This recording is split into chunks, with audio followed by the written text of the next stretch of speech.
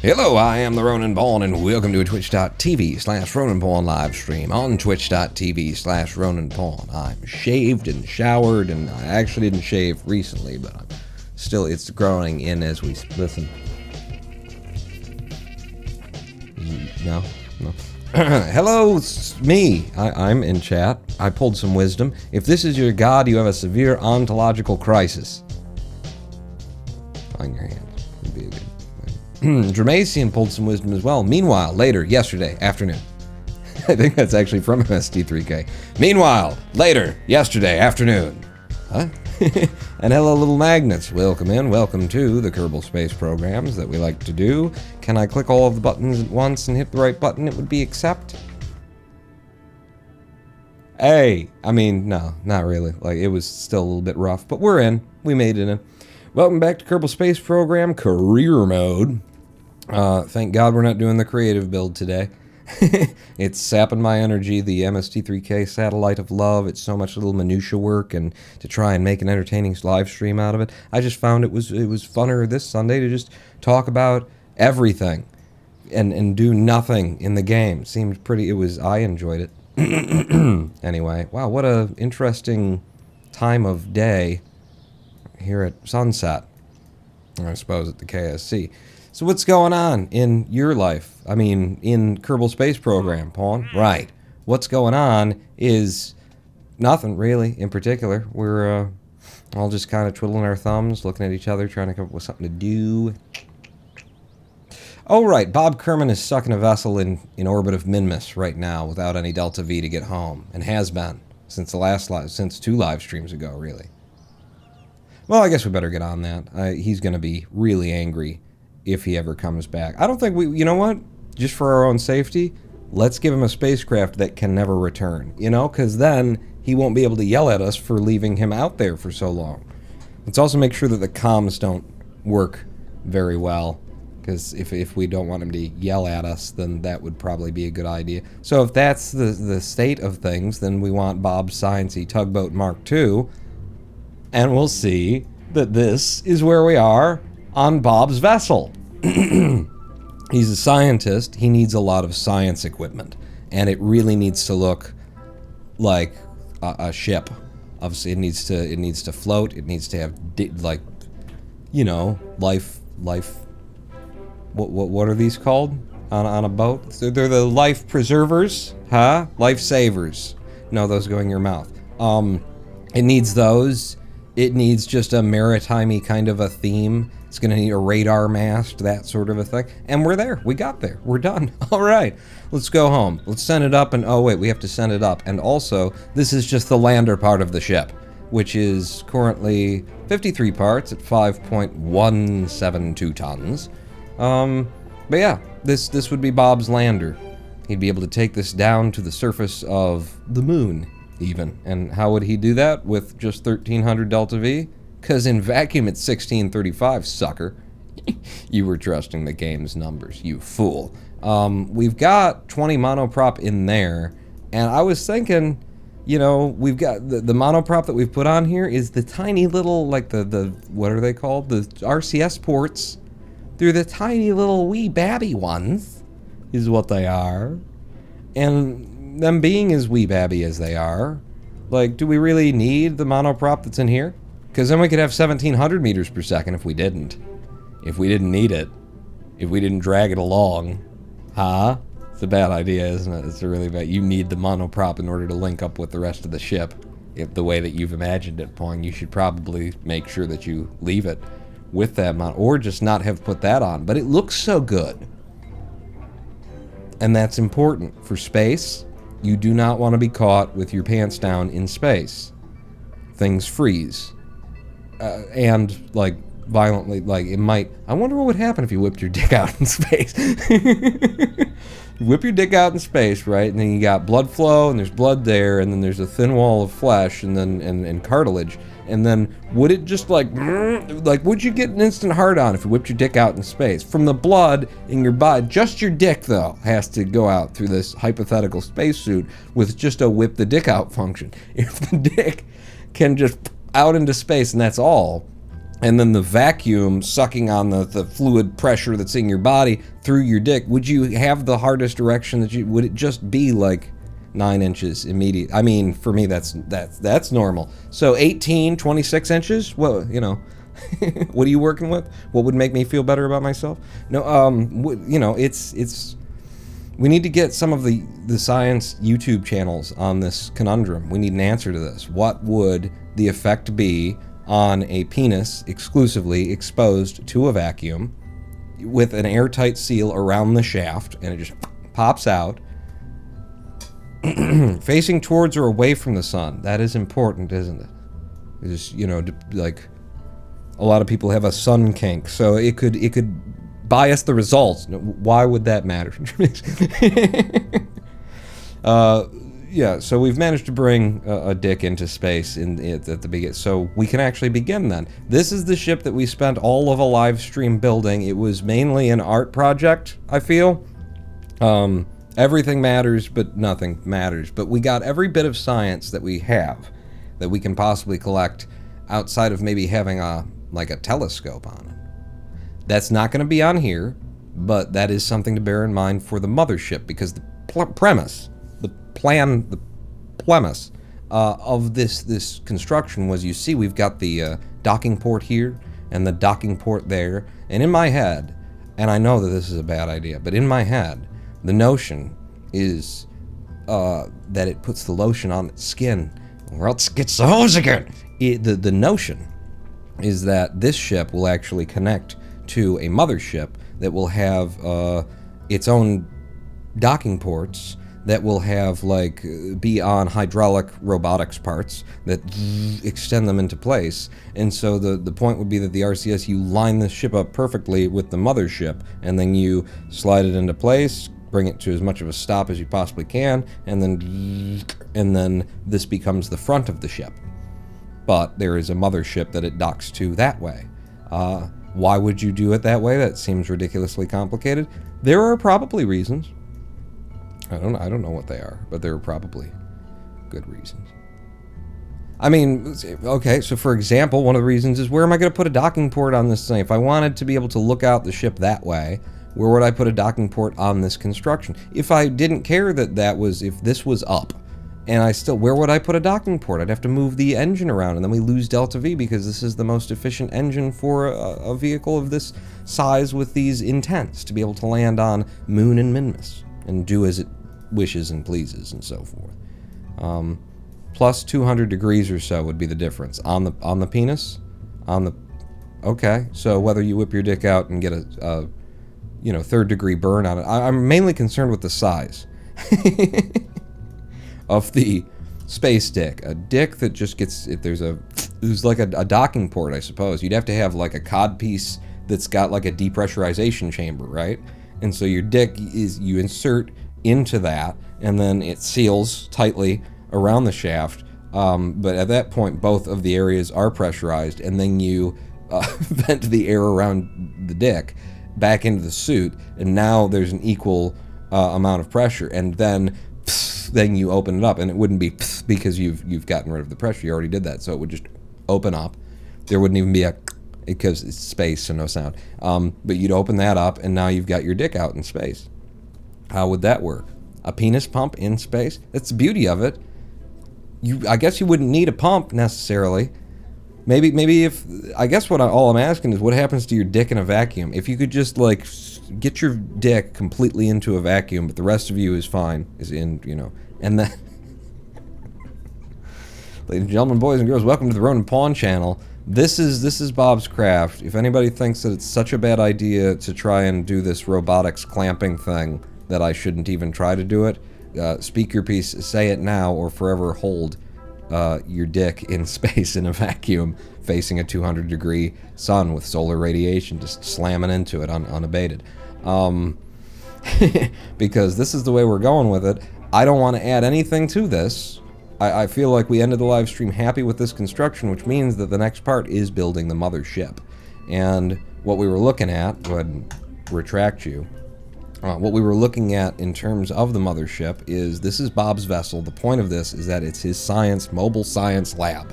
He can we're never letting him come off the ship. We're never bringing him home. He doesn't want to, is what we're going to say. He doesn't want to. He was the last Kerbal to leave, and it kind of, you know, gave him a complex, and so now that he's off, he's just never coming back. He doesn't like us anymore. So he needs a mobile science lab, right? That's what he's going to have there.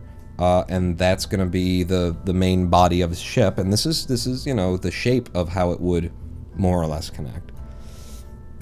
The ship would need lots of power for the mobile science lab. Okay, so we'll get out our biggest friggin' solar panels. Good. I'm happy to consider that. In terms of biggest friggin' solar panels, we don't have any. No, mass, sort by mass, and then what's the biggest thing I got right now? I got the Gigantors. Apparently I unlocked. So there were 2 of those, and then you extended them. Boom. Oh my god. That's not in the theme of the rest of the vessel, but this is going to be perfect because it's a ship.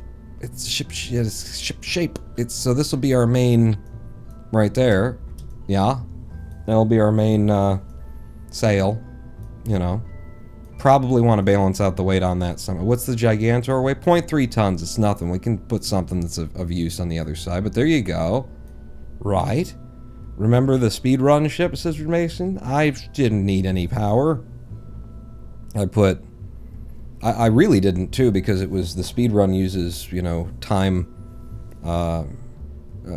warp so often that you could kind of just blast right through it. I had all of those different solar panels on it, and once we started running the science, you didn't really need but 2 of them, I think.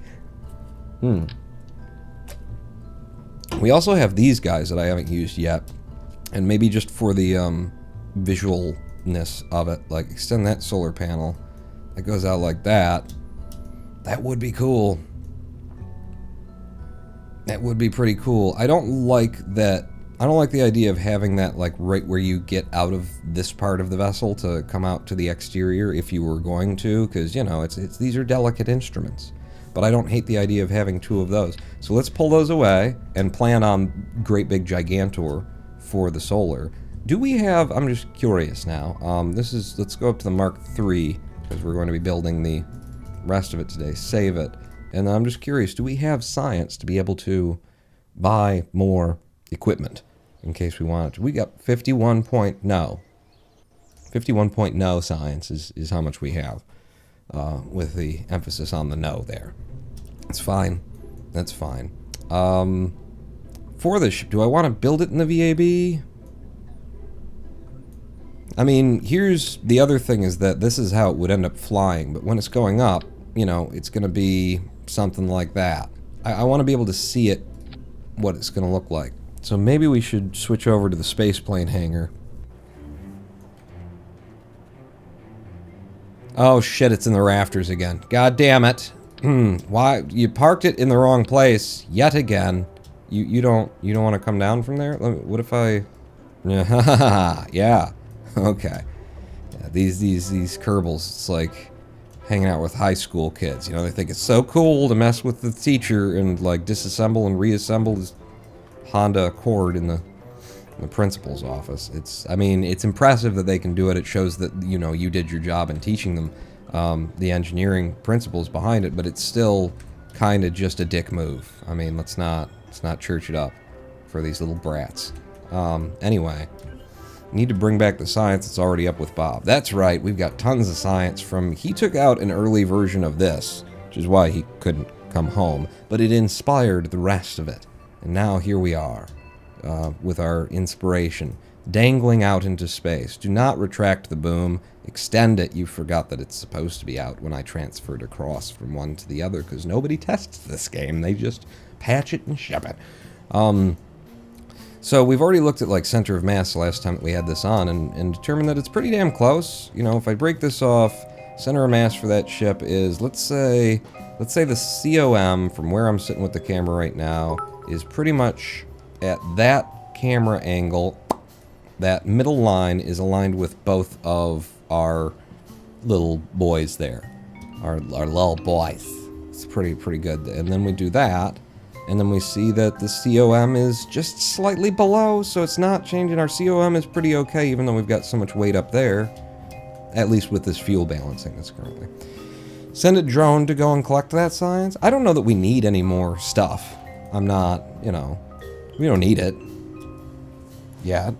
I want Bob to have the first thing he sees after being stranded up there, his new ship come in, and then maybe he will advise his family that they can drop the lawsuit that they began because we've left him up there for 2 weeks. That's what I'm hoping for. Houston advised me on that, along with Morty, my agent, and Gene in Mission Control. And I thought they were crazy, and then I saw what the family's asking for, and I said, okay, no, that's reasonable. Let's not push the envelope there. So, let's focus on, before we get into the clamping, mounting, docking up kind of part of this ship, let's focus on like what goes on here, what we're gonna need. We know that we want power, but I also don't want to build that power on this if I can avoid it because of the whole with the ladders being right here. I'd like the panels away from where we would be exiting and entering crafts. I guess you can come down the bottom there. Yeah, let's see if we can stay away from that. So that in mind, the other thing to care about here is one, that it needs to look like a maritime ship. It needs to carry on the naval theme, which it already does very well with these portholes. But perhaps more important than that would be that this is the mothership. So this is the ship that's supposed to push you to where you're going within the Kerbal, system. So we'd push all this to orbit around Kerbin, but then with a full tank, it should be able to go to a place as the mothership and then return to Kerbin and park in orbit. And it would, like, doing that with aerobraking is not ideal. I guess what we'd want to do is just hit our periapses. We could dip a little bit into the atmosphere to get, but it's not a good idea. We get our maximum speed at our periaps and blast as hard as we can in order to stop. So that's a lot of DV that we want to be able to carry around with this while we're still pushing this 5-point-something ton vessel that we don't want to drain any of the liquid fuel from when we're using it. So bearing that in mind, perhaps I close off all of these engines so that throughout design we don't have to fight with. But I thought I had more Delta V, which I do a lot. I forget that I haven't actually done the things that I was going to do, and then they haven't been done, and then I'm still thinking that they'd be doing. So we've got 313 meters per second of DV remaining in here somehow. Like, all of those should be linked in pairs and have been closed off. Oh, it's you. You as well are a fuel-bearing device. Hello, Rigel PT. Does that work? Rigel? Instead of Argol Pit? Welcome. Rigel. You know, Rigel. Isn't that a character in Farscape? Wasn't that like one of the Muppets was Rigel? Or maybe people were from the planet Rigel? And it was the Royal. So yeah, we'll lock all that down, and then we want to look at the Delta V that we managed to add to this as we go. Now, it's got to look like a ship, spaceship. Not a spaceship, a maritime ship. So yeah, it would, if it floated, we would want it to have that kind of a profile. I'm not opposed to what's happening here yet. Do you then do that? I don't want it to end up looking spermy, though. That could happen in a hurry here.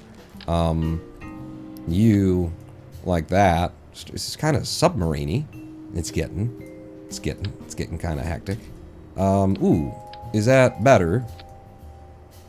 I think that's better. I like that. I doubt you're going to have the DV that you want out of this with, well, we'll figure out. We can tuck it. Oh, you're going to tuck it, all right. Shh. What could I cap that with, though? That comes down to one. Well, it'd just be a nose cap pawn from aerodynamics. And just a standard, just a small little nose cone is what it would take. I don't like that it's a B now, if I do that. Not a fan. You hold 72 liquid fuel, and then that other one that I had earlier also holds 72. I thought I remembered that. So either of these get us the same amount of DV. And And then this one can take a nose cone that doesn't look great, but doesn't look quite as wrong. And then we get to decide on what kind of color scheme we want to go with for this ship. For this boat.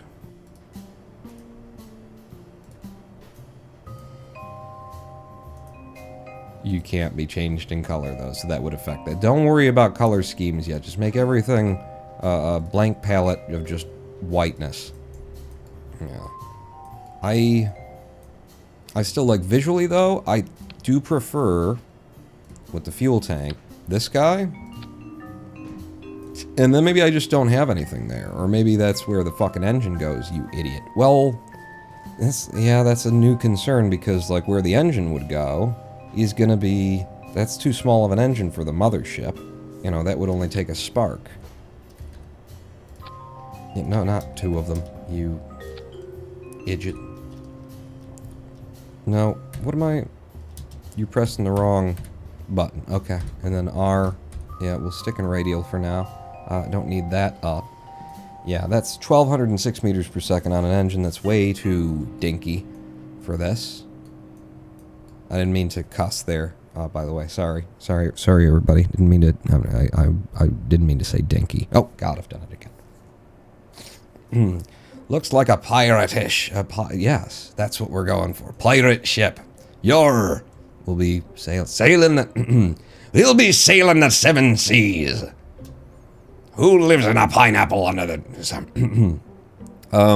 We would want at least the Terrier on here. Is the thing. Which would mean I'd have to go a series of small balls for furl? What's furl? I don't know enough about actual naval. I've never picked at my navel the way that some of you guys apparently do. I think it's gross. It's just disgusting to me. For fuel. Oh, not furl, fuel. I thought, well, we're gonna have more up front. You know, we'll redo this construction up there, I think. I mean, this is something that will be pushed up and then it's just going to be in space. So aerodynamicism is not a concern of Arsis's. If for some reason that didn't look horrible, which obviously it was always going to. I knew that. Shut up. Yeah. None of that's going to do. I mean, I can just wedge you. Oh my god. Oh my god, that kind of... Like, follow me here. One of you, right? And then a bit of embedding. You know, not so much as it's unbelievable or that we're occupying space that we shouldn't. That's reasonable. And then you on there. But no. I want the... Ooh. I think I want you... And then the thing would be if I embed the engine to the point where, yeah, oh yeah, baby. Look, huh? There's a big thing there, big tubey thing. So that's 1,426 meters per second with a TWR of 0.48, but that's in vacuum around Kerbal. Let's see what we have at the moon. It's only 2.91. At Minmus, it's 9.65. That's not a lot of TWR to be able to, you know, for the mothership to move itself. And we're going to put more fuel on there. I mean, let's just get an idea of what kind of fuel we'd put on there by looking at our Delta V map. This is currently intended exclusively for the Kerbal planetary system. So for transfers to and from, and not planning any landing for any of them, what we would want is 930 to get out to Minmus would be the most of that. But we should look at the moon because it's more to stop there in orbit. So at the moon, we're talking like 1,200. Let's just say 1,200 DV. 1,200 to get there, but then to get back to Kerbal, you know, if we're going to stop ourselves by slamming on the gas, then it is... I have no idea, actually. Yeah. I don't really know what that would be, except to say that it's probably more or less this. If it was this going to get out there, then it's this to come back and stop. I said that I'd be willing to like dip our toes a little bit into the atmosphere, but I don't want to like rely that much on the atmosphere. I want this thing to be able to go to its destination and then come back to Kerbal and have the fuel that it needs to stop. So if it was 1,200 to get there, and then we added on another 860 to get home, presuming that that would work, because it would be, you're generating the speed to get out there, so once you're out there and you're leaving this break, you would be stopping the speed in order to get back down there. That means that you'd need 1,200 coming, 1,200 going. If this is about speed, no. 1,200 to get out to it, and then you slam on the brakes to 310, and then returning is giving yourself the speed out of the reference body of the moon in order to exit its sphere of influence and then get back down. I mean, it's usually around like 300 or something to get 380 or 400 or something like that to get off of the moon. Is that reasonable? No, if you were parked in orbit of it, it's a lot less. It's not that much. Do we want to just design this with the idea of 1,200 plus 1,200, 2,400 total? I think it's overkill, but I've never really tried to build a ship that stopped at Kerbal without aero braking. So we've looked at all those numbers, and now we know absolutely nothing additional that we could help us here. I'm going to make the root part that so that I can remove you from my eye line. Leave me. But I don't want to lose you here. I mean, I've got you saved elsewhere. It's fine. And then if I were to put something like that on this side as well, except for without the engine, and maybe with the other one that I didn't like, you know, for that spot, and then put you back on. It's going to be held by, you know, a clamping mechanism kind of a thing. I like that. I certainly don't hate it. Sit back over there. Okay. That gives us 4,201 meters per second. Okay, that's a little bit overkill, is what we've just learned. What are my other options for fuel tank adapter sizes, though? Like, let me put it up here, because that's all working fine there. That's the same as what we're using. So if that's what we're using, and that's this, the front bit would just have to, well, it's got to transfer down from that scale, from that size. And do I just not have anything that would do that except for you?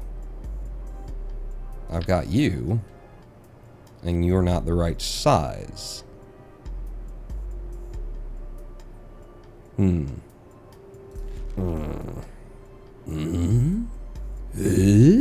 Alright, Tim. No. You. Just make everything white for now. We'll figure it out later. That gets us up to 3,823 meters per second, but that's without the weight of you on there. I'll put you back on there. And we've got 1,941. Was I being stupid? Was I getting the delta V off of this at 4201 before I put you on?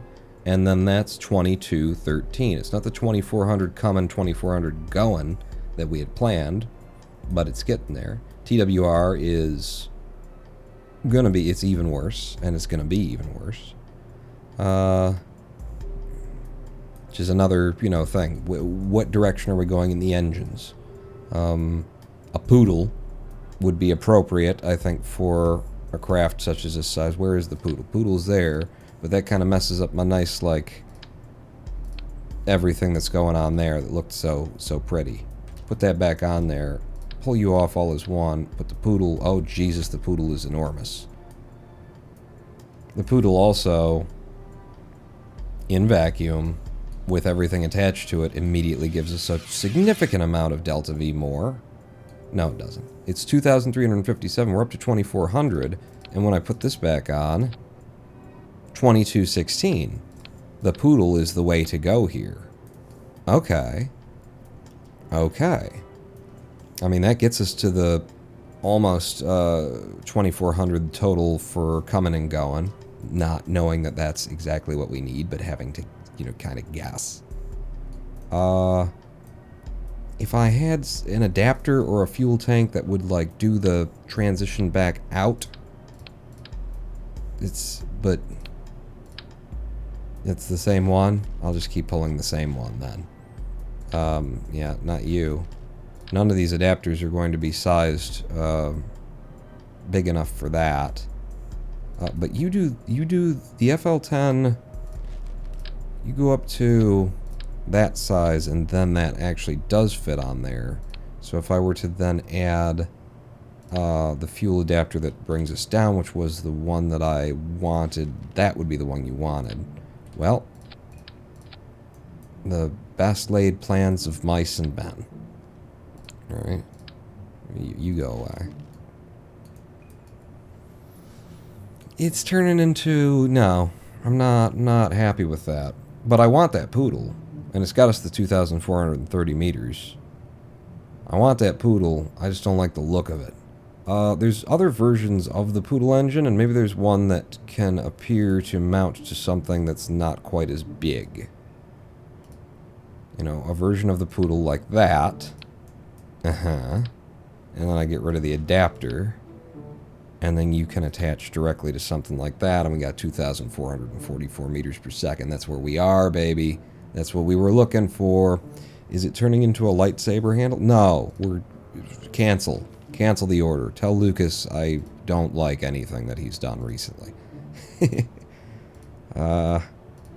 There's no other model that, like, fits that. Wow. That's kind of... If we had just a hard surface that it was mounting to... That's kind of ugly. That's kind of ugly is what I was going to say, and then I just said it. Nope. It's definitely the single shroudless, shrouded, shroud guy. Shroudy guy. Schrodinger's cat. But that being what it is, then actually, does that mean I could put this piece back on? Because the connection point is so small? No, not really. Although... No, I don't like that as much. I think it's fine without that piece that I liked before in the previous design. We do like that, we do like that. It's golden. It's beautiful. Maybe she's born with it. Although it possibly could. Have you considered Maybelline? Is the other thing people tend to overlook. Could entirely be Maybelline. Have you considered she's cheating on you? Maybe she's born with it. Maybe she's sleeping with someone else. What? What was that? What, honey? What was that commercial? I didn't. I'm not watching the TV, hon. Do we like that little, you know, it just gives it a little something and then it tapers down a little bit nicer?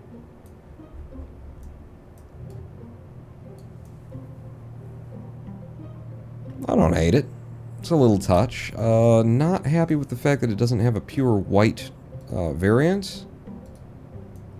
Ooh, but the gray actually makes it look like it's part of the engine mounting. And since it's just added weight, I like that. I don't hate it. If I embed you even more, then... Like, now that it kind of matches... I like that. Yeah. Yeah.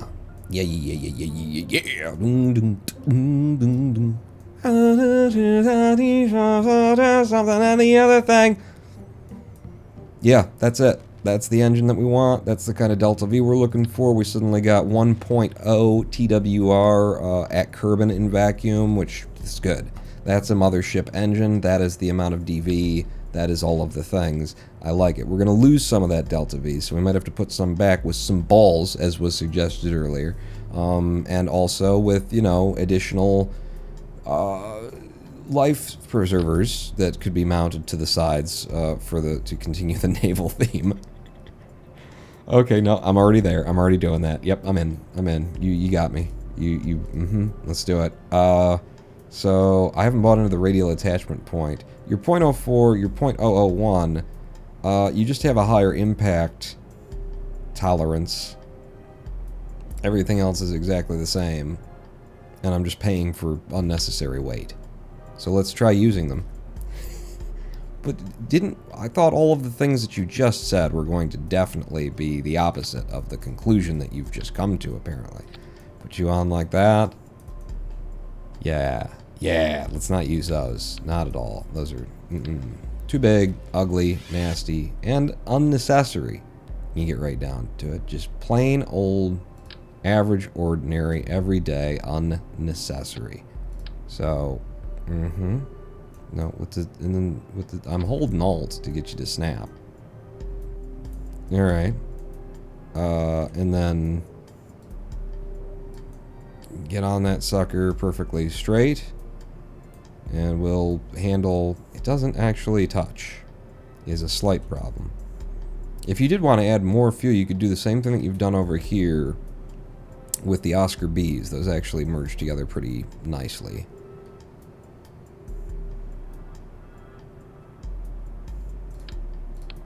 But I'm also considering, because I'm a crazy man, I'm also considering aerodynamics, very small nose cones.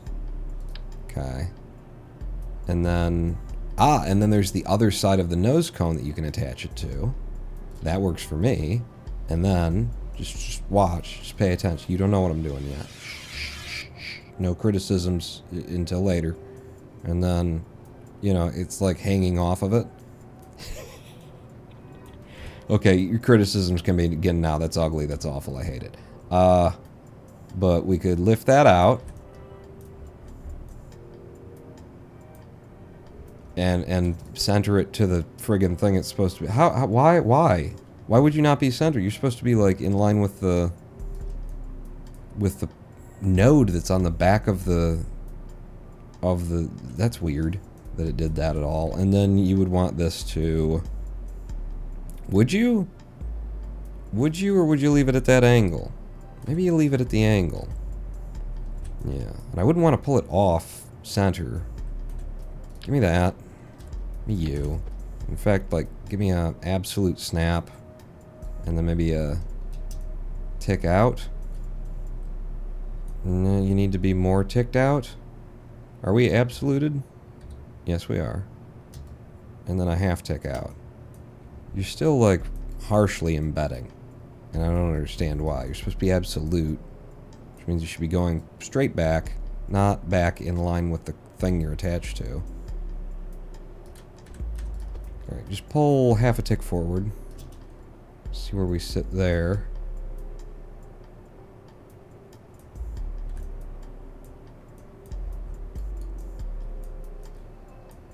No, I don't like any of that. I don't think it's necessary. I don't like it. Let's throw it away. We don't need that theming there yet. We will need to add more fuel. Let's wait until we get to the point where we actually know how much more fuel we need.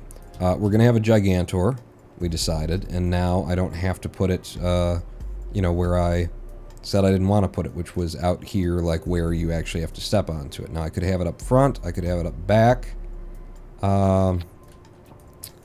So extend the solar panel.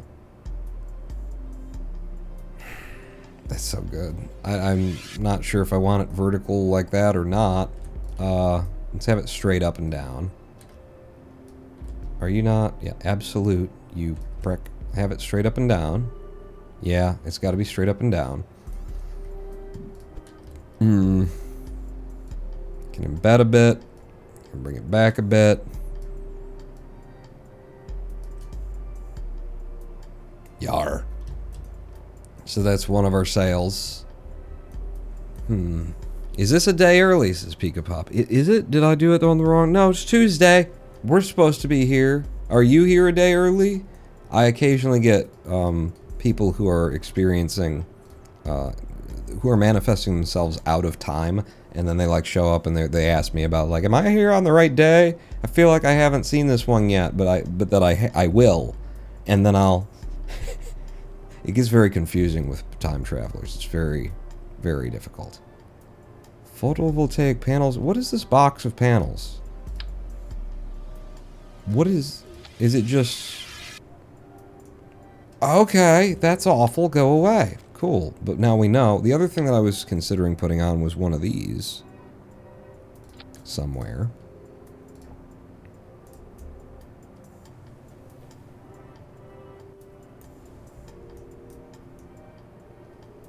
I would have to have the circularness, and then the other thing is that your snap would have to be absolute, would have to be straight down. Okay, but that can be dealt with. Without a snap, I could bring you to, like, here, and then pull you up, and then maybe back. Just so you look like you're solidly attached. And I don't mind you feeding through one of the ladder elements. Do you? I think I do. Okay. Just, yep, changing my mind on not minding that. I mind. I definitely mind. You were all the way back like so. Is this backwards, though? Like, what is the forward version of this? Well, do you have anything that's definitely oriented forward? No. Yeah. Like, that's a forward version, directionality. Is it, though? I put it anywhere on that, it does that. So does that mean that this, in fact, would be the other way around? I mean, it will turn to whatever direction it needs to be. So I guess if it works like this, then it works. And then I don't have to worry about the ladders and stuff like that. Let's have it, like, in line with the ladder hinges, and then pull it out to the point where it would be like this, and then probably look at it and throw it away.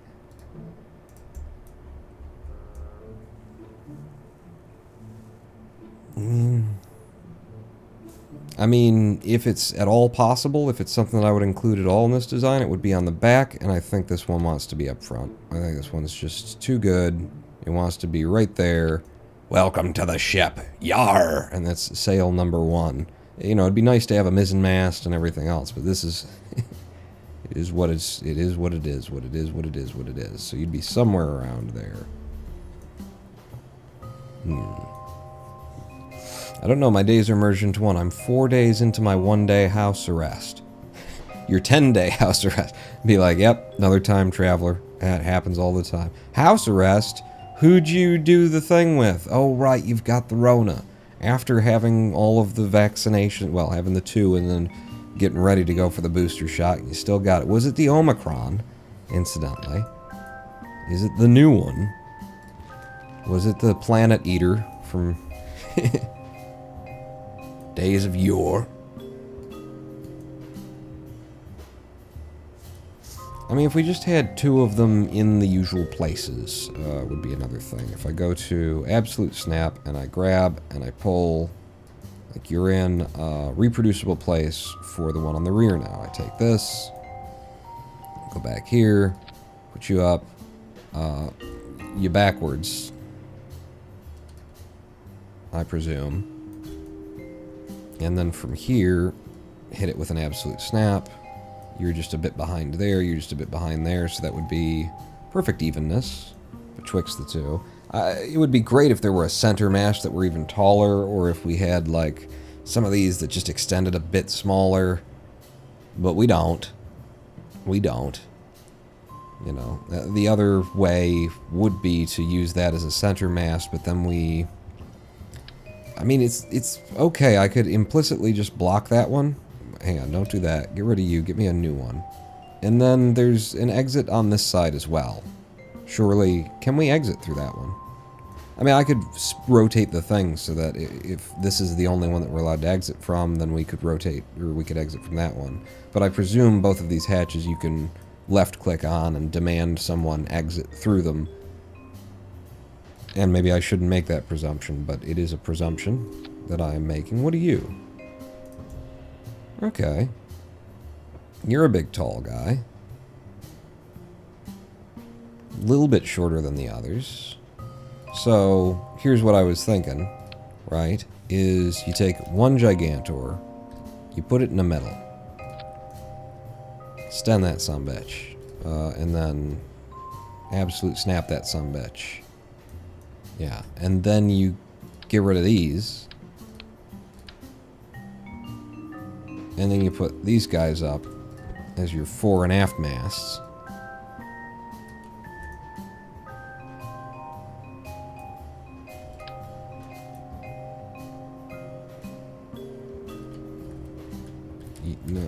Of course, the last direction that I try. There. Get you absoluted that way. Get you absoluted this way. Absoluted this way. Down one.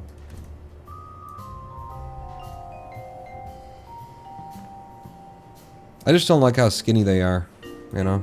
It doesn't quite pull it off for me. So before I realized, well, what about these guys? Where I was going to try that next was also just to have that in the middle and then go back to our circle boys here. Our circle boys? Our circle... Don't finish it with jerk. It's just too obvious. It's just too obvious. We will see it fly today, will we? I should think so. I should like to think so. Okay, so that is backwards. It's the other way around.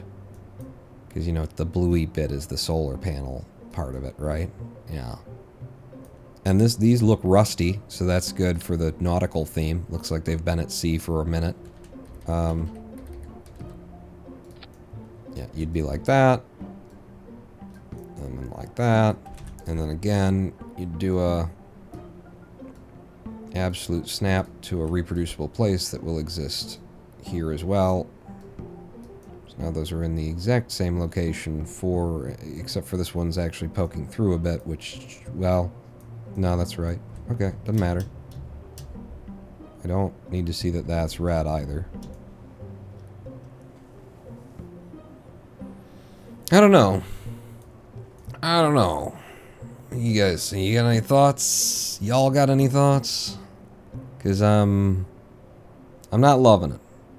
I'm not loving, like, I love just that. Just those masts. You know? But they do, like, I would want there to be more to have the theming for it. I mean, it'll be fine if it can't, but I'm not digging this. I could control Z until we're back to when I had 2 of those. So that was also an interesting design. It's not bad. It's not great. But it's not bad, but it's not great. I mean, I think it's better than the circular ones.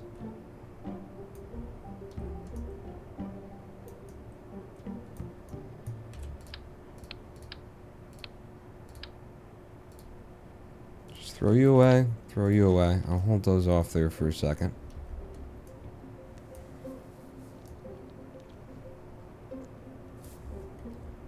I'm not sure I feel great about them. Using the snapping. Let's go to this line. And then if I embed down that far, then when we retract it, yeah, it's not good. So you gotta be up. At least that point, and then when I retract it, yeah, that's fine. It does leave you enough clearance. And then for this guy as well, you would go back to the same point, which is just above the line. And apparently that is, yeah, that should be exactly the same. I don't know. I don't know. What kind of power generation are we going to be getting out of this, by the way? This is going to be 24.4 per second, and this is going to be an additional 8.3 per second from each, so 16.6 plus 24.4 makes a nice number, doesn't it? That'd be 40.1? Or, no, 41 total. Nice round, no decimal point number. I could be talked into it, I suppose. In terms of these collapsing,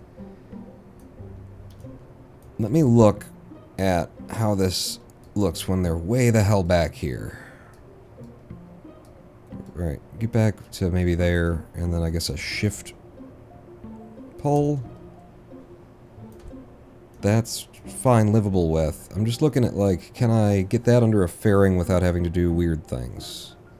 It would be easier to get under a fairing. If I do another shift pull that way, gets you right at the edge there.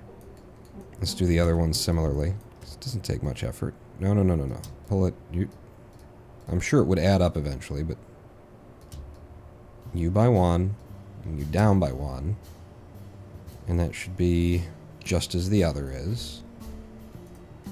And then extend the solar panel.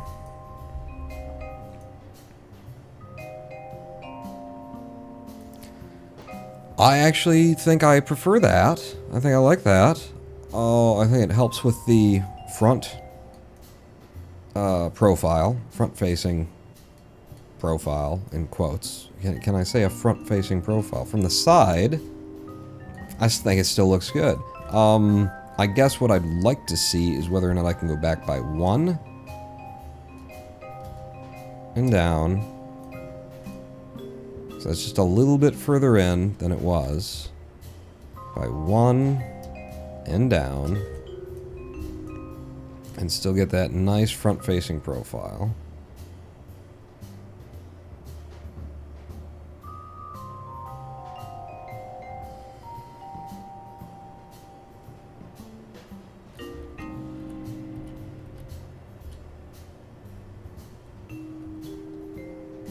And that's where those were before we extend. It's a lot of, like, wide space between. I like it better this way. I like it better this way, and it would pack under fairings more easily for trying to ship it to space. Yeah, that's the final form. We have now we know its final form. But for the space fairingness of it, having this right on what I presume is the primary exit hatch. Well, we could put it out on the pad and see where people exit from it, instead of just guessing from inside. So give me a couple of clamps, two of them. Let's clamp it here. Let's clamp it here. You hold it up. Who's going to test this for me?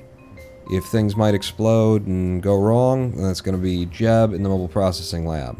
I don't need anybody else aboard.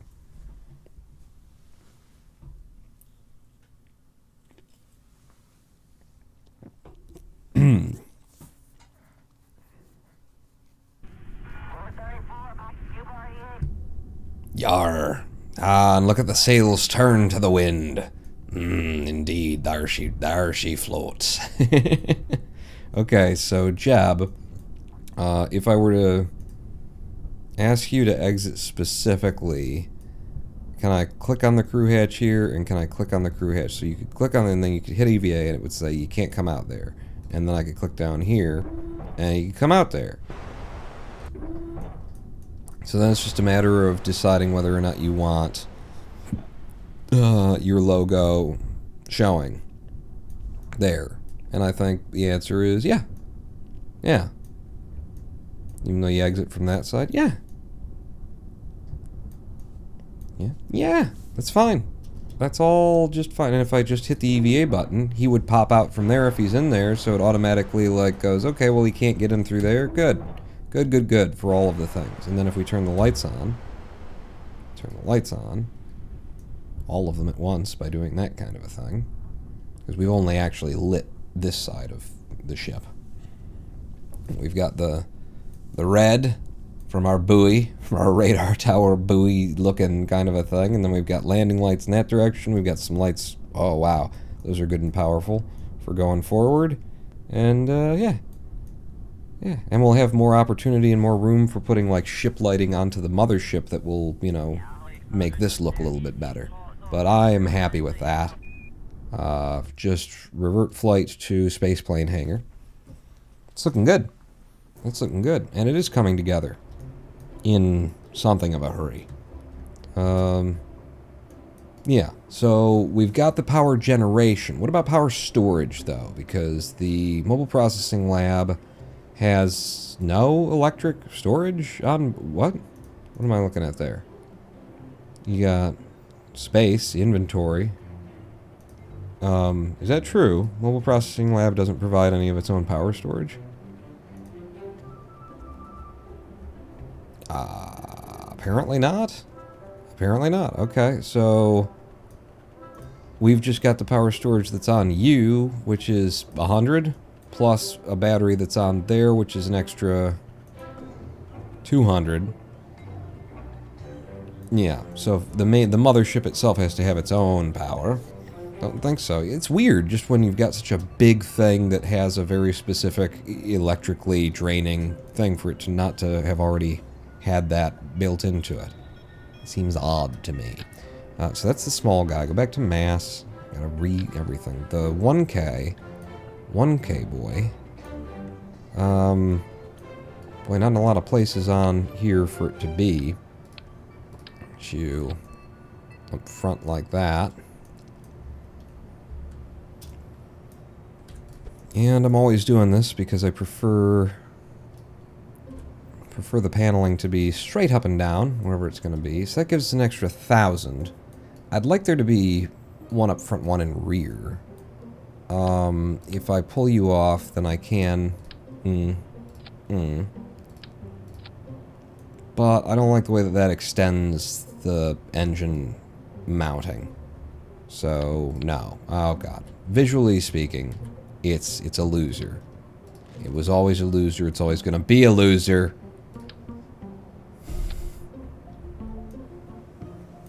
$1,000 of its own electricity. It's not bad, especially considering how much it can generate at any given time, and that it would always be in orbit. The odds of it ever being able to be parked somewhere where it would be out of power or out of sunlight that long, slim to don't exist. Could also, like, buy into the 400s and tack some of those on just as, like, you know, pretties and not worry too much about it. What's the weight of you? You are 0.05 tons. The weight of you is 0.02. So, like, if I was trying to balance out the central massness of the mass, then I could do something back here with, like, a pair of them and get a little bit closer to what it would be. But I just don't feel that it's necessary. I just don't feel that it's necessary. We said you were 0.05 tons, however. Okay, bear that in mind, because how about a great big reaction wheel? You're 0.02, you're 0.1, or you're 0.2, not 0.05, you're 0.1. The small one is a 0.05. Wow, okay. So, 0.2 ton, holy. That's a big one, is what that is. If we go to the not as wholly big one, and I had you there, and then I had you there. Are there alternate skins? No. It's okay. It can be a collar. In fact, maybe the electricity there, and then you like that, and then also maybe, yeah, so that the black matches up. It doesn't, though.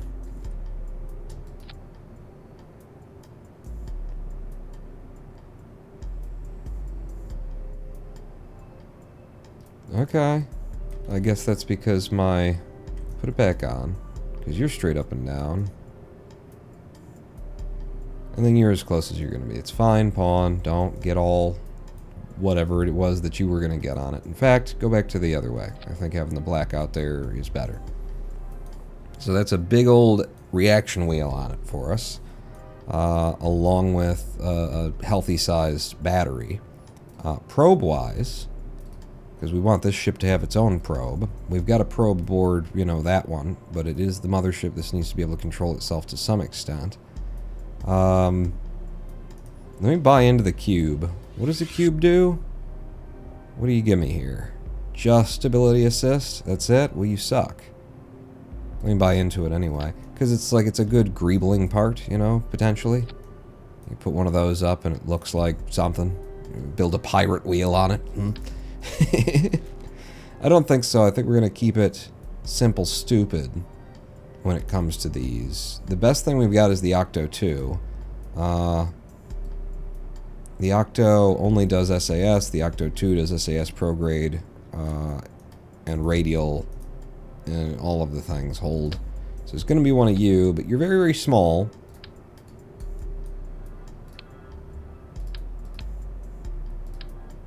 I suppose you fit there. No, not the way that you liked it. On. The engine back on.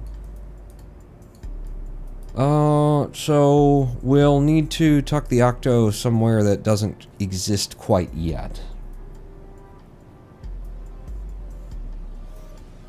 And as long as we're thinking about those things, the weight of these masts should be added up and considered for, you know, how much weight we could add to the bottom of it to try and balance that out. It's a 0.0... No. It's a...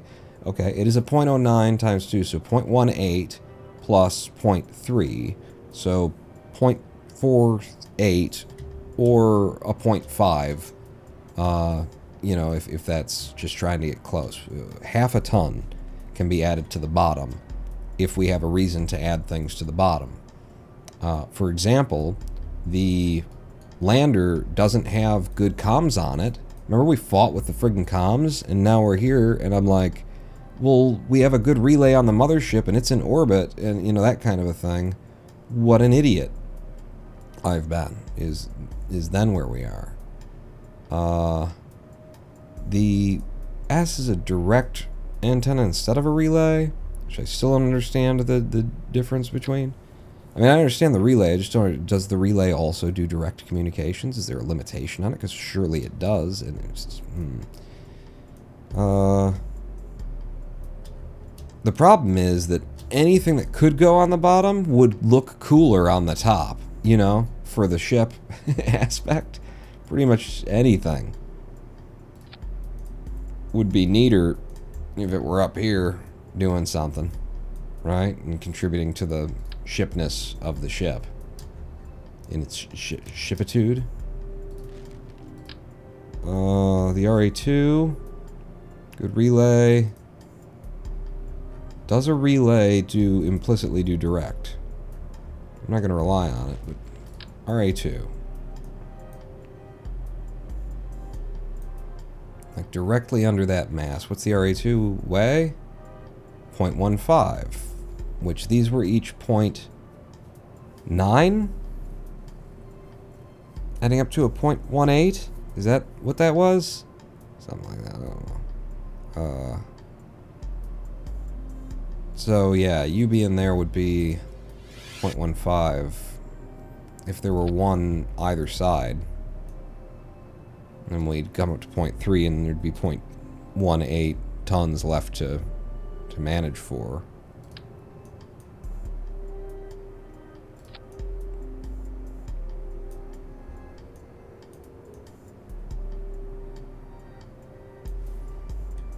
Don't hate it entirely.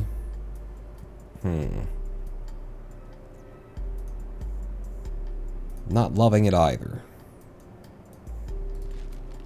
I think it's excessive too. This isn't supposed to be like a relay ship. But it being able to... Okay, about radial. And I retract, and you do that. And then you could do that. And then that actually looks like it's, I don't know, a rudder. It's not unruddery, anyway. What's your weight? 0.075, and just again to get this back into my head that we already looked at, it was 0.09 for that. It's not bad, but it would need two of them if we were going to try and, you know, balance it out from fore to aft as well. Which we don't necessarily have to. There's a lot of weight in liquid fuel here. But I would like to get a little bit closer to something even from top to bottom.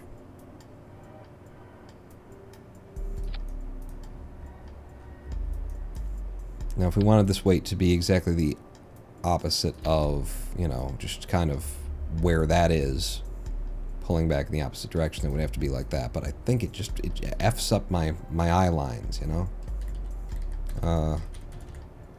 What do you look like if you went out that way instead?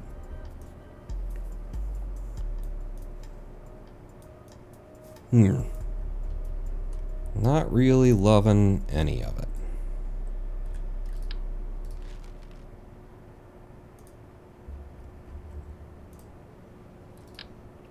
Let's not name this the 18 Bob Science-y Tugboat Mark III, says Ava the Wingdale. I mean, it's a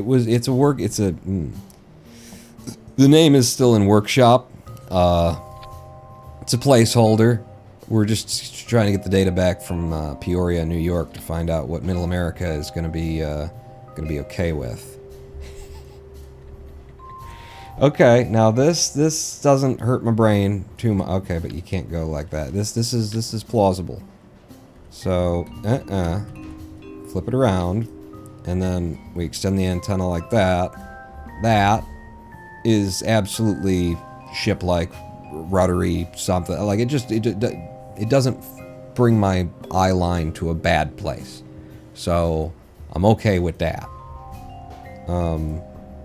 No alternate colors, just fine. But yeah, I'm happy with that. Now I do want a relay component here. The lightest weight version would be this boy. And 0.05 tons, you'll be 0.07 tons for the relay. 0.15. I think I'm going to try and keep them close to one another and see about this one. I mean, it's the simplest of them. If he pops out like that, I'd much prefer it to be exactly the opposite. Yeah. Yeah, I think. So give me local, spin it around upside down, and then how do you close? Well, it just means it's going to stand straight up when you try and close it. It's not what you want, Pawn. No? No. That's retracted now. Right. Right, yes. I see. Do you, though? I mean, I could. Maybe I do. You don't know. Throw you away, pull you back in, a new one. And then... let's say you're just like that. It's a lot simpler. It's attached right to the bottom, just like so. And then when you're deployed... I don't hate that. I don't hate that at all. So you just embed a bit more, and then find a nicer line, a cleaner line for where you would sit on the textures.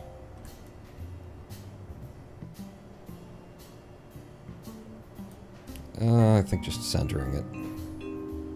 I'm getting into my pixels again. Somebody stop me. Somebody stop me. He's getting lost in... oh, but maybe just 2 pixels to the right? And then with that, if I wanted it to be the other way around, it could point back that direction. I think facing forward is nice. So that's cumulatively 0.05 and 0.07, cumulatively putting a 0.12 ton weight on the bottom to pull back against this 0.48. So we've got, you know, over 3 tons left to deal with. But I don't hate you like that. Presuming we'll have the space for it. There's going to be a, you know, attachment device for the way that this will dock. And yeah, it looks like we'll have... the spacing will be fine on that.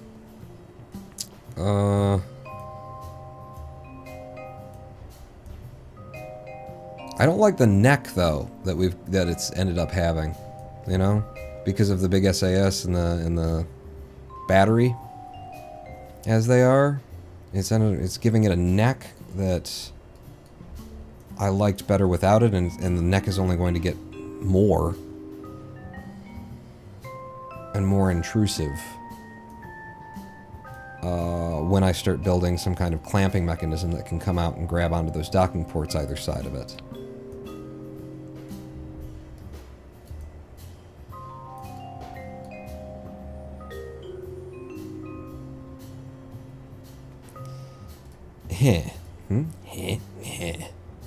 So that was 1,000 units of electric charge that we were holding with that guy.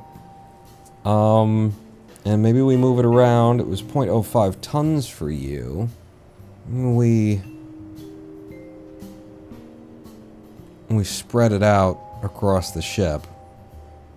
2 of these would give us 800 instead of the 1,000. 3 and then 4.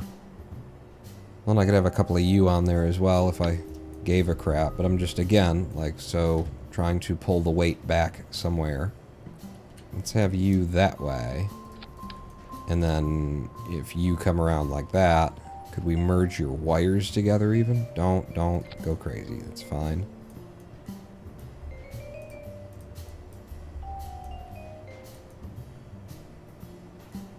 Remember, it's a spacefaring vessel, never meant to return to Atmo.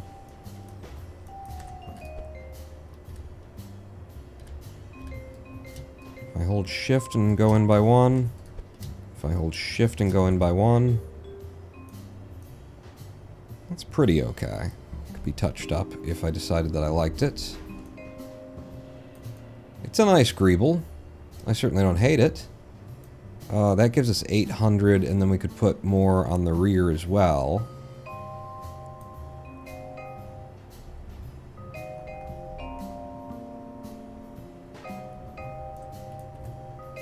I just don't know if the two of them are what you're looking for there. What if it were... And then a shift embed. Maybe that one doesn't need to be embedded because it doesn't stand quite as tall, and you'd only have one of them here. And if it were up here, then the wires could all be centralized. Get rid of you. That's pretty neat. I like the way that tucks together. And with that shift hold, that's too much. But if I did it manually to what my eye likes, something along those lines would probably work out. Can I get a little bit higher? Am I seeing your face? Yes, I am. I can get a little bit lower in there, a little deeper. You back out so you're not clipping the red wire there. Just gives me, like, good indicators, too, for when I recreate it on the other end.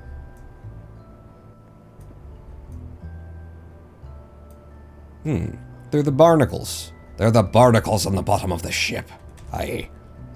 So let's go to local and see if I can't snap you one up there. Same thing. Local, snap you one up there. Yeah, keep it flatter so that it could all be tucked underneath a fairing easily enough. If I go one more, we're starting to get past that line. I don't want to do that if I hold shift and go one. If I hold shift and go one, yeah.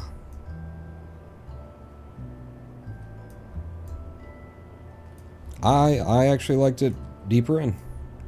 That looks good. That's what we're going with. So that's going to be our battery supply now, and that'll allow me to shorten up the neck, because I didn't like the look of it. So the way that this goes together is you are on... Well, that's where your comms were, and you like where your comms are. Oh, yeah. Yeah, I do, don't you? Yes, you do. Oh, shit. Well, then that's not where that goes. No, it isn't.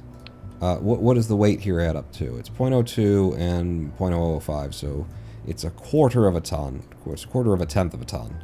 0.0025.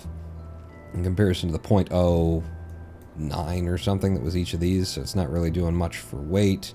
And in comparison to the weight of you, which is a 0.05, so it's half the weight of that. If I doubled it up somehow, if I did 2 of these and 2 of these, then that would give us perfect balancing front to back between those. And not perfect, but it'd be good. Good balancing. And that could be done as simple as like that, and that, and that, and that. Or I could just leave them all there because it looks like a thing. Rip it out. Rip it out. Give me some absolute snaps. So we've got a dead point. Nope. Don't give me an absolute snap, whatever you do. Shoot. Well, without an absolute snap. Alright, if I did that and then I held shift and dragged you back out by 1, that might line up visually okay. Again, like that, hold shift, drag it out by 1.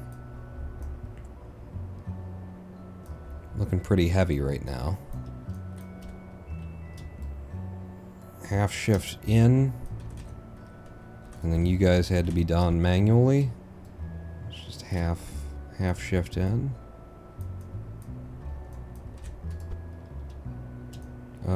You will also need the absolute snap that then with shift held comes out by 1. You as well. Shift out comes out by 1. Shift held come out, and then shift held. Shift held.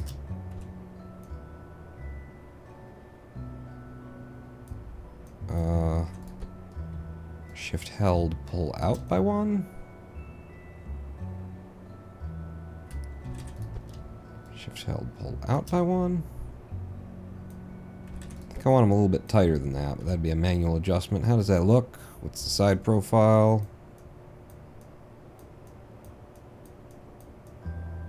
I don't like it. Visually, I don't like it. Visually, I'm not a fan of how that ends up looking. Yeah. And visual matters. So control Zetting back to when it was something that I did like the look of, which was that. And then we just look at another way that we can put them all down here. 4 of them together. See, right now it's going to fit underneath there. So okay. So okay, huh? So okay. Any other possibilities for getting some storage, some electrical storage on here? Like the straight up Z200 is obviously 200 charge. It's kind of there in the name. Could use them. I mean, they won't attach radially, will they? But they could be, yeah, like the bottoms of some of these masts, couldn't they? They could be the bottoms of all of these masts. Yeah. So that's 450. No, it's 500 between them. That's 500, and then a pair of these would get us up to 900. Not quite what we had before, but close. And then those won't fit as well underneath there.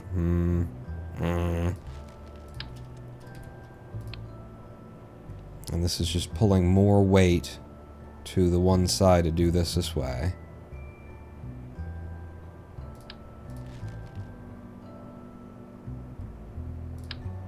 And it also means that we didn't really need those that I just put under there if I were to, you know, tuck this one in underneath that. I don't want to do that. I think it complicates the visualness of it, but we definitely need more electric storage than I've got right here. Visuals matter and everything, but not as much as whether or not the thing flies.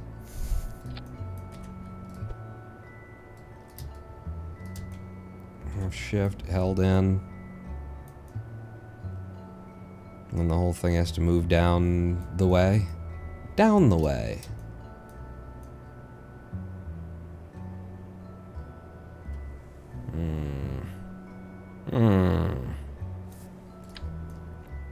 What if it were like that instead?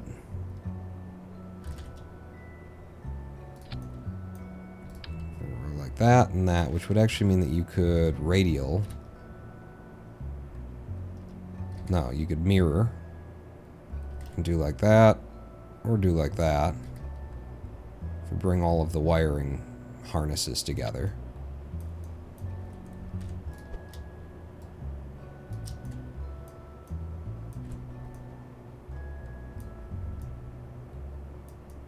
I could see liking that.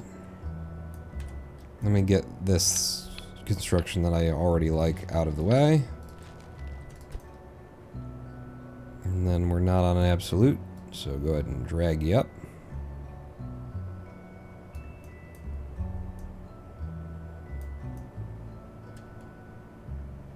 I think it's this 800.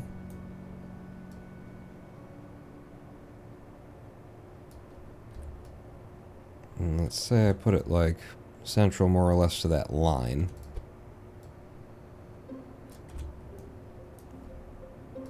And then with a pair of these boys, also radial snapped. Hmm.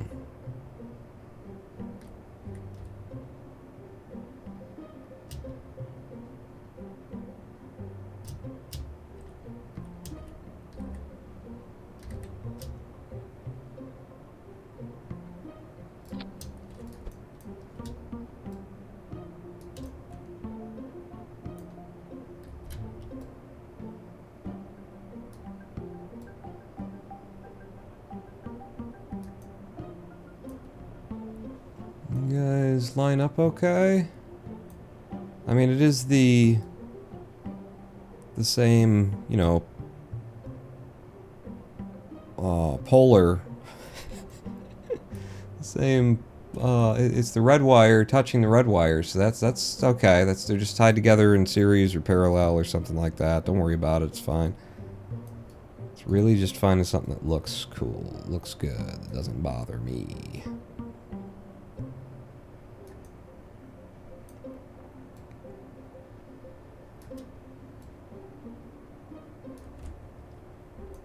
Okay. Should I, like, rename these live streams, like, something having to do with OCD? 'Cause I'm not diagnosed. I certainly don't think I've got it. It's just I care about my projects when I care about my projects. It's a clunky, it's a lot. It's a lot of, it's visually, it's pulling your eye line in ways that I'm not sure I want it to pull your eye line.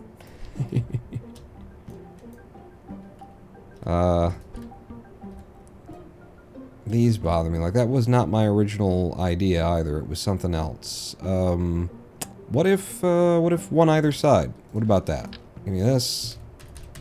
We do like that. You come in like so. You come in like so. By the way, you guys are bringing 100 each, so that would be 1,000. It would be equal to what we had before, what we've had until now. Give me you.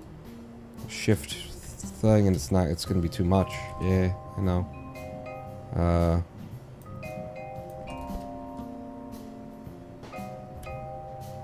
So manually bring it up until I'm happy. And that's too much of your sidewall showing. That's okay.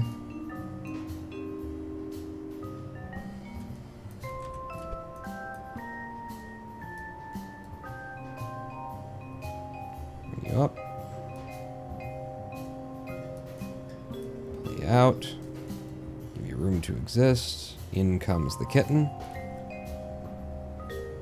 Kitten tail. No, it's so much. Hey, come look at me. Aren't I awesome? Look at my batteries. No, nobody wants that. Nobody wants any of that. That's just awful. Son of a biscuit mother someone. Mother someone? Mother may I. Nope, I'm not. None of it. None of it came together. So, what we're going to do is not care about it. We're just going to throw it away, not think about it, leave it. We don't need batteries on here, do we, Kelly? Kelly? Do we need She says we need batteries. Damn it. Look, look, look, look, look. Oh. Her tail isn't long enough for me to... Look, look, look, look, look. There it was. There it was. What we're going to do, since I've gotten into my stary mode and am hyper-fixated on the position of a couple of batteries for some reason, let's just go ahead and save the craft and take a live stream break. 7-minute live stream break. What we'll do, step away, grab a snack. When's the last time you launched something, says Rhinestone?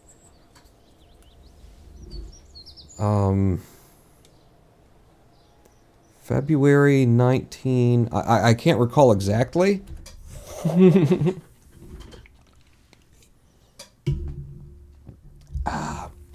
Hey, trust me, once we get these big ships made, you know, that's the thing, is I take my time, I make the ship the way that I want it, and we get it made, and then we run a whole bunch of missions with them and get a bunch done, and then we go back into the build mode. It's part of KSP. It's really the only way that I end up enjoying KSP is to spend my time caring about my builds.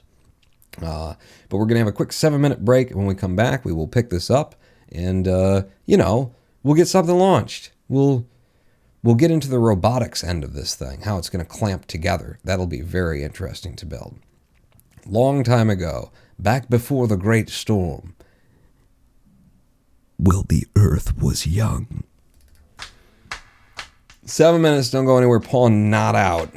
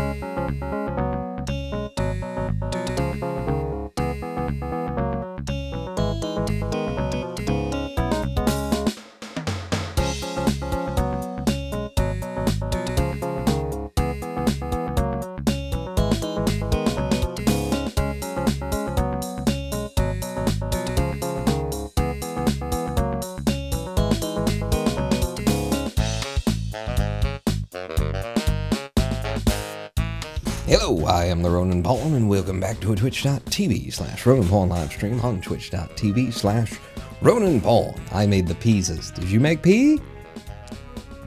You're making it even now, really. When you get down to it, don't get down to it. We don't need to know. Welcome back. We're building Bob's piratey, science-y... Oh, shit!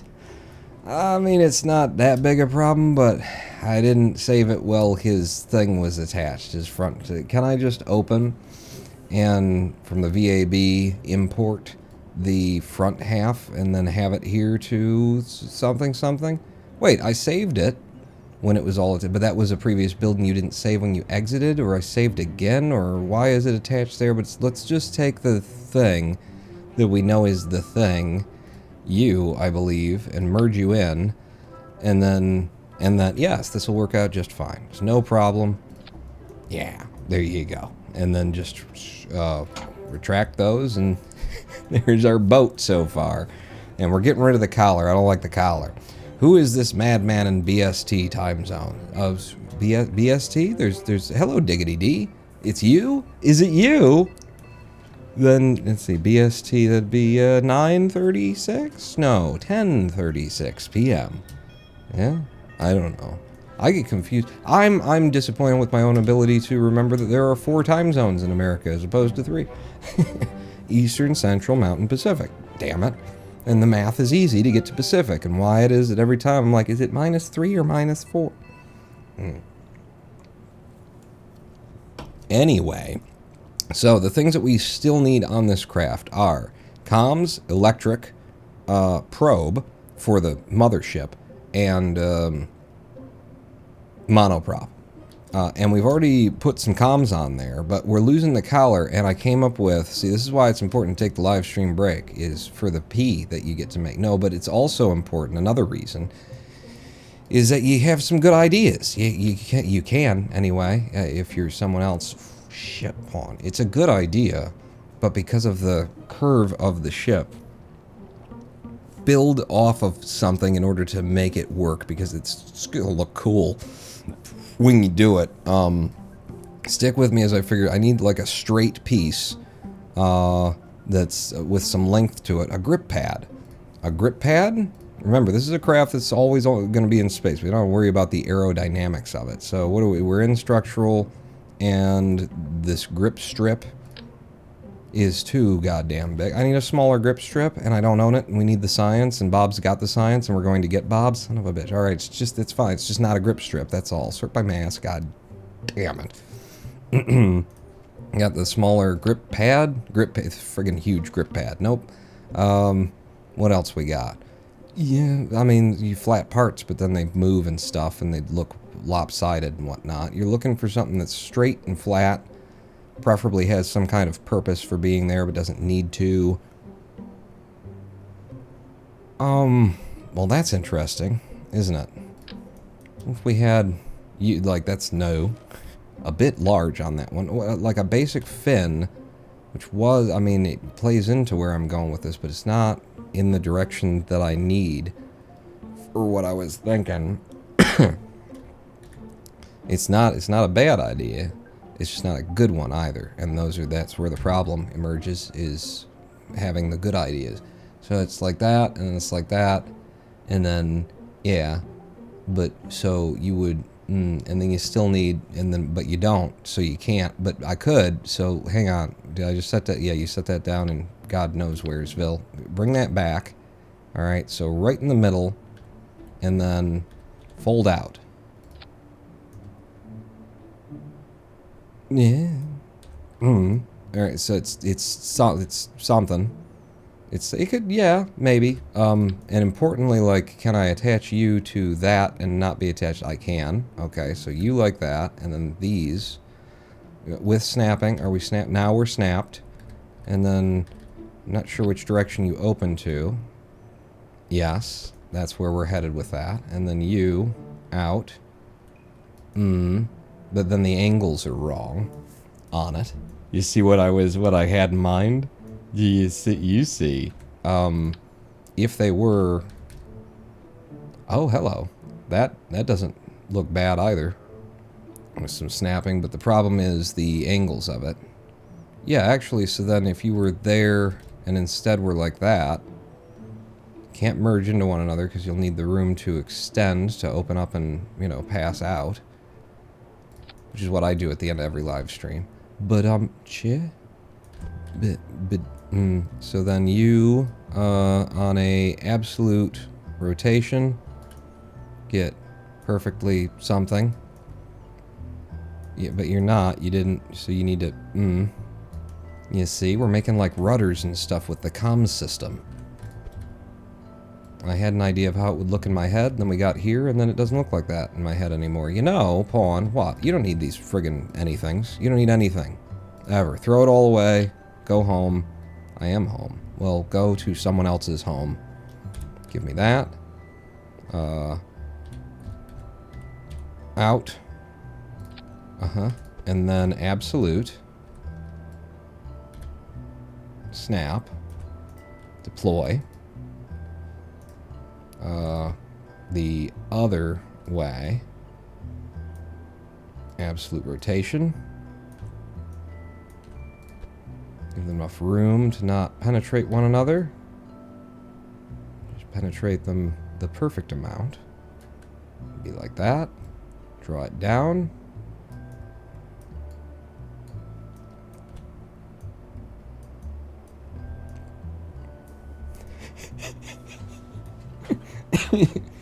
Is this with to aid with dropping it off and reattach, says Diggity? Hello, Twitch, a haddock.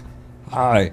I originally thought this would be a rocket mount. What have I missed? It's going to be, there's going to be a mounting, no, that's not that though. These are the rudders for our spacecraft, so that we can get the friction from the liquid that's in space.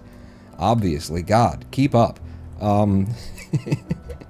With the snapping and on an absolute, like if I twist you out, yeah, it's just, I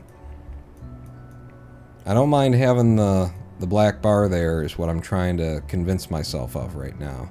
The black bar being there is okay, so long as something and then profit. Yeah, no, that's okay. So that's step one. That's part one of the thing.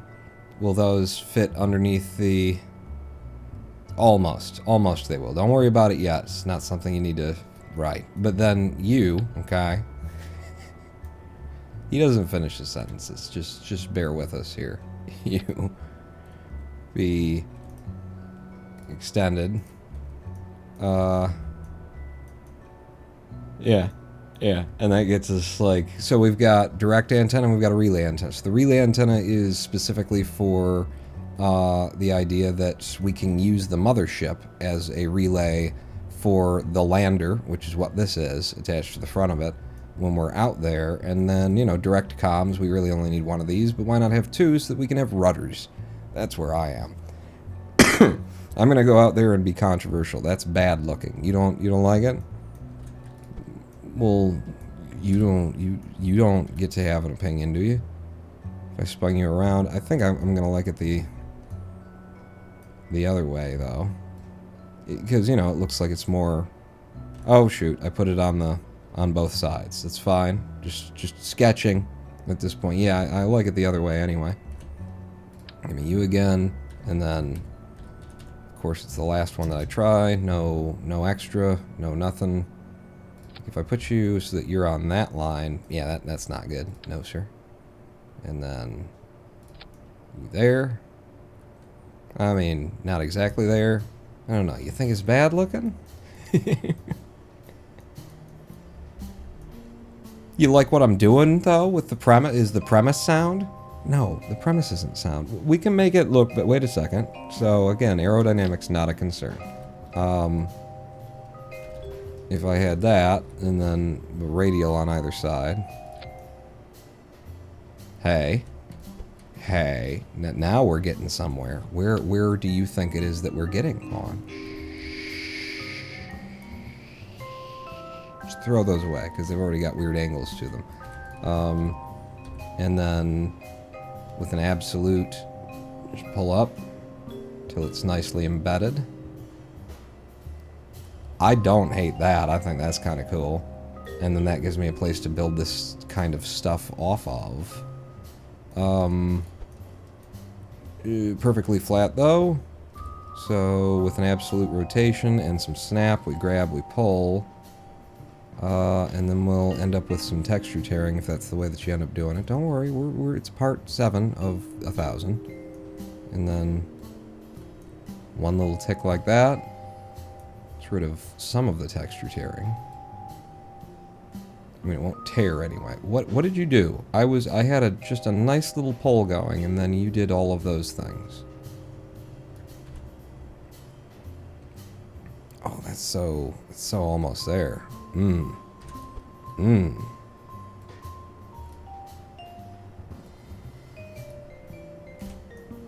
So that line's visible from the rear the whole time, and then it comes down to a piece like you in the middle. Maybe not exactly there, though. Like maybe we build one of you off of one of these. Or maybe you just have it come down from a fronted with snapping, so that you'll be dead center. But then it won't lie the way that you want it to. That's not a problem, thanks to all the different ways that we can now control how these things deploy with Kerbal's various models for each part. So, you like that.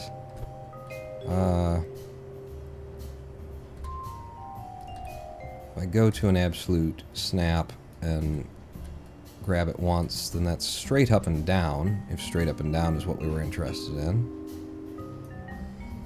It's not what we're interested in. I like how tucked you are. The tucking is tucking me on, baby. But if you're straight up and down, then when I retract you, you're gonna, yeah, embed. So, no. Throw it away, grab a new one, and then with snapping, just put it in the place where you want it, and then make your adjustments without changing the rotation.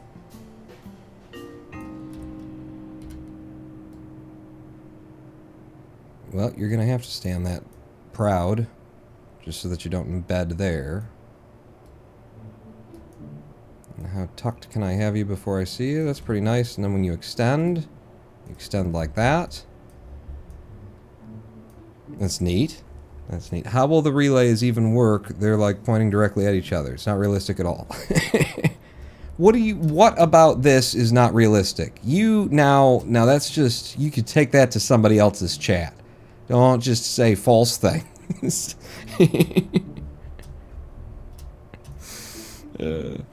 Has the science vessel part commercialized, Pawn? Is that what I'm seeing? What? Because it's got my logo on it? What do you mean? I didn't put that flag. That's automatically there. I didn't. You believe me, don't you? You gotta believe me. Would I lie to you?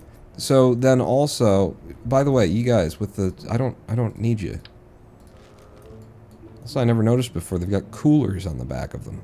Just AC to cool the engines of holding it where it's supposed to. Okay. Oh, I kind of love that. I kind of love that look, though. That's coming together nicely. And then we could just, if we wanted it the other way around.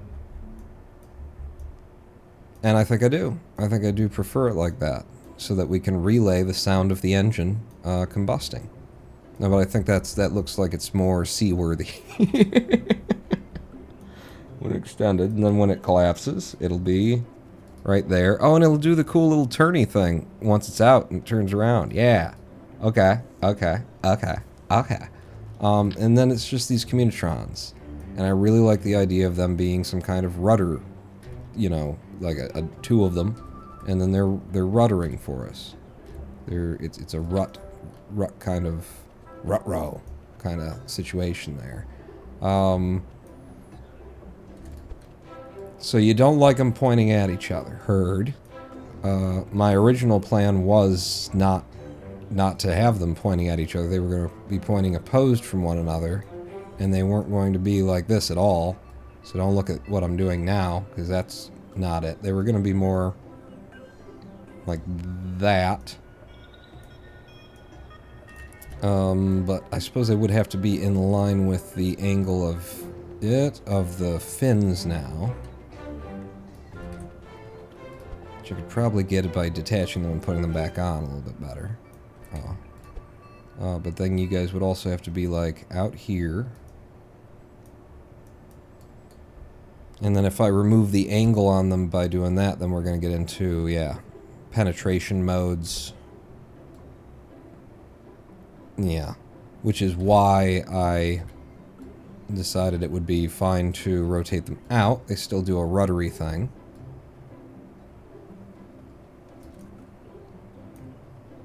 Ruddery, rudderish, rudder-like.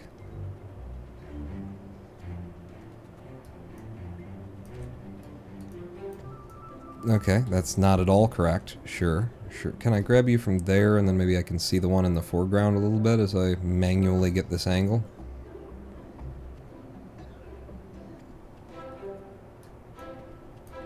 Mm-hmm. Mm-hmm. Oh, but then you've flipped them again, you fool. Yes, but now I can... Nope, don't do that. Now I can, with local rotation, snap, reverse them.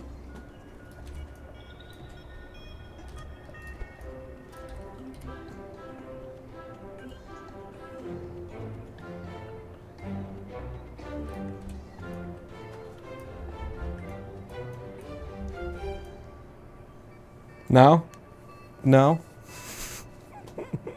I do like the sails, though. I see the attention to detail here. Wonder if can get a controller seat on top. Ooh. Mizzen man, or no, and then you climb up to and it's the crow's nest. Yeah, no, it won't happen. Absolutely won't happen. You guys would also, if this were going to be the thing, you'd be more on that line to follow those lines. And you'd be doing all that stuff. I'm not loving that either. But I am loving the fins.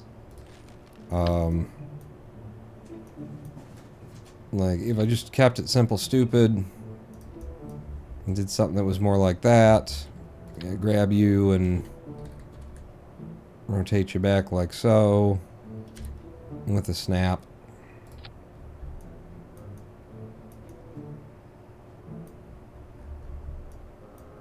It ends up looking more busy. And so if it was just one of them, and then this has to like pack down there, so you can't be blocking that.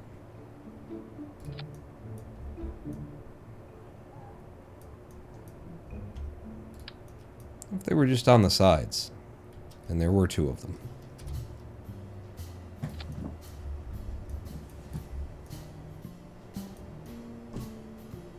It's certainly a look.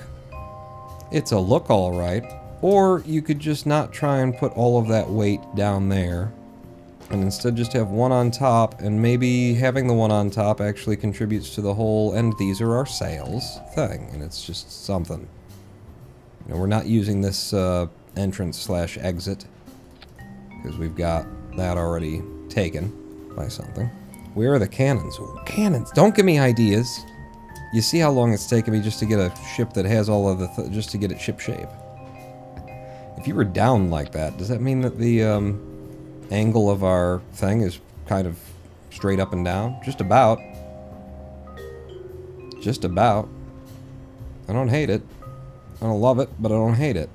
Move you down a little bit more and just make sure that you're like symmetrical between those two lines. I think the front profile looks pretty cool like that. I could deal. Yeah. And then just a little bit extra in bed. Well, not that much, because I like the hinges showing. But also because the hinges are showing, I can see that the natural attachment is not quite in line with what Kerbal would have. What about what I would have? It'd be more like that. I don't hate that. I think it's the best looking thing we've had yet. Retract that antenna, it goes down there. If I were to slide it down more, then it would fit underneath some fairings when we do that better. That said, our direct antenna is staring at our own solar panel. Yeah, I don't like that alignment. You gotta make concessions there, Vaughn. Do I, though? Do I? Really? Let's be honest. If it were just on the bottom. Yeah, just like that. Thank you. That's how I meant it. All day long, every day. So ignore the one that's up there. It's not there.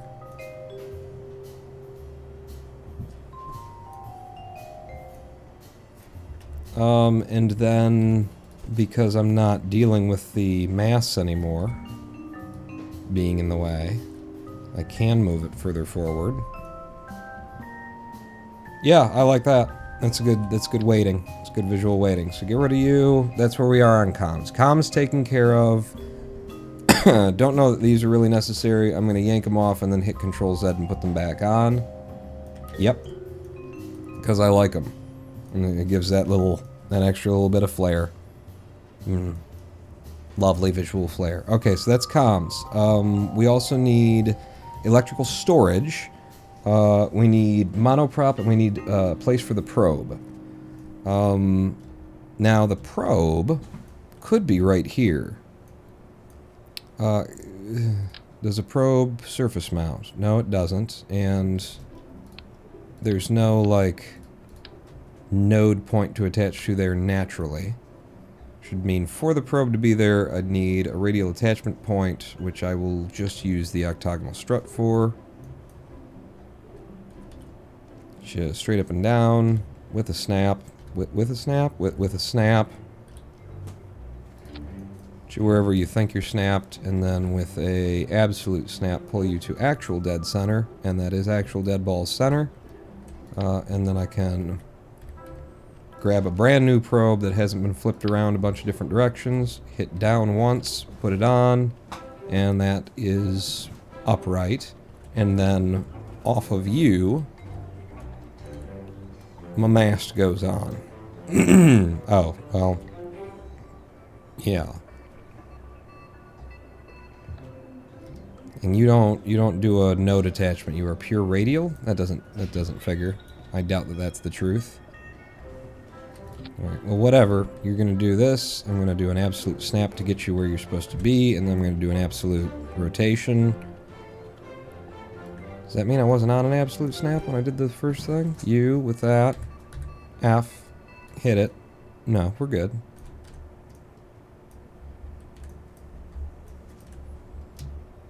And that actually gives us just a touch more height there, which I don't hate. I don't hate being there. There's also, drop that. There's also room for more parts of that same size, or even like one up, where we could put more electrical. But my other concern here is to try and balance the weight, which we've added this up, and it was 0.48 with these parts. Yeah, we're over, or was it 0.04? No, I think it was 0.5 tons is what it was, more or less. So with this, and then the other thing, we're still just under 0.5 tons, but we're getting there. If I were to put an extra electrical, but just the small rechargeable battery bank here as well, you don't attach radially, right? Didn't want you to. The idea was I'd take you off, put you under there, and then put you on top, and I'll have to do some rotation on that.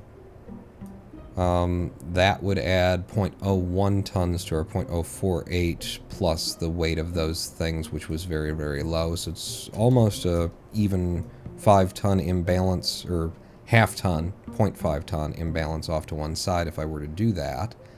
If I put a 0.05 ton, that pushes us over the 0.5. Just curious if there's maybe something that I can very easily attach that will be perfectly a 0.5 ton on the other side that would be useful on a sciencey ship once we're to that point. But if I get rid of you, and then I spin you around, and then I spin you back a bit, try and make it so that the electrical panels are facing pure forward. Well, you know, the access panel there. And then put you back on. It's a thing we could do, and I'm not hating it. I'm sure not hating it. I like it a lot, in fact. But it's still not enough electrical. It's just 200. We want something like 1,000 for the mothership here. I mean, look at how big these panels are. If I were to go up to the Monster Boy, which I really don't think we would do, but if I were, just to see, pull you off, put you in, rotate you around, face you a little bit, put you back on. Yeah, that I'm not a fan of. Just stands up and off too much, which is what I assumed. But having a little bit from you ain't bad. There is the possibility of like doing stuff down here. We would want, if we can, to preserve the hatch so that we can have people exit from there. But I've got you for 0.05 tons that would be about that size it needs to go in. I've also got you at 0.1 ton that would need to be down here. So I could have like one of those on either side of the hatch. Okay, kittens. You hear them? They're playing with the green. Oh, maybe you can see because of the green screen flipping around behind me that the kittens are having a day. Because, yeah, we want some extra monstery SAS on the thing.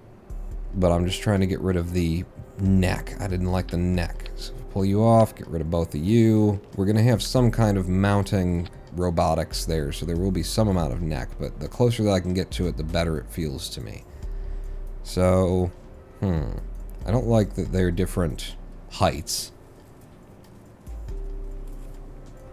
But let's throw a couple of things out. Let's give them some attachment points and see where we get with that.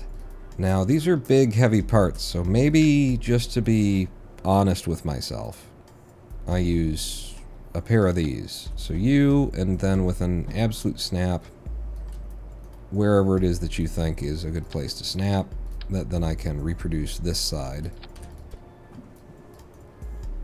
You're both dead metal? You are? Okay. If I put you there, I put you there, and then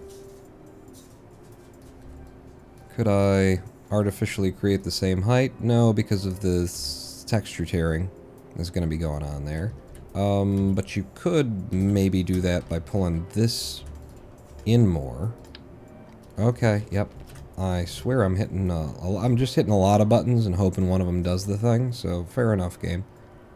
He's just spamming all of the buttons. I don't know what the hell he wants.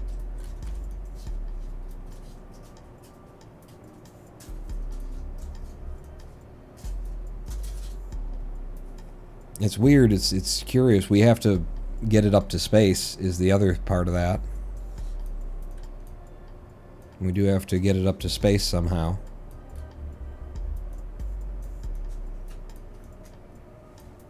I don't think it'd be too much of a problem. I think it, you don't? You don't, though. Oh, he doesn't. Okay. He doesn't think. What do you guys, what's being chewed on back here? Huh? What do you get? What do you got? Tinfoil? They found tinfoil. They found the tinfoil. Get it. There's, all three of them are here. All three of the damn kittens. Hi, guys. Girls. Ladies. Extendable neck, like casting a skiff? What? Casting a skiff? You not see those ports on the side? What port? What are we talking about? Where are the cannons? Oh, these are the ports for the cannons. Okay. Oh, cute cats. Yeah, we get a little... an extra show. Since I'm boring the piss out of everybody. Which I totally am doing. The weights are different on these pieces. I don't hate the idea of having like something that makes the bottom look a little bit heavier. But I don't know if this is the thing. We could... I mean, right now we've got a nice balance on the way that the weight, you know, is. That's central to the bit. But we could move this off and then have that one preserved and then down here something profit.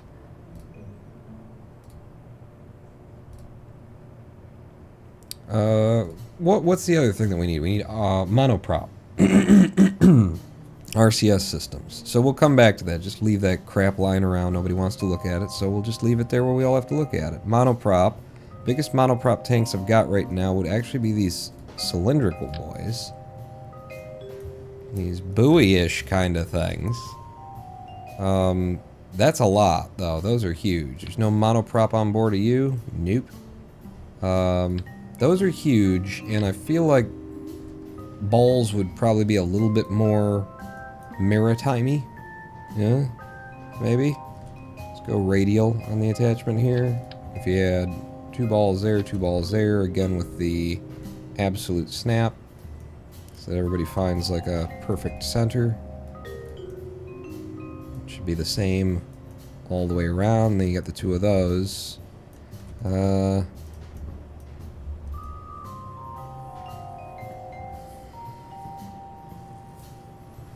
And I don't love the idea of using the monoprop as a counterweight against the solar panels, because the solar panels are always going to be there. The monoprop is going to drain as it's being used. Each one of you gives me 20, so that's 80 total for the ship, which I think is a reasonable amount. Just not necessarily loving the look. Now, I did have another idea, another notion, another fancy. The Oscar Bs actually do attach radially, so let's look at this.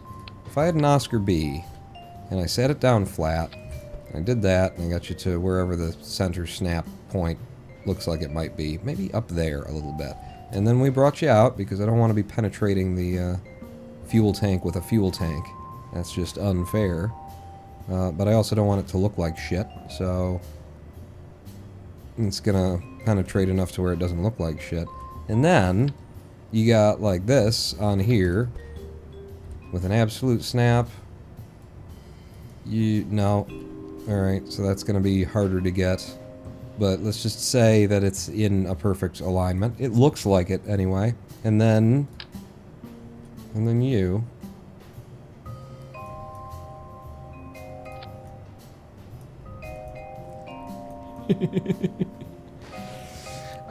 Without the radial, without the Oscar B, I think that works. So let's get rid of the Oscar B. Hey, look, it's Streamer Guy. Where is he here? The actual stream? You mean the kittens? What are we talking about? Oh, they're gone. No, they're still here. I yelled the kittens. They're like, huh? Us? You mean you want us again? So with and then octagonal struts instead. And maybe in order to make these perfect, I do like that.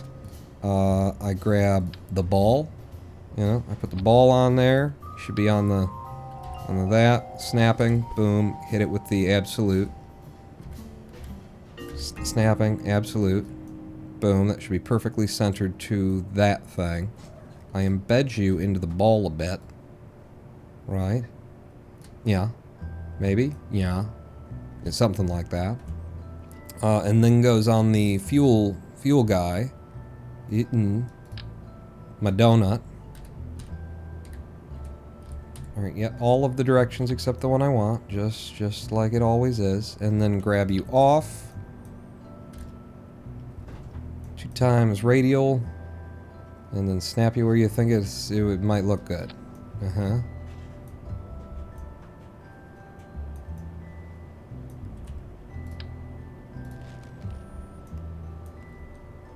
It's not shh though, but shh, because yeah, I kind of, it's a little bit like, hey, here I am, get used to me.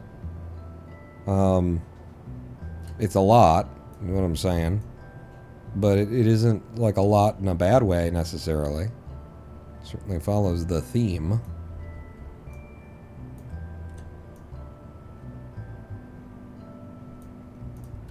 And if it were, like, we could tone it down by doing that, and then it loses the whole theming, so we wouldn't do that, obviously.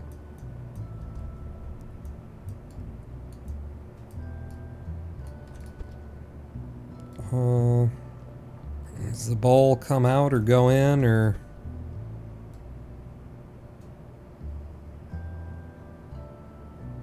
I don't want it to be like penetrating the fuel tank because it's a little cheaty. But again, would like it to look good. If I did an absolute snap on that, that just moved that piece. I must have the wrong thing selected. I'm trying to get at the cubic octagonal strut that's underneath here. Should be you. Grab you. And then, yeah, with an absolute and a snap.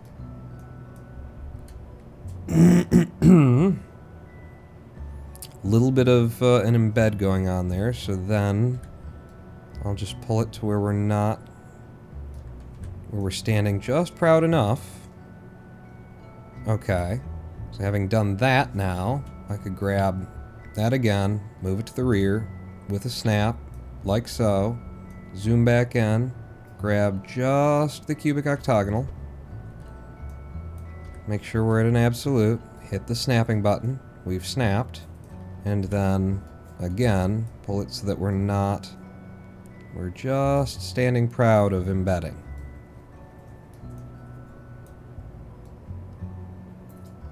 Should be about there.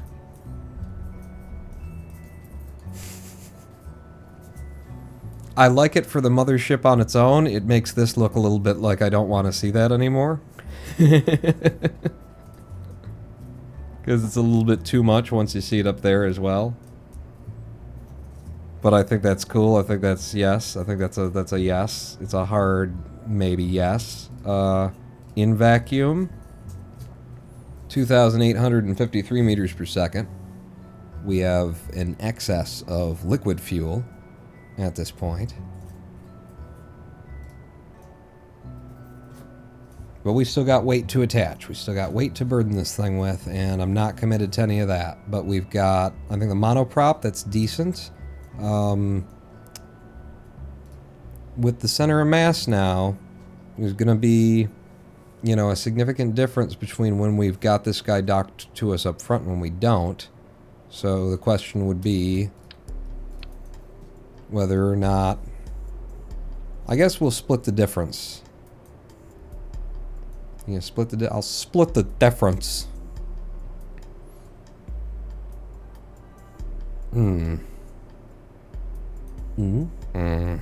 Okay, so then with the monoprop, we're going to use linears for this, for, you know, most power we can get out of any one of them.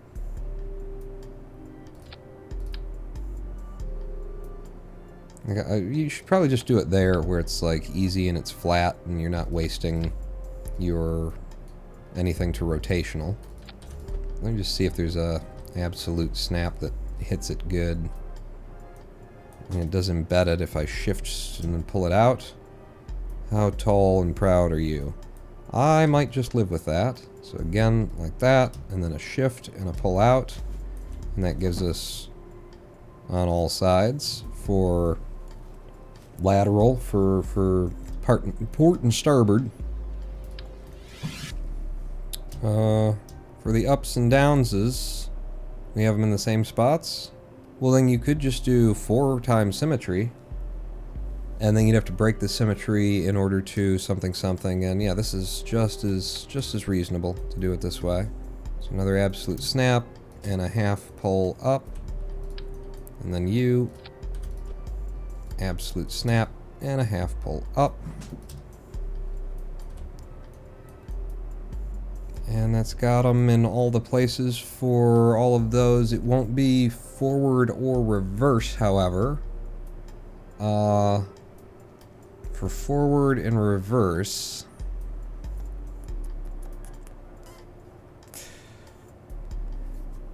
the one with the kittens. Oh, that streamer guy. Is that me?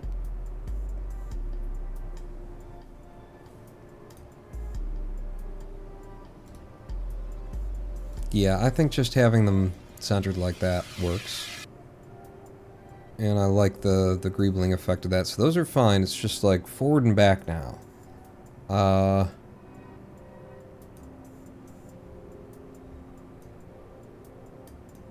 Let's come back to forward and back because well, you got that back there.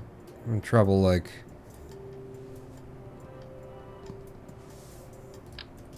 I mean, obviously you can just that and then rotate them hard and yeah, from the rear, but it's the forward part, and then I'm thinking, like, should I have something that stands proud to make it lateral somewhere?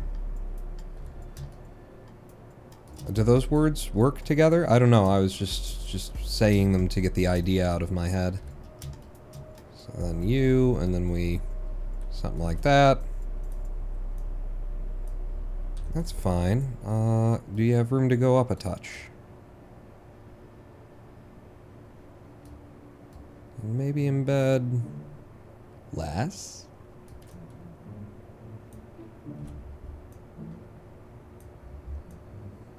Okay, so that gets us a little bit of forward velocity. But reverse is the issue.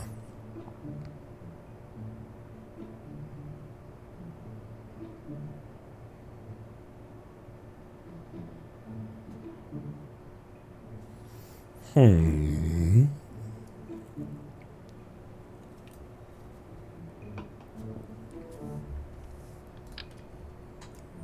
mean, it's the same construction front and back, more or less, but we need these to be kind of out there, out of the way.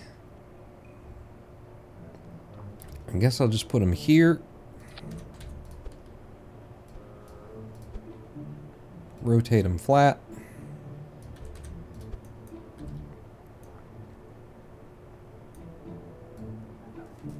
Pull them out to a height. And then try and find a good spot for them. I now have a Kelly on my desk, getting ready to bat at the mouse cursor, whose head is in my way. Kelly. Kelly. No. No.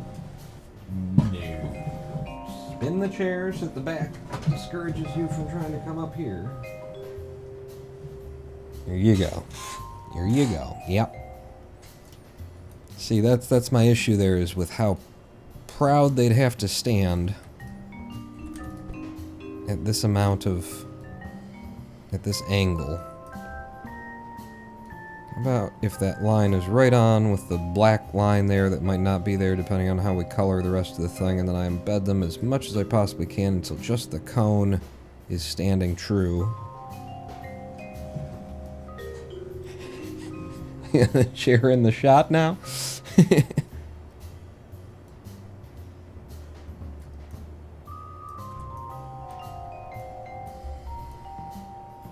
It does not work. We'll stick with that for now and then hopefully come back and change it later because I don't love it. But okay, that's forward bed. That's all of the angles. And what we can do now is do the actuation toggles. So I'm going to turn off everything that isn't what it's supposed to be. So none of these are going to yaw, pitch, or roll. We want fore and aft for these. Those will be for aft. And that should have gotten both of them because we put them on in a pair. Show actuation toggles. No yaw, no pitch, no roll. Also fore and aft. This will be the fore. You guys show your actuation toggles. No yaw, no pitch, no roll. This will be our dorsal ventral. And this would be for dorsal movement. Yeah. And then same over here. Toggles, no yaw, no pitch, no roll. Just dorsal ventral. And then finally we've got port starboard. Nope, you're turning off the one that you want on.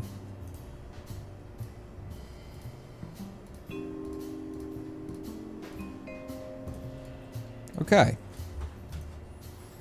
Okay.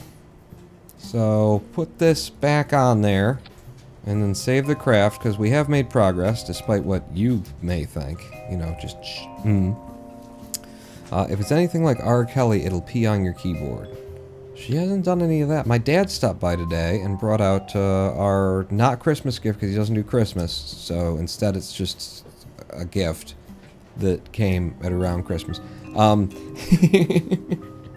He made, out of a 4x8 sheet of what looks like 3/4 plywood, he made a little cat tree for them where it like climbs back and forth. And I've seen him like draw and design different cat trees before. He doesn't even have a cat, but it's just a thing that he ended up doing, I think, because my mom, you know, bought a cat tree once, and the amount of money that she paid for it, he was like, I could have made one of those.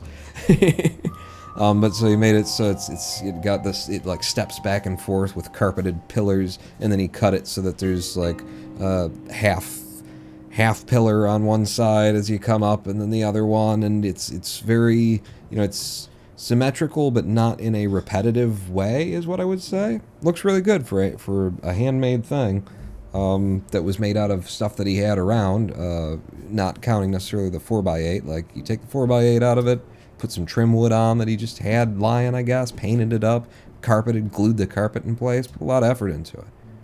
Really nice. Really nice. And they immediately went for it. I mean, I just gotta...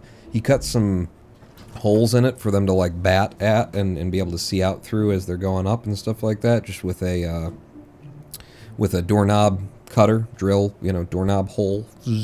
So I just got up there with, like, a little piece of wire that they'll like to chase around, and just did that from the inside, and slowly came over and started playing with it on the lower level, and then they came up to the second level, and last time we had a live stream break, went out there, and Kelly's sitting on top of it like it's always been there. So yeah, they love it. Yeah, so neither of these things are going to happen. Let's just be clear. Okay, that's the body of the ship, but we do need still.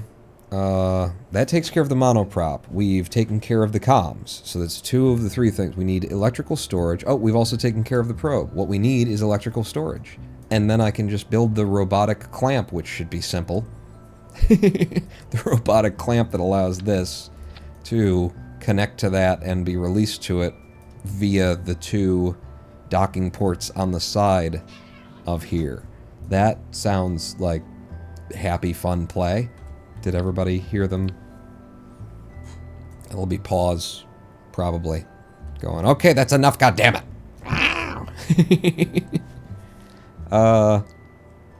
So this inline stabilizer gets a 15 torque. The smaller one gives us 5, so 3 of those would equal 1.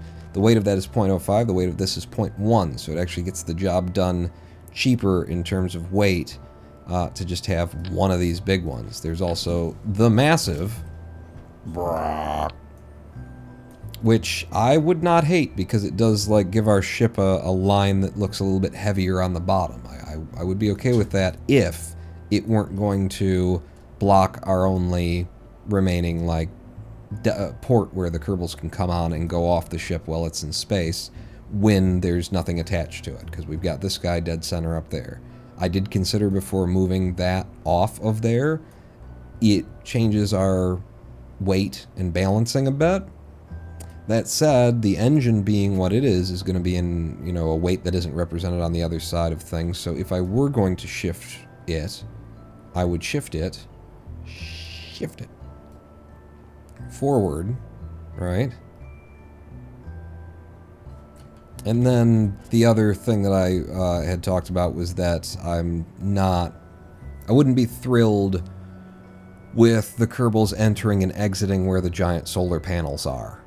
You know, easy to break them by bouncing off of something like that. So I think that's the best argument for not doing that.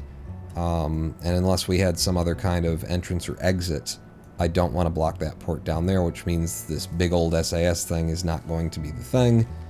It's still down to electric and SAS. So where does it go on this sumbitch? And I really like the way that the engine looks. We did a little special thing in making this plate. This is actually an adapter that goes down to a certain model version of the Poodle that kind of like marries together, so I don't want to mess with that. I don't want to stick something in there. I like the curve and the profile there.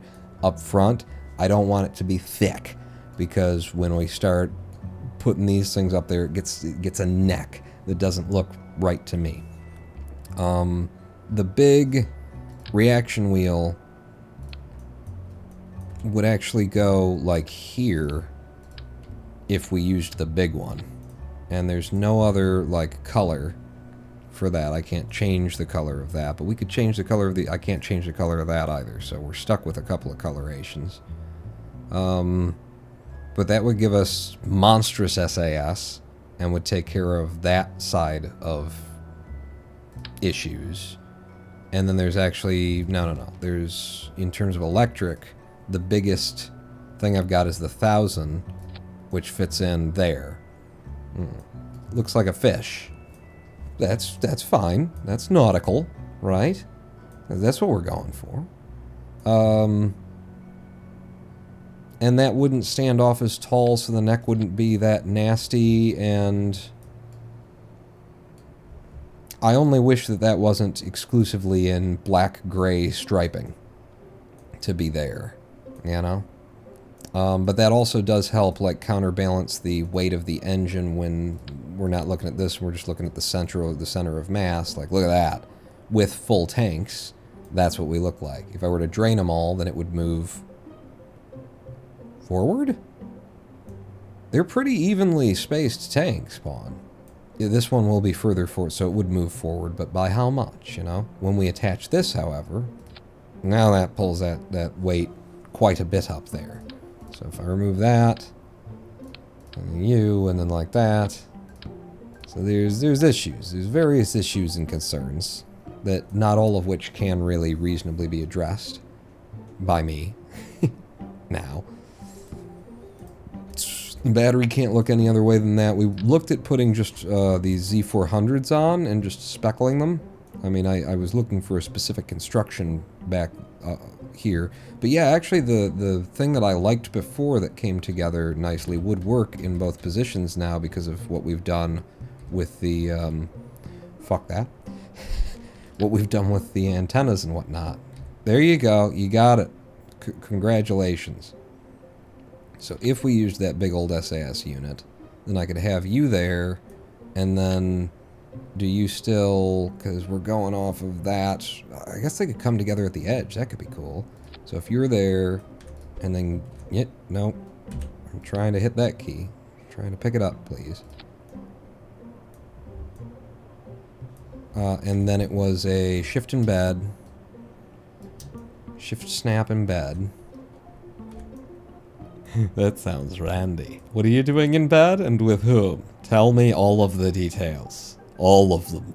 Tell me all of the details, Monarch. I like how all those wires come together like that.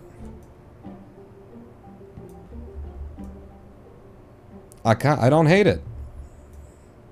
The angularness of it and everything, but yeah, I like that.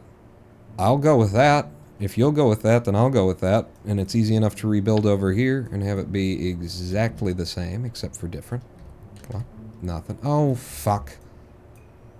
No, see, because then back here... Well, that's okay. It could just be different. It doesn't have to match. Not everything has to be perfectly symmetry.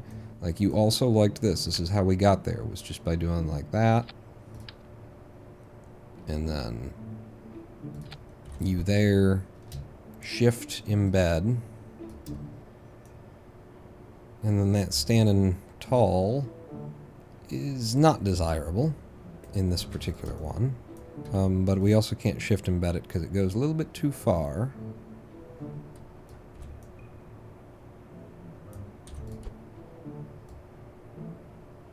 And just find the place where I fancy it.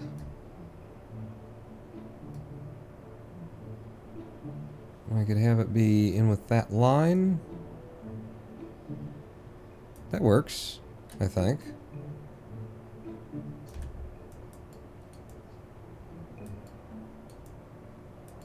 This one looks way cooler.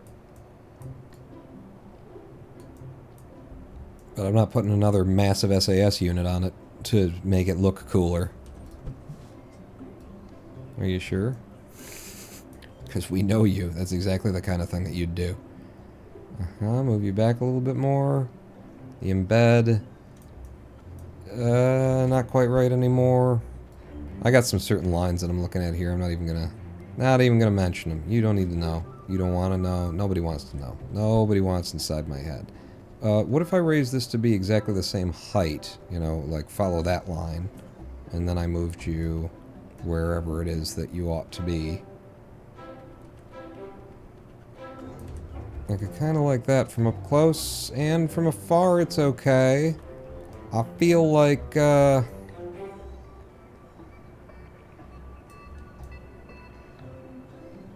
No, that's fine. That's fine. You take it back, step back, see the ship for the trees, something. Except for that I accidentally did that. Fuck. I was in a symmetry mode that I didn't realize I was in when I put that there, so we'll just have to rebuild it all from scratch. It's fine. Yes, with snapping. You can go right wherever you were before. You go with snapping right wherever you were before. And this was an easier one to do, because it's just a shift, embed with a snap, and then this all kind of just lined up nicely. Just gotta find the place where you like it. How about if we follow that line? And I look at what you're doing. So you've got 2 lights on you. Well, that's fine. Covering those lights up, because we got another light going there. Yep. Good. Good. Good. I like it. It's colorful. It's vibrant. It looks like it was worth the effort and the time in order to make it. So now we have a probe. We have electric generation. We have electric storage to the tune of 1,000 between those. 400, 400, 100, 100. Yeah. 1,000 storage there. Plus a little extra that I put on there for 200 more, so it's 1,200 actually. Don't need this. We've got the SAS, we've got monoprop, and we've got controls. We've got the ports for the monoprop all over the place, all taken care of.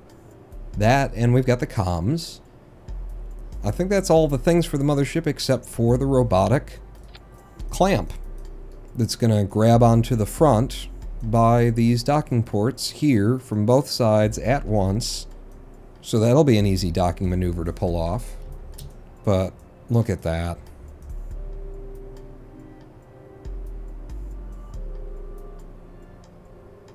Worth it?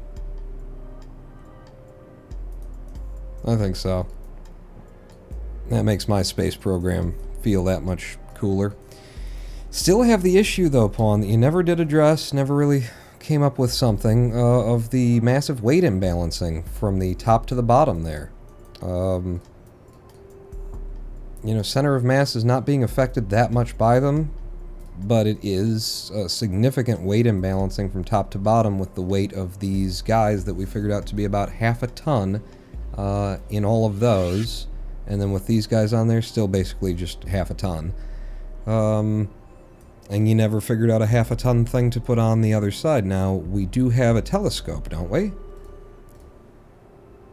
Or do we not? Science? Is it a science thing? It's 0.1 tons, so we could just do the opposite and have the same problem, but you know, in the other direction. We've got a light scanning arm, but that would be, then we'd have to plan on bringing the mothership down at some point, which now makes me think maybe this should have a light scanning arm on it. But it doesn't, and we're, I don't think, going to do that. A survey scanner for 0.2 tons. Damn. So I'd have to double the weight to balance that out.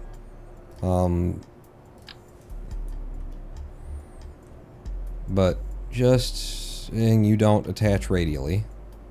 Why would you? Just to see it.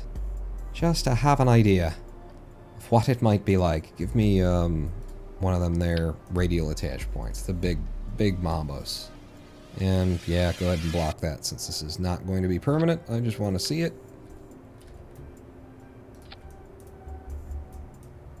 Wow. That's a monster. You want to know where the cannons are? There they are. So the guy this thing is going to get is stranded in space right now? Shh. We don't need to talk about it. We don't. Damn, that makes me want that so bad. It just flips our problem. You know, half a ton in one direction. Half a ton in the other direction. And it blocks our port and everything. When you're not attached, center of mass is a little bit back.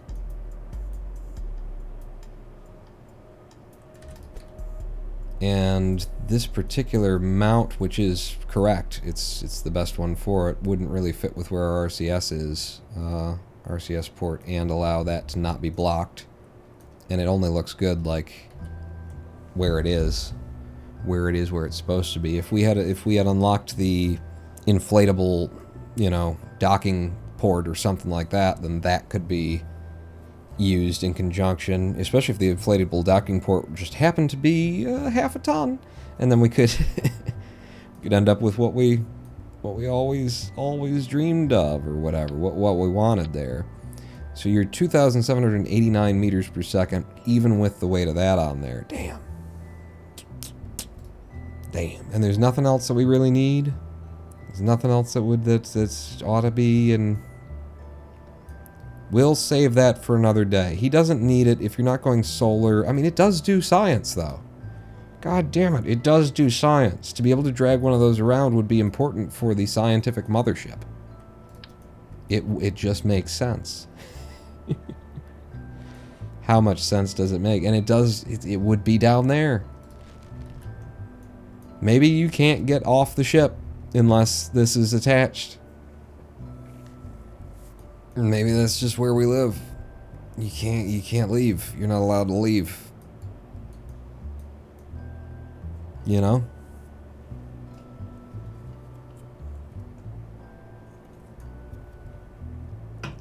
Do you not love that? Because I'm a big fan. Trying to get it up to space would be a whole nother thing. Grab you and spin you there.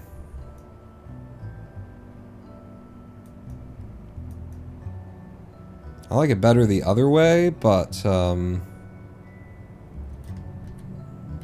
there's no but to that. If you like it better the other way, have it the other way.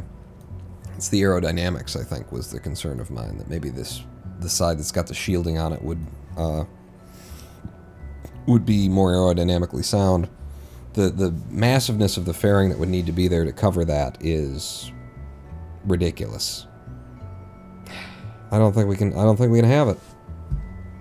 I don't think we can have it. Maybe in a future build, in another life, in another version of this, we've got an interior. We've got something that we can open. We've got, what is this service module about? And if shroud off, that's just a bunch of places where I could stack little things together. But if we had like a cargo bay that actually matched the you know, shape of the ship, huh? Do we ever get something like that? Could put it under a fairing, right? Put robotics on it to move it out the way of the door when leaving the vehicle. Could do. In the like, be very Thunderbirds go. Thunderbirds are go. Mark III cargo ramp. Like, putting it under a fairing is not an option, though. It just changes a lot. Changes a lot in terms of weighting and whatnot. Like, say I removed everything from up there, and then we had our big fairing. Not sure which way. Yeah, that's the correct direction, at least from where we're building it right now. And then underneath that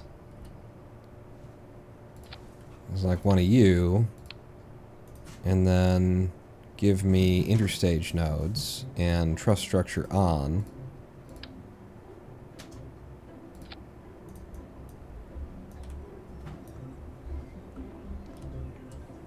And of course my problem with that is that it just ends up looking jank once we're in space with it, and it ruins the whole thing that we got going on here. Are there any, I don't remember there being any, like, Jesus guys, settle down, 2.5 meter parts that have like doors that open. Is there a 2.5 meter bay in the game? We could go see, Pawn. You have the game. You're actually playing the game right now. Let's go over to science and see if I can find a 2.5 meter bay that opens. Because it could be something, you know, later, another build of the ship, even though this was supposed to go up and never have to. It's going to need docking ports of its own that aren't just for clamping.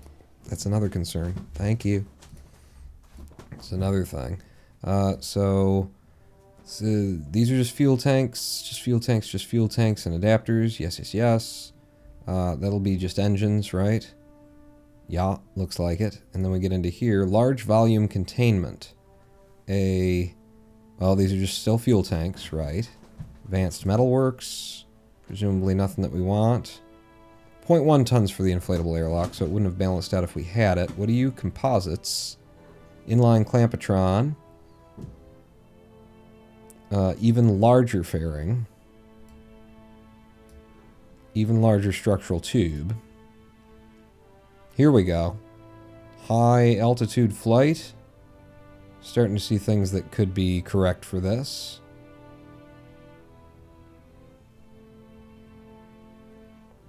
Like, what's that? Service module with explosive doors. Do not open by hand. Plenty of internal space for storing important items for the trip. I don't think... No, that's not right. It's not just a bay. Yeah, there's no 2.5 meter bay.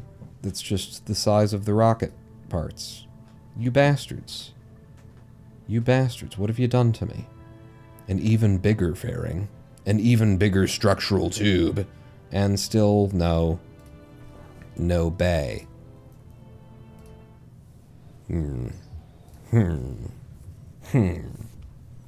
Well, it's about time for another live stream break. Let's get in here and see where we are. I'd love to be able to bring one of you up here, hun. I don't think it's gonna happen. Where's the next nearest snapping point? Okay. Yeah, maybe I know. Maybe I know for that one. I think you get 2.5 meter bays on Kinky Giant. Okay, thank you. Thank you for... KinkyGiants.com. I'm sure that's... And you know, you probably didn't even look into it. I'm sure that's a website. From the structural, though, we've got tubes, and the 25 would be a 2.5 meter, right? So I bind the 2.5, and instead of a fairing, it's a permanent thing that's always on the inside, and we never get to see that it's in there. But it's in there, and it's doing things.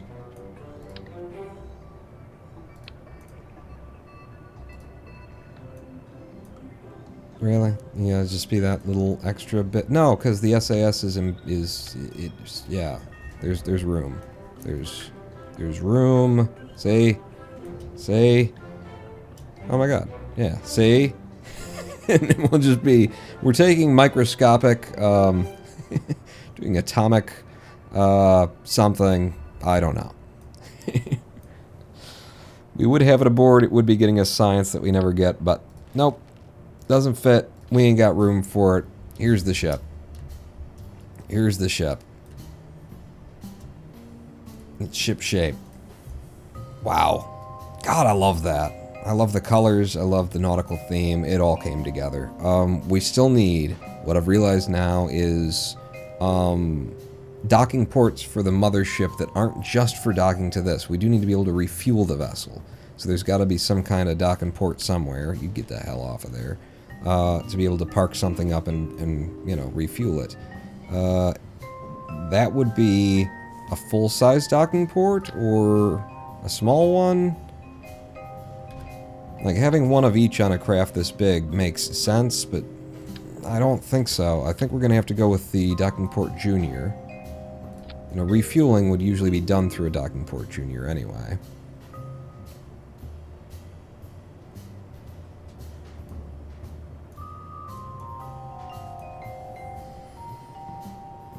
There are options.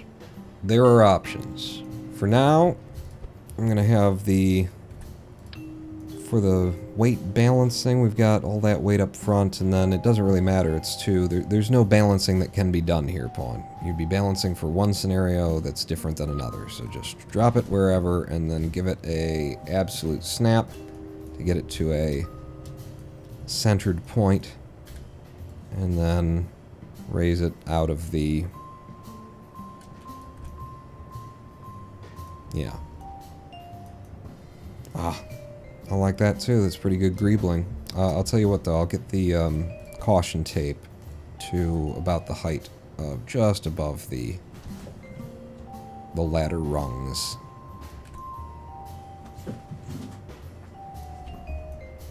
Yeah. I like the greeble of that. That's nice. That may or may not be the final solution because the next big thing is working on the robotic clamping arm that will allow the lander to attach to this in more or less this formation. But not like this, but like this, but not this. Don't do this, but like similar to this, but something different than this.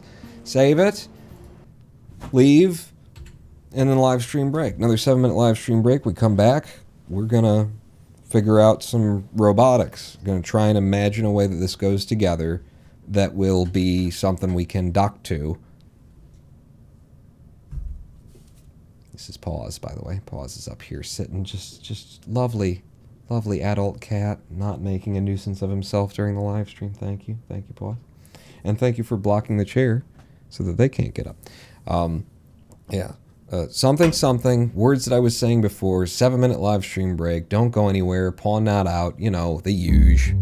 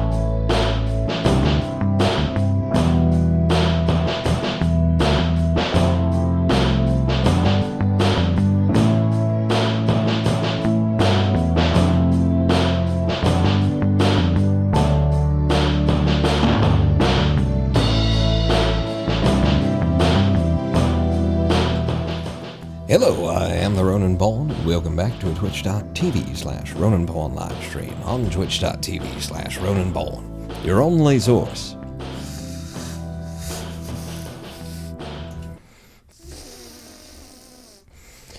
for sitting here and for design, Kerbal design, without ever launching a ship. Welcome back. Just never launching the damn thing, huh? Look at that. Look at her, though. Huh? She worth the effort? Maybe. We got ourselves a spaceship is what we got. And I mean a spaceship. No, emphasis on the ship. It's a pirating vessel. Science pirating vessel. Damn. Damn, I love it. So what, though? What's next? Well, it's the robotic attachment thing. And I got an idea for that. That where I'm looking at it now, I'm thinking that idea probably ain't going to work. Clearly made by the lowest bidder. You can tell how all the panels are different. So one of the things that I thought of during the live stream break was that I had an idea originally with this craft, and it had to do with the idea of having the scientific data that Bob collects, you know. He gets back to the mothership. Maybe the mothership brings him back to Kerbal, into orbit. Doesn't, like, drop him. This ship is not designed to return. It stays out there. But we don't want him to have to transmit all the science that he collects back to us. That's wasteful. We don't want that. We want him to be able to send it back, right? Physically. And so one of the things that I had planned from the beginning, and this is different than what I had hoped for, but we don't have bays and things like that. Not in the right size, anyway. Is to have scientific service modules, whatever they're called, the experiment storage unit, that is deployed, that is launched off of the ship, and then flies itself back down. You know, it's just got to have a probe on it and parachute and heat shield, potentially. It's very light, so if we just, you know, chuck it back into the atmosphere and then watch it fall, and then it's got the ability to hit the space bar when the parachute needs to deploy. It's entirely possible you don't need the parachute or the probe core on it if you just set the parachute to already be in the deploy when possible mode before it's launched. So I'm not sure, because I've not done that sort of a thing before, but yeah, those are all maybes. Those are hard maybes.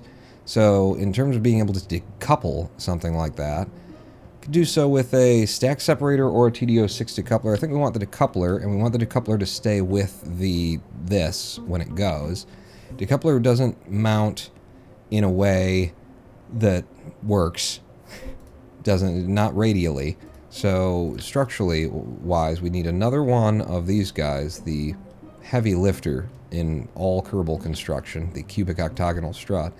And then, yeah, something like that. We're blocking all of the ladders here, so good luck, fellas. You're always going to have to figure it out. Are you snapped to a point dead middle? You are. I don't feel like you are. I think you with a snap and an absolute, and then are you there instead? Yeah, I think you're there instead. And then off of that, we could, so you blow that way. I want you to blow is the thing. Coupling, stack separator. So the arrow is pointing, well, that's the wrong one. It's the decoupler. The arrow is pointing that way.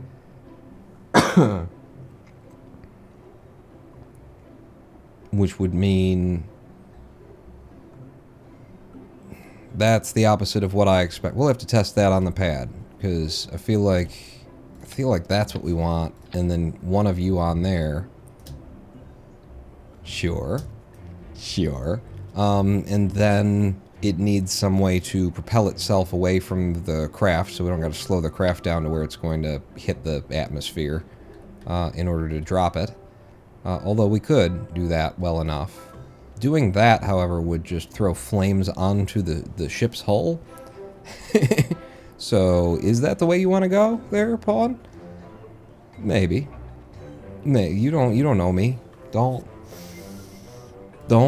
start talk, none. If you, and then like that. I mean, a Sepratron is the way to go here. It is the lowest weight thing that would give it some propulsion of its own when it's thrown off. This will also give it some propulsion of its own when it's thrown off, but not that much.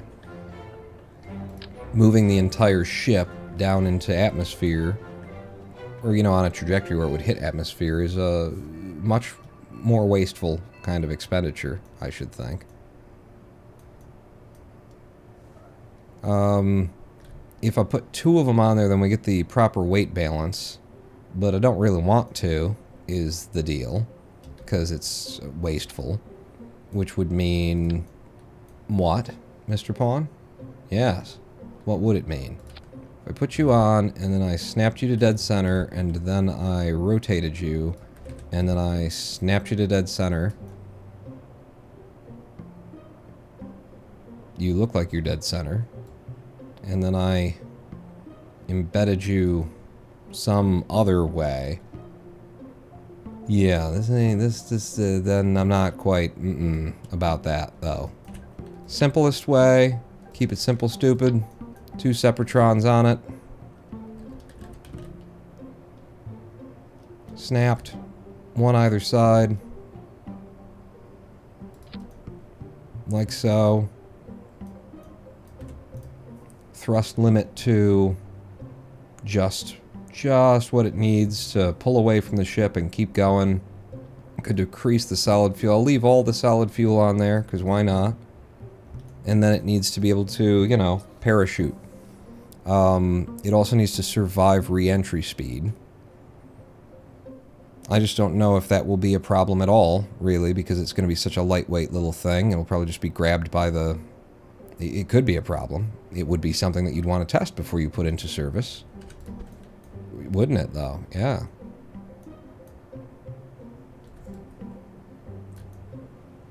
Yeah, make it look like you're actually connected instead of, like, floating. That's better.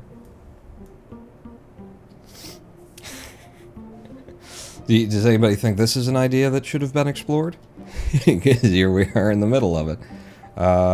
So then, yeah, you kick that off. And I mean, it's only one is the other problem, Mr. Pawn the Ronin. It's only one of them. So, like, a better concept would be that, right? Because you'd want to be able to, like, bring up a replacement pack for him or something like that, and then be able to move it into place and get it attached to the ship and stuff like that, which you could do with one either side, and then it would be, yeah. So it could work. Don't quote me, boy. I ain't said shit. I'm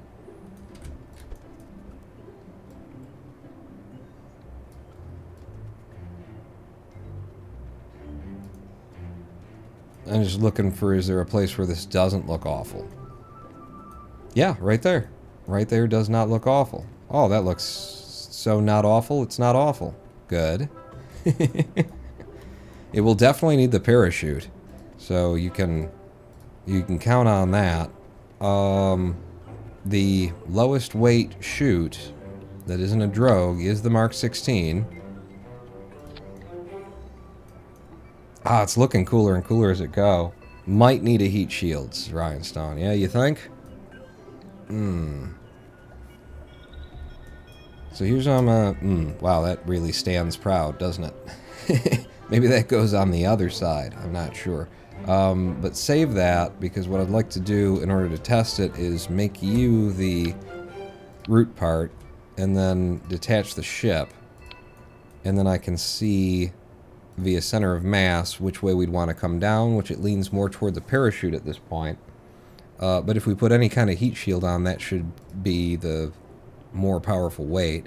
So the smaller of the heat shields. But how could it possibly, is the thing. I think you're going to have this be there, and then the parachute is going to have to be radial, which is going to throw off your center of mass.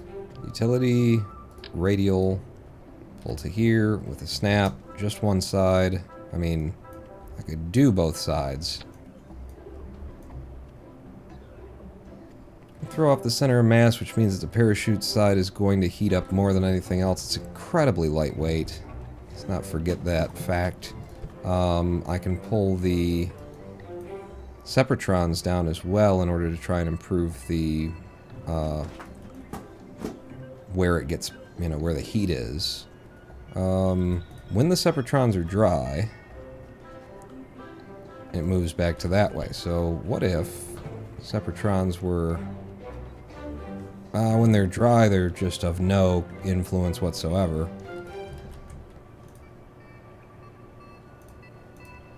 Okay, now I've broken it.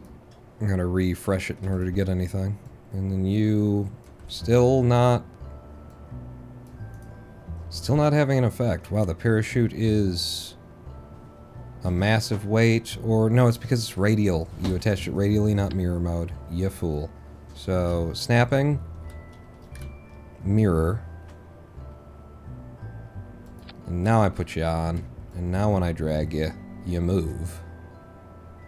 And having them way the hell over there would actually, when they start to fire, be a balance of the weight. When they're dry, it's back to there. It's hard to see through this bubble and chat because I'm not remembering that I need to reposition things. But so dry leaves us like that. How much further could I pull out? Well, it still looks like it's attached to something. Like about to there would be the most you could push that.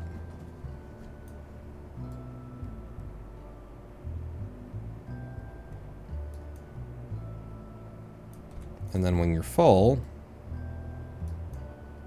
you're pretty central. How would you control it through re-entry? The goal would be to not have to. Would be for it to be built in such a way that it just falls in. It falls in, slows down, and the fact that the weight is balanced the way that the weight is balanced just works out, you know? That the bottom heavy bit of it would be the bottom heavy bit of it. Hello, how is the new going? What? Hello, how is the new update going? Will Fries. Just trying to break my brain, are you? It's not that hard to do. You don't got to try so much. Yeah, I think that's overcomplicating the matter somehow. We need a parachute on there. We definitely need a parachute on there. But right now, our center of mass will always be our center of mass. Once you guys are dry, it actually moves further toward the heat shield, which would keep the heat shield into the wind. And that is our goal. What's all this streaming you've been doing? That's a lot of effing KSP, Paul. It's all we do anymore. It's just KSP all day, every day. By the way, Will Fries, what's new is we're building... I can't even show it to you right now, but it's just hang with me for a second. When you see it, you're going to go, oh, okay, I'm not watching this guy anymore. You're going to love it, hate it. You're going to hate love it, is the thing. Like, we need the parachute. It'd be great if the parachute could, you know, exist somewhere. When you're out of solid fuel, it comes back up there. That wouldn't be good. We need, like, the weight of the parachute under here, but can't have it under here.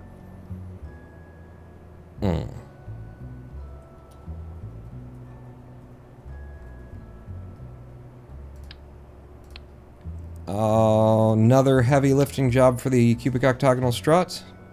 Because then with the cubic octagonal, I could actually embed the thing, and then the parachute would still have a way of escaping, and then this would be on the, you'd be on that end of things. And then the idea would be what exactly there? Mr. Ronan Pawn. Instead of using the, just one of them, instead of using the node, well, screw it. Just drop it there, and I'll rotate it to the position we're looking for. I promise you it's in there underneath this yellow and black ball somewhere. And then absolute snap, pull it back to dead center. Pull it down. Get it to where it's not floating in space. Maybe right there. I I could probably live with that. And that leaves us that node that clearly isn't gonna, nope. That's a hard nope is what that is. But maybe what we do is we grab this and we draw you out.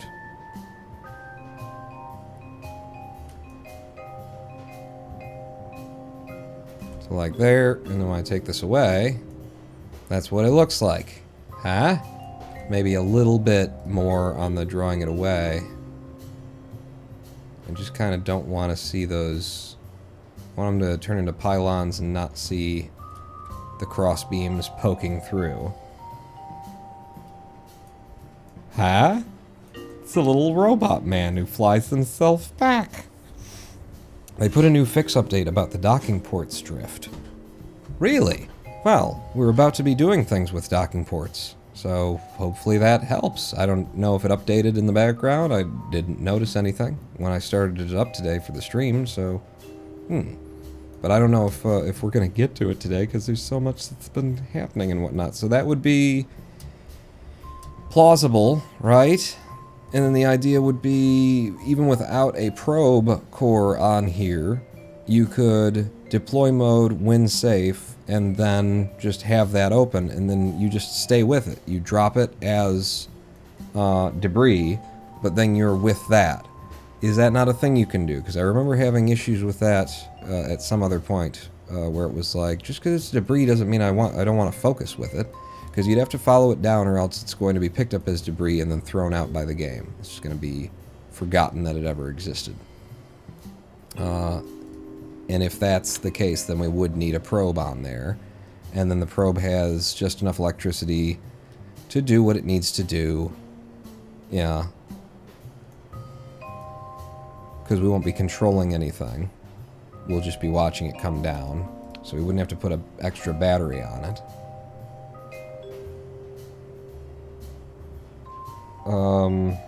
But which would then mean you'd take this off, you'd put that there, and then that there, and then that would be your science return vessel. We get all the science, we collect it into there, and then we drop it into the atmosphere.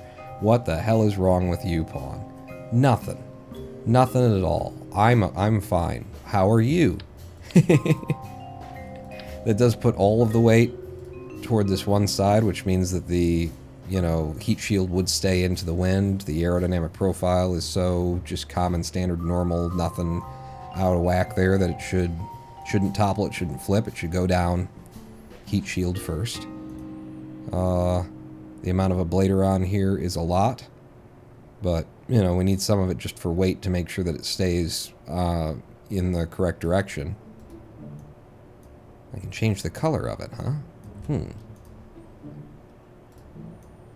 If that were gonna work, who's to say? Let's put it back on the ship, which involves me doing that, changing root part back to that, and Will Fry Z, this is what the ship looks like. Emphasis on ship. It's Bob's science vessel, and he's been bootlegging DVDs lately, so it's a pirate ship. I hate the debris system for that very reason. Spent a bunch of time working on a recovery system for booster rockets that just recycled. Yeah, so I'm not sure whether we do or don't need a probe on there, but now we've got a probe on there in case we do. What if you needed to do this more than once? Not like you can use this thing twice. Right. So that's why it would be a docking port situation. And in my first, in my head, before we got anywhere near this, in my head, the big thing about Bob's ship was going to be that it was going to have a cargo bay that opened up and had just 4 of these things in it or something, and then they would release in different directions and for the balancing and all that kind of stuff. But it would have a bunch of them in them, and then he'd ship one, he'd ship one, he'd ship one. They would all attach via docking ports, which means you could send him up a pack when you're sending up a orbital fuel platform, when you're refueling some kind of fuel platform, that kind of a thing. You can send him up a small pack of these so that he'll be ready for the next one. So that's just one of them on one place that we can one with the one. So, not not what I had in mind originally, certainly. But, you know, maybe these go up here. Did I grab from the right point? Give me that again. And then with an absolute snap, you bastard. And then I guess I have to pull up. Yeah, I could probably deal with that. And then with an absolute snap, and then a shift pull up.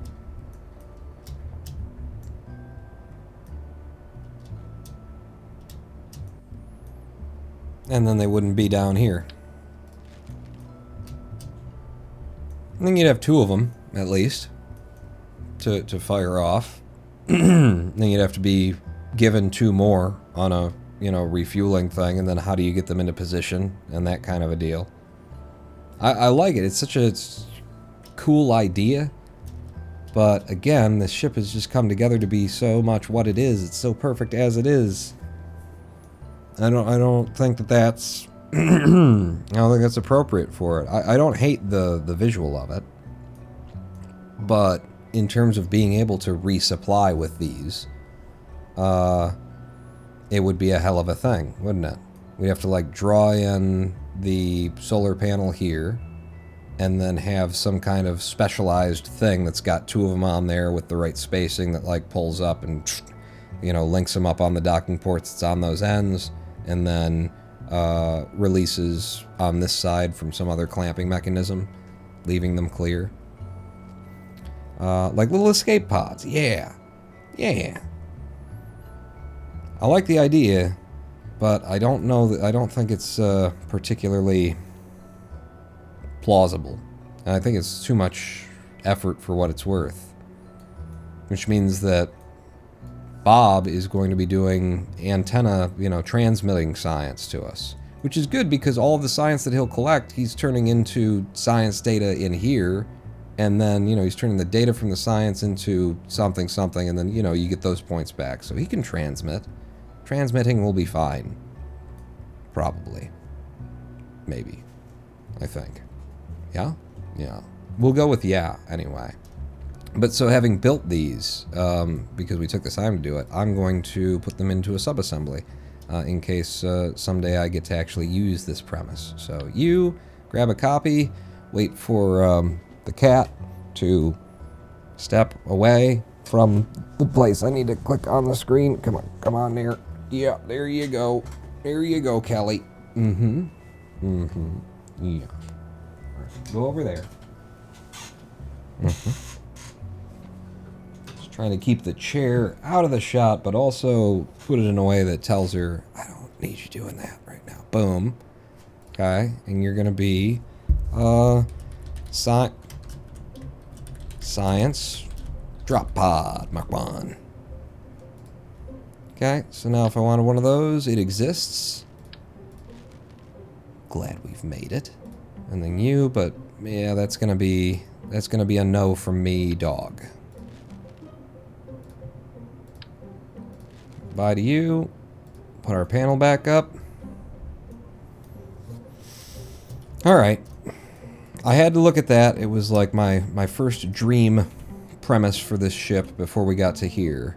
But now we are here, and the issue is going to be how do we actually link these two ships together? Because that's the lander, and this is the mothership. Incidentally, for you, need to be control point forward, hibernate and warp auto.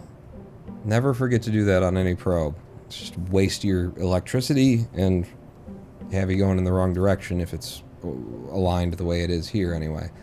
So the simplest way that I can possibly conceive of at least starting with building a robotic element that would clamp onto this guy and his docking ports would be to just start with like simple hinges like this. One on each side. We will have them radial. And just start looking at some of the possibilities and the angles and things, because this way they would fold up. See, do you want them the other way? Because if they're the other way, they open the wrong direction. No. So, with the target angle, Let's move them back. Yeah, that's fine if it gets up under there. That's in fact, that's cool. I don't hate that at all. So then you can go to 180 and it'll be at this angle here, but we want them wider. Craft is a bit overcomplicated the way you're going to dock young robotic clamps. Using robotic clamps. Yes, that's, yeah, correct. It is more than a bit overcomplicated even, I would say. God damn it with the traverse rate. There's just too many things that you can touch here that aren't what I want, and then I touch them, and then I can never get them back. Like for that kind of a setup, that's gonna be too thin, is the deal. I guess what I was thinking was, if you had, you know, clamps that came out like that, and then you also had, on the ends of them, hydraulic cylinders that pushed in with your docking clamps, so you could get them to the right angle where they're flat, but they're out, and then clamp on with them. I guess that's a problem right there. Point. You can't have it that far back because it would land in the fuel tank. So the furthest back you could go with it is like there, if you were going to be able to do it off of a system like this. This was the simplest idea that I came up with during the live stream break, trying to think ahead and be like, okay, so how would we do that? This is the simplest premise I could come up with. The other premises that I had, far less simple, more stupid is a way of putting it. If we stand them up and off, so structural, I hate using the modular girder segment because it's so much weight for so little, so much almost nothing. These are friggin' massive, so that's not an option either. But then these are so damn small. I really understand why a lot of people come up with or are happy to use mod packs that add things, Restock Plus and whatnot, that just like fill gaps that are like, this really should be in the game, shouldn't it? Am I crazy? I don't think I'm crazy. I think this should be in the game.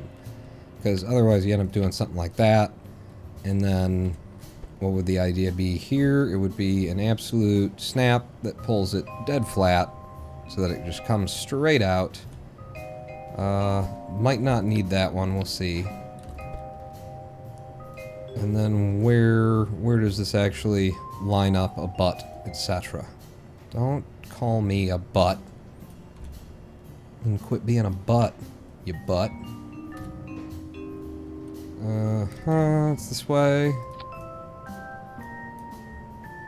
Hey, that actually lines up pretty okay. But you're right back to the point where you're just squeezing everything. And then target angle.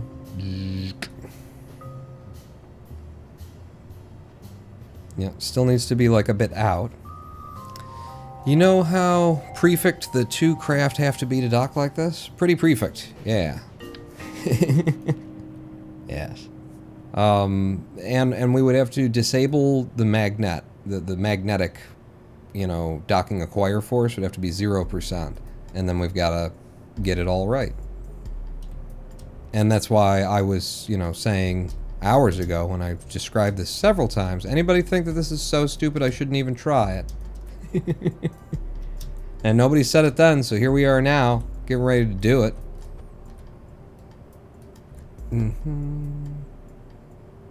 Like, how far out can I have you where you're still actually touching the damn thing? About there. And then, yeah, you still would need more width. Why no magnet? Crazy to dock without it. Oh, I get it, because the grabber. Yeah, and it would, when you're really trying to do something that's that precise to get them lined up and get them to go, the magnet is just gonna like, it's gonna, you know, start moving the ship around and throw everything off. Pawn's a speedrunner shooting for prefect and getting screwed by a bug is his whole deal. But it'll need to be perfect to join.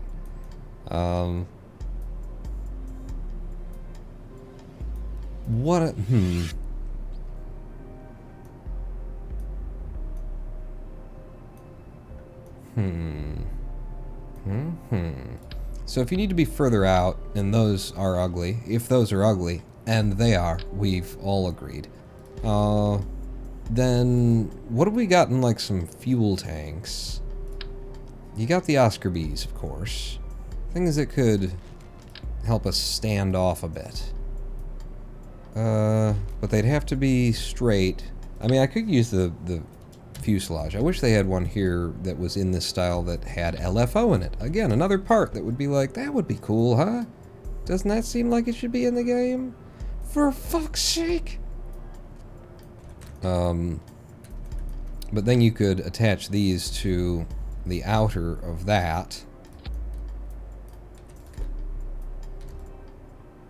Get back to wherever it seems to make sense to my eye, where it might end up looking okay, and then push you in, and then this is just liquid fuel, so we'll just empty it.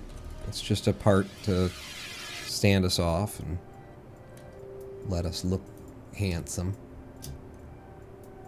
Why are you and you at different places? Did I just put you on at a... Oh, I put you on without a snap? Is that what happened? Silly me. So, and actually... Yeah, you could make it look pretty cool with that. Because then I could go to aerodynamics, grab a small nose cone, flip that around. Oh, and I can't change the color of that. That's still okay. And that comes back to a nicer line, and then you got this little clampy thing that's coming out. Now it's got some width to it. Doesn't quite look like it would be enough width, though. Which would mean pulling you out a bit more. Which apparently might also mean, like, then maybe we come up to this line. And then you've got some width to you. Another docking port. These are going to be Clampatron Juniors. And I mean, if it were like this, this would be the simplest. I was thinking, like, that there would be...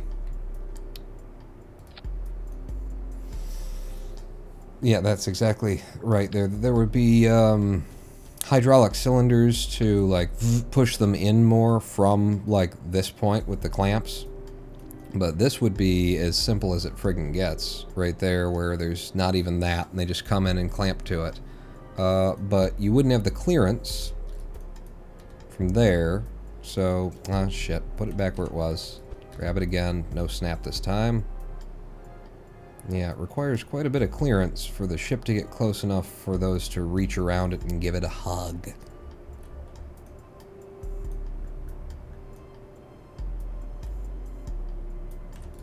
You've still got room to move these out more, too. And that was why I was thinking the hydraulics, because that means that you wouldn't have to actually get this right from the point of construction. You'd be able to make adjustments to it. I was also thinking rotation would be helpful. But maybe that doesn't need to be there. And then you... How about if you're, like, right at the end?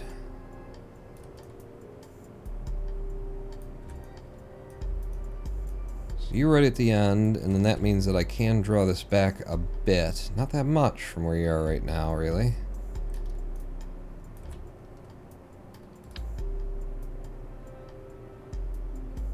So we certainly still have clearance there. Yeah, because we're not even centered to it, and this side's got a whole bunch of clearance there. And we're lined up with that. So there's some theoretical plausibility to it. Again, to make it not look like spooples. Can I have one of these on the back end of you? No, because I attached you using the node. So don't attach it using the node, and then you'll get to keep that node. You there, grab it. Give me an absolute snap. And then drag you out. Let's say to there. Oh, you're way too big. Oh, I hate this one.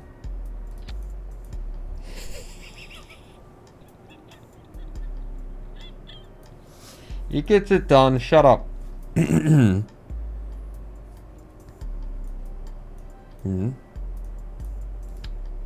Oh God, what have you done?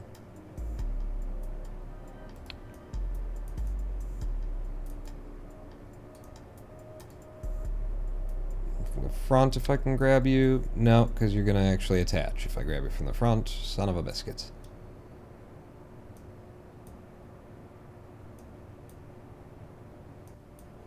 Just trying to leave you in a spot, if you don't mind. Sure.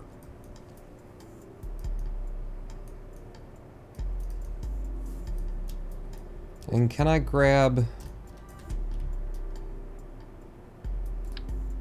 No. Fuck. And that doesn't reattach. I've done it again. I've done it again. Just throw the whole thing out. Throw the whole damn thing out. Let's see what we're looking at here. Like, when you tried to come back in, that's a problem for those being there. Because they're not... No. You can't have those there. And then with you... Target angle. So you do pack up okay. And then the most that you could possibly be... Well, you just did a snap on me. Be about there, I think. For the plausibility of that. And you come out and do like that.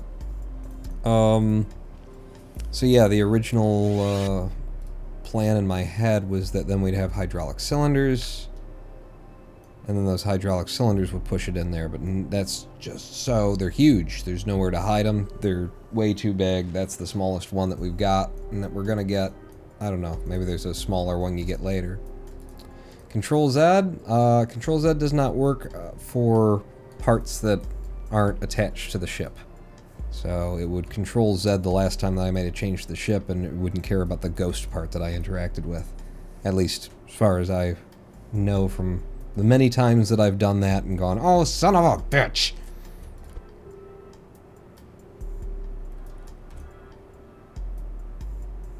Yeah. Open VAB, bottom, Bob's Science Tugboat Mark II, merge in, and it's back.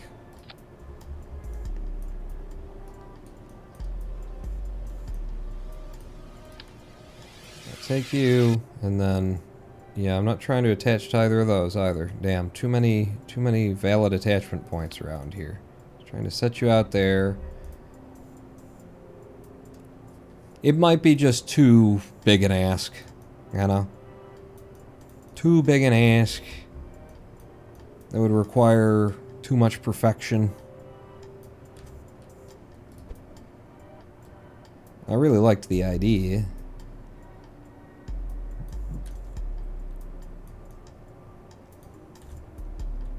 Can I... So if I hit just 2 and then I grab you... No, I can't. You can't interact with non-parts like that are parts. Not partly even. But what you could do is take the whole this and move it. Just to get an idea how these things line up. And that's... I'm dragging the whole ship there. Now I'm trying to see what the ghost parts are and where they would meet. So, like there on this side. Still a little bit of a gap. That's probably it. And then on this side, you're embedded. And that's why I'm doing that, is so then I could grab this and say drag it out until it's about half the embed that it was before. Something like that. Grab the whole ship again. And then on this side, let that line up for the ghost. That looks like it. And then on this side, still embedded into the ghost.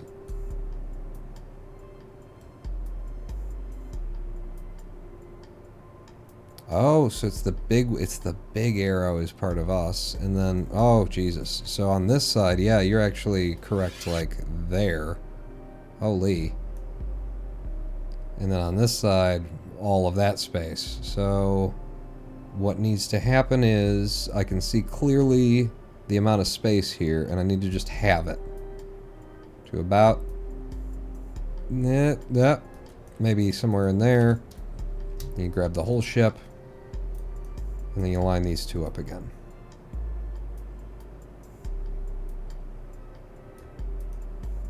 It's almost correct there. It's a tiny little gap. I'm trying to get it to where it's plausible.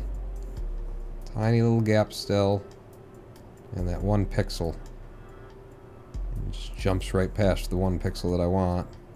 So it's a little, just 1 pixel over embedded on that side. And then over here, we're floating for days. See now, how's that? That doesn't seem right. It should be, bring you in by half, and then I move the whole vessel, like I've been doing, and then it should just line up. Nice, nice like.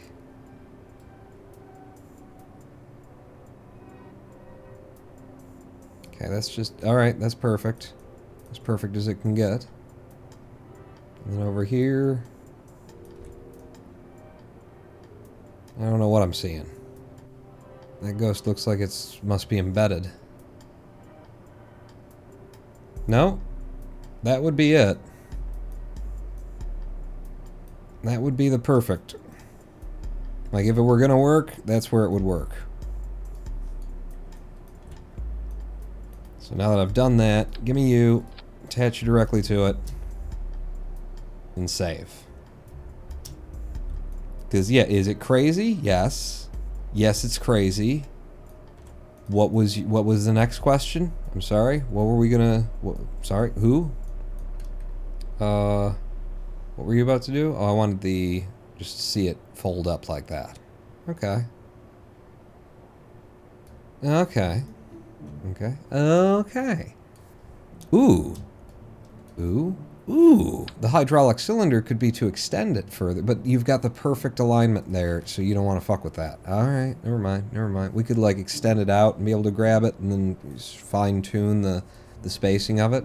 That's interesting, anyway. Yeah, let me stang you off. So I wanna get this to a place where we could test it, like, on the pad. So the way that we would do that is, fucked if I know, retract the antenna. Retract the antenna. You know, we can always F12, Alt F12, and lose gravity for a moment if we needed to. But currently the only attachable node for this, because of the way that we brought it in, is actually front and back, but, you know, it's there. So, if I were to maybe give you a docking port, like the regular size one here, and then flip you like that, and then attach you there. Okay, and we're off. But that's alright, that was kind of expected with the centers of mass being slightly different and everything. Be off. And then when the center of mass goes back on, I mean, I'm not seeing anything there. It's too much to look at. I suppose I could get that, like, perfect, too. If I cared. This isn't what the test is for. You know, it's not the thing.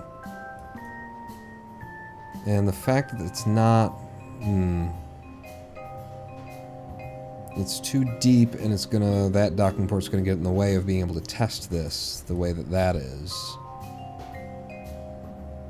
Maybe instead of a docking port, you just decouple from there. And that's an idea.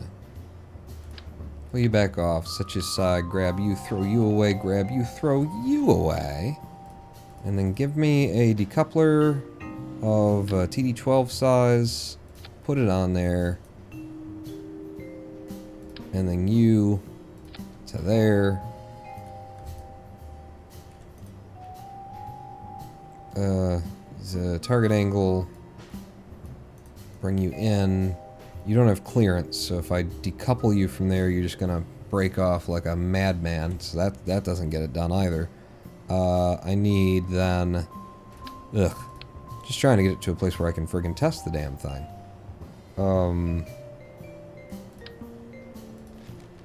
I do a stack separator. And there's a stack separator there.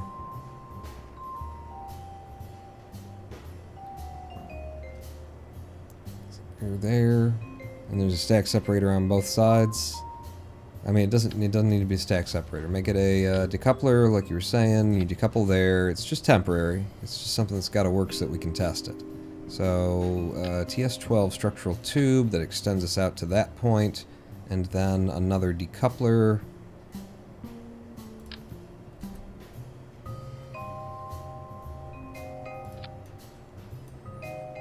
Is that the right way? I think you want that there, and I think you want this one there, and then we're just gonna, it's just gonna drop is what we're looking for, and that's force percent 0 for you, that's force percent 0 for you,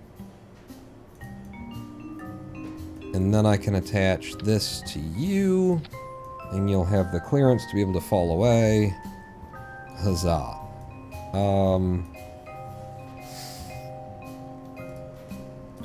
Just hold it up with clamps at this point. We can, you know, deal with landing legs later. It was never supposed to be a vessel that would land, so I'm not sure if we'll have them or not.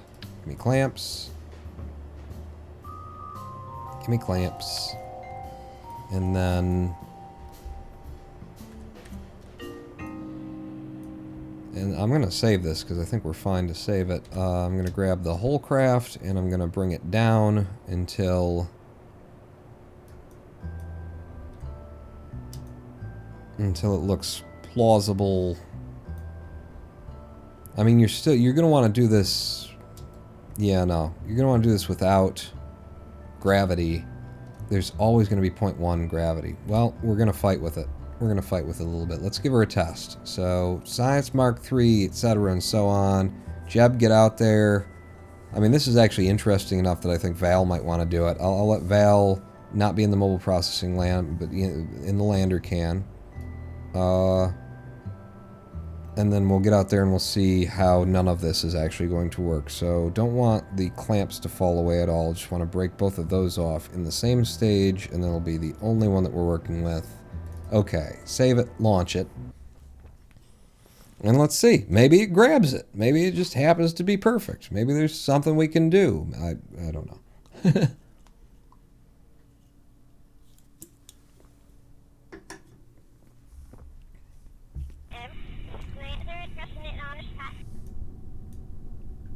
Oh, good. Why don't we do it in the wee hours of the morning, too?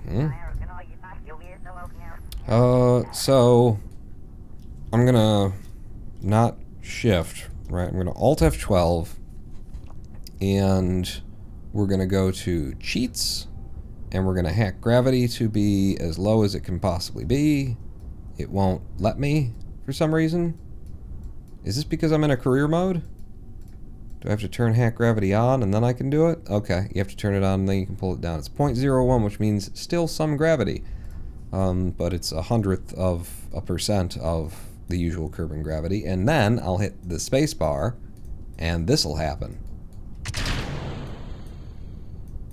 And now, what are we controlling? Because I need to be controlling you, RCS on. RCS on, we didn't have the correct directionality, I think. Control point forward, and then K.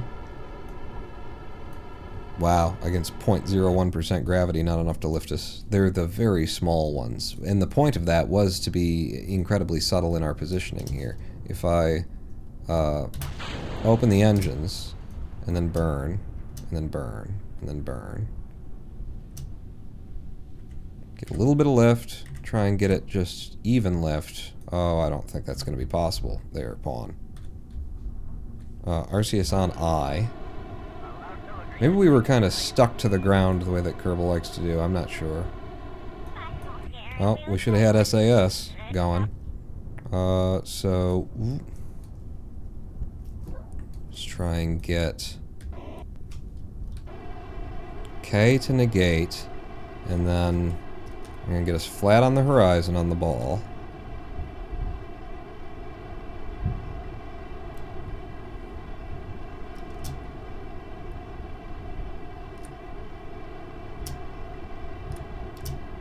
Yeah, I'll never be able to get this a perfect balance, will I? In the 0.01 gravity. We'll thrust limit to very, very little. And then I'll see if I can't find the place at which the thrust is, like, perfect.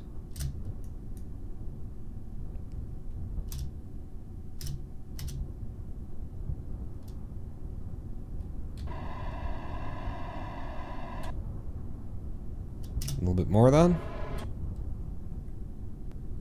A little bit less.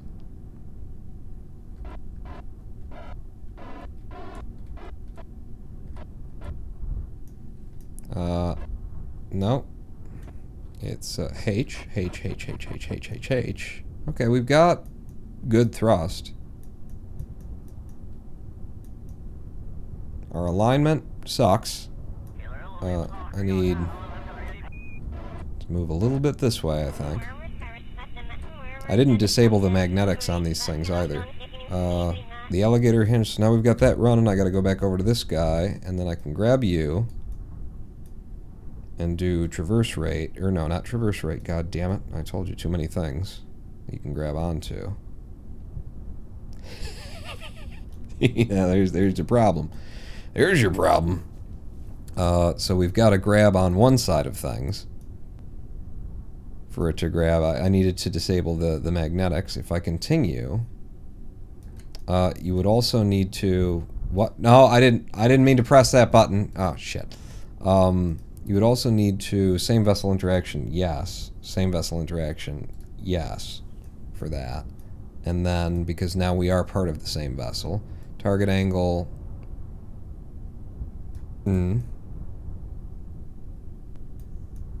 If I decouple here, are we still coupled on the other side, is the question. Undock.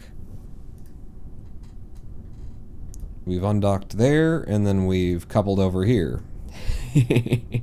Let's see if from here I can docking acquire force 0, docking acquire force 0, docking acquire force 0, docking acquire... Okay, good. And then if I undock from that, it doesn't say that we're docked.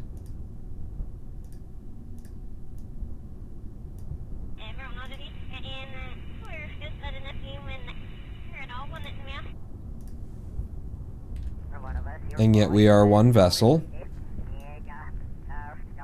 What? What? Do I need to have some amount of docking force or else it won't report it as being a docking port or something? Picked up a tiny rotation when you burn the main engine. I mean, we locked in, and it seems like we're locked in right now, but that ain't how that's... Let me just grab this, and with the target angle, aha, we release, and then we find out which side we're actually attached by.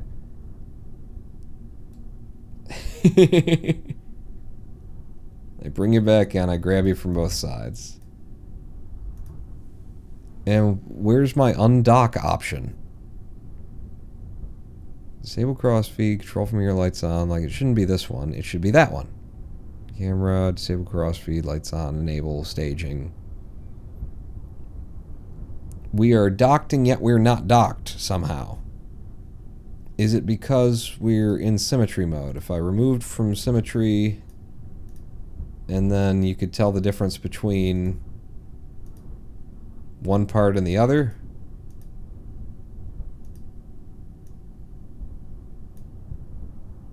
If I remove you from symmetry. Undock. We're undocked there. There's no option to undock there or there. Yeah, this is odd.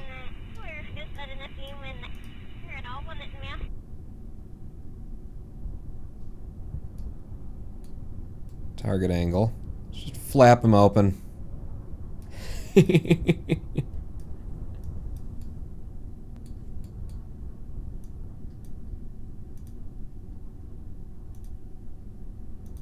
I've broken the game. I've definitely broken the game. Make primary docking node and then undock. Okay. I had to make it the primary because they were in a symmetry before, or I don't fucking know. Curious things that I'm learning. So back to with the U to closed mostly.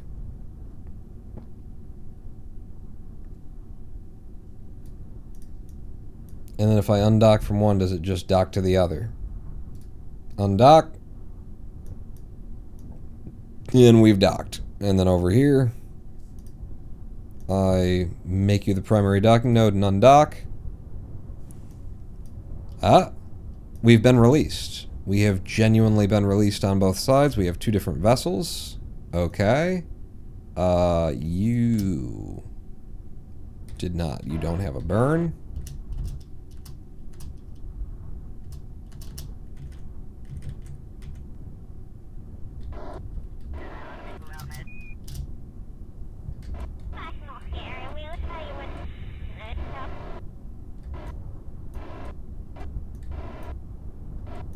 It keeps like jerking like, okay, I really want to do something right now.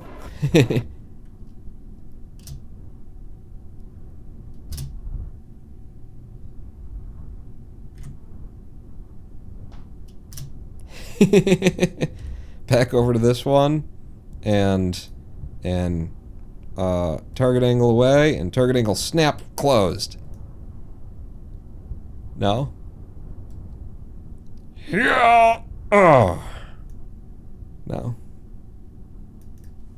The fact that they moved away and came back might mean that when we HN or KN,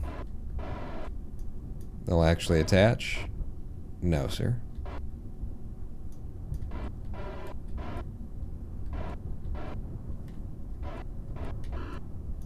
I mean, it's fun. It's fun trying. Okay, well, we're a ways back. Oh, yep, nope. And then with the SAS that was off, I didn't realize. Right there. Get on the perfect line. RCSH. RCSH.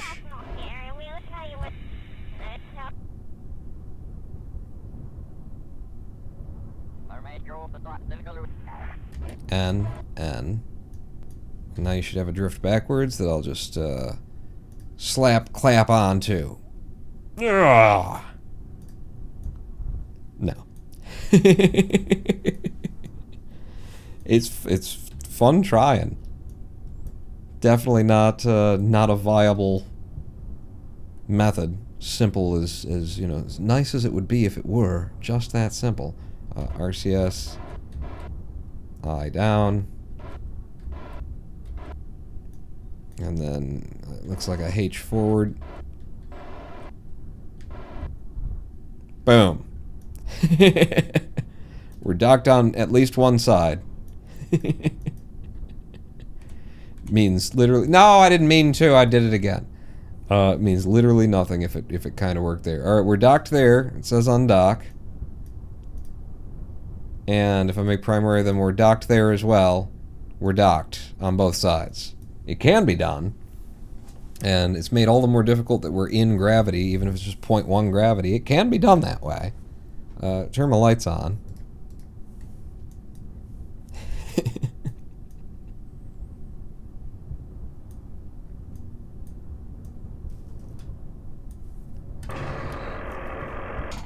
The landing gear in.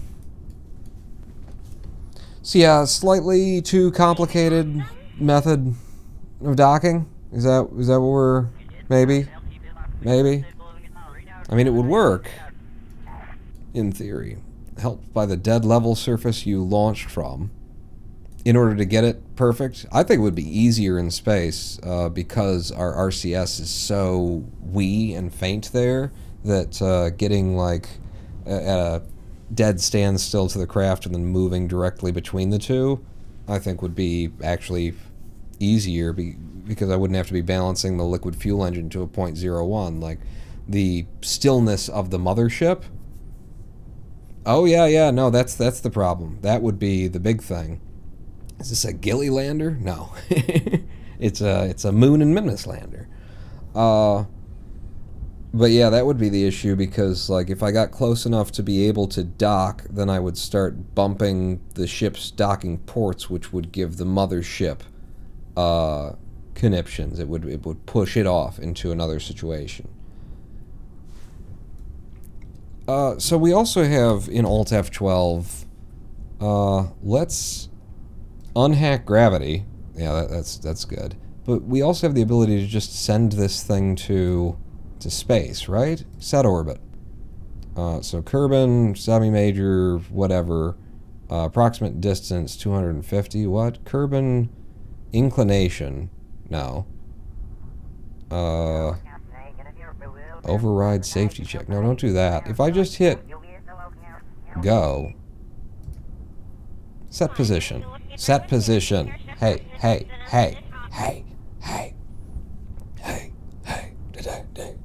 So altitude, we want to set that to 75,000. Is that about right? Heading in degrees, 90. Exactly. And then you, Kelly. Wow. Flying kitten. Set position. And we're in orbit around Kerbal at 75K. Why don't we have a periapse? Oh, okay, so, right. I was wondering why our height immediately started descending. Alt F12. No, Kelly. No. That's a no. Big no from Daddy there. You go. So set orbit. At Kerbal something what? I don't know. With the set orbit. Just click the button and we're in orbit. Yes, a perfect orbit. No, Kelly. No.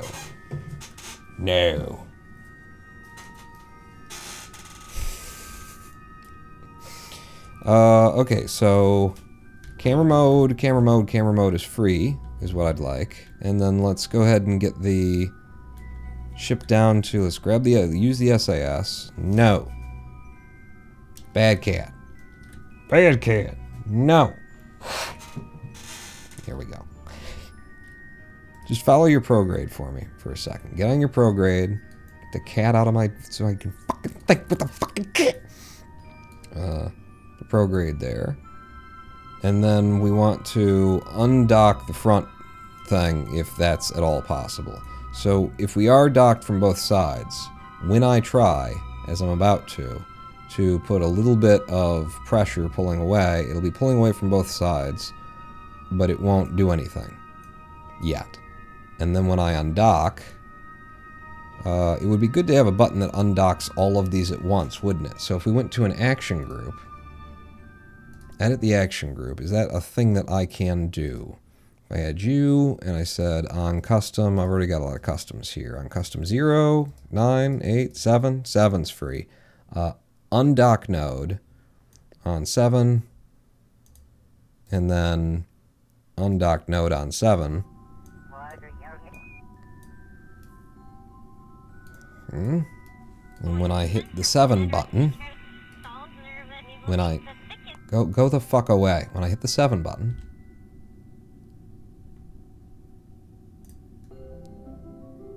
seven though, 7. What about 7? Alright, so maybe it's the other ones that need to undock. Damn it. Alright, back to the action groups. I put the wrong ones in. So, nope. You and you can go fuck off. We're still in 7. It's this one, undock node. And this one, undock node. Yes. And again, 7. And we release. On both sides. Yes. And then I go to this craft, and I'll just pull her out. H me away. Okay, yep. Just like, you know, would have been... That's good. Give us some random angle, some difficulties to have to try and deal with. That's what we want. Yeah. SAS for you, by the way. RCS off. Follow your prograde, or just get on the 90. Okay. In fact, I'm just gonna head somewhere. Full something, and then spin, and then stop the engine. Alright, and then we're going to target that vessel. And specifically, I want to, like, target the... Yeah. Okay, now let's see if we can't get back to the damn thing. Now we are controlling... Again in the wrong direction, I think. So, at least for what I am anticipating here. Control point forward, control point up. No, up. Forward is what I want. Yes. No, it's not. Because you gotta use your engine in order to get back there. So control point up. Get you here. And let's just head back to our target. By the way, this engine is a little bit more powerful than we're letting on here. So, oh Jesus. I'm just going to approach it gingerly. Right. On our way in at 1 meter per second. I'm not allowed to get on my retrograde. Why am I not allowed to get on the retrograde? Am I just going too slow? I might just be going too... There we go. Alright, now get on your retrograde. And then stability assist, because I'll handle this, thank you very much. But we're coming in. Coming in for a dock. As though this could be a thing that we could do. Now, before we get there, what I should do is open you guys up a bit more. So... You're back to like a 160. And then back to this ship. As we come in. Do a flip. Yeah. No, wait. I did a flip. My flips are done. My flips are the best flips. Never seen flipping like this before. Oh my god, these flips, they were huge. They were the biggest flips that anybody's ever flipped. And Mexico paid for them. For my flips. Down. Oh yeah, landing lights doing their job. About now.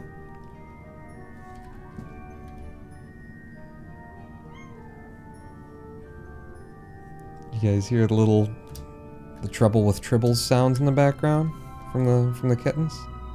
How we doing? We've got lots of room. Lots of room. Let's slam to a friggin' halt though. I'm thinking, what if we came to a 0.0-ish kind of a halt? And then I did switch back to, I think, control point forward. Okay. Now what I'm going to try and do is line up with this bastard.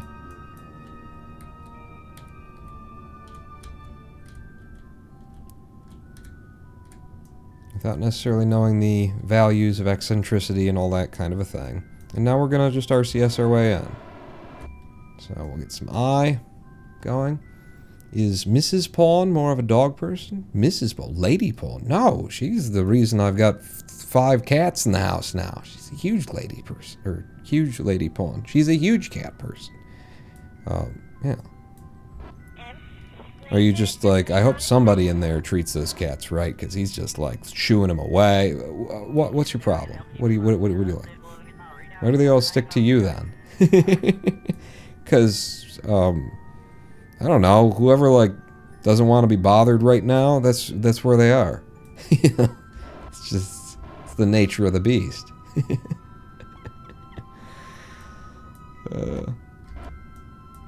Okay, we're drifting in nicely toward the thing. I hate our orientation. Could I have, locked? Yeah, locked. Locked to me. That's way better. Okay, so, we're gonna H to slow ourselves down on the entry. KSN. Okay. From this angle, come in like that a bit. H to slow myself down a little bit more.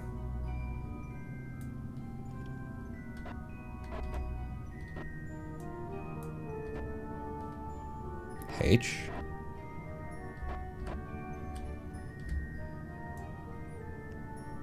Okay, it's almost dead standstill there.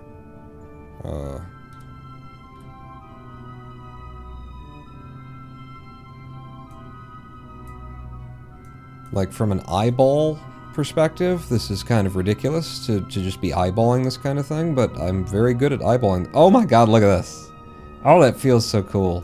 A little bit sick to my stomach seeing it, but still, a little bit cool. So N, in order to push us into this gap.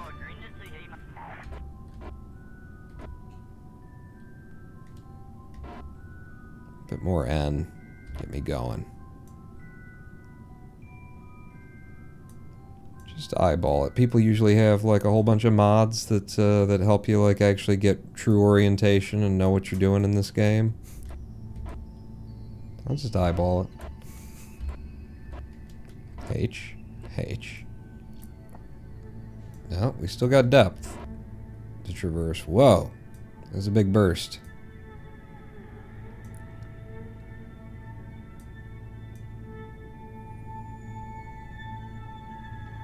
H, H, because not liking that.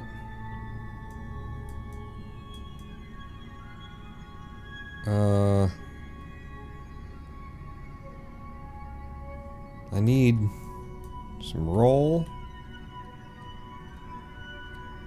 That might be the wrong kind of roll, and we're starting to drift. It's back.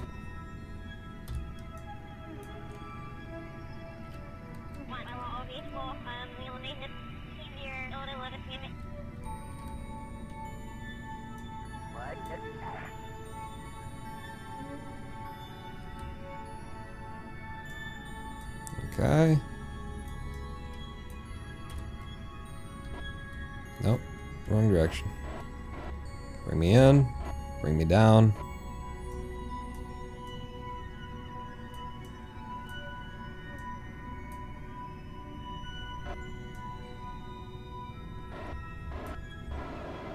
No! Wrong. I needed to hit H and I was hitting N. Oops. Happens to all of the space people. Also notice that we're still okay. Even though I bumped the craft.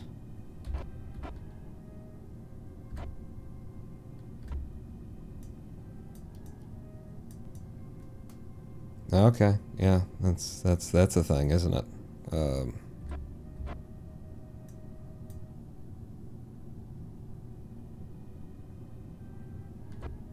Most difficult part of this for me right now is actually figuring out which... I don't know. Which direction the rotation is that I need. Like that? Yes. Okay. That seems about right. And then... just a little bit more there.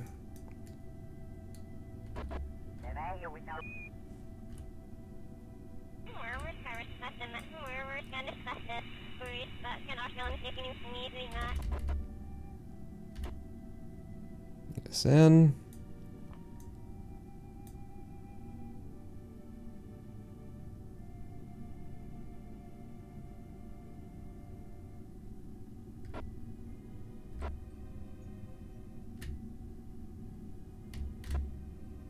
Alright, switching over to the other craft. Oh, wow. Yeah, that view. Give me locked mode. And you.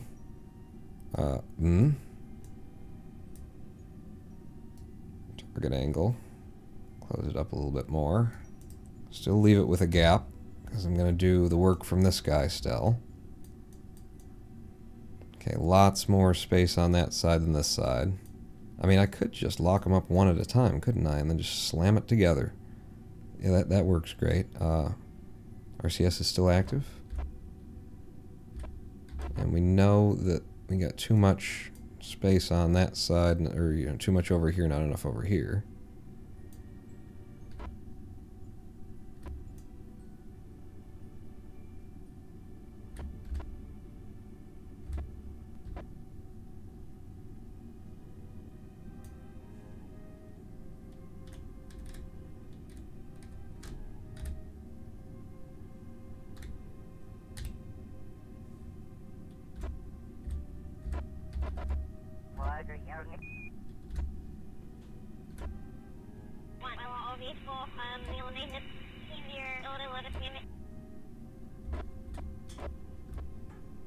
Almost. Give me a second. Nearly there. If I could just remember which buttons do what consistently. And then back over to the other ship. Rush in here. Clamp it down. We're fine. We're not. We're definitely not. 175 now. Back over to the other ship. Son of a bitch. It's like when I switched ships, it like gave the ship velocity and it started moving away or something. That's weird. RCS.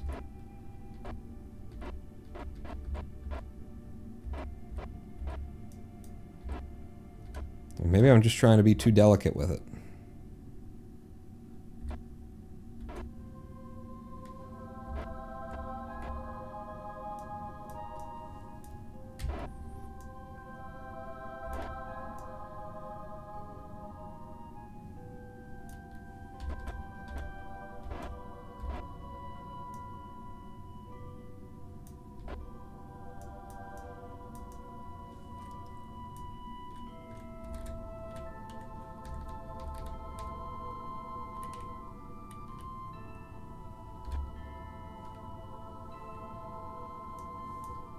We're in a near clamped position right there, and we've just docked. Yeah, so we got a dock on one side from that, and then the other one not so much. I wonder if that's the way that this would be going about, because then what I can do is hit the undock button here, which should dock us over here, and then I hit the undock button over here, make the primary node. And then we're free, and then I switch back over to this boy. And before he runs away... I mean, we're still sort of clamped in just the right place right now. So then you go back to him, and you go... target angle away, target angle clamp. And nope, that's just one side. Damn. I missed a lot of this, but looks hardcore. It's stupid is what it is. It's a very stupid way of doing this. Make the primary node. You are docked. Undock. And then make the primary node, and you could undock. Make the primary node.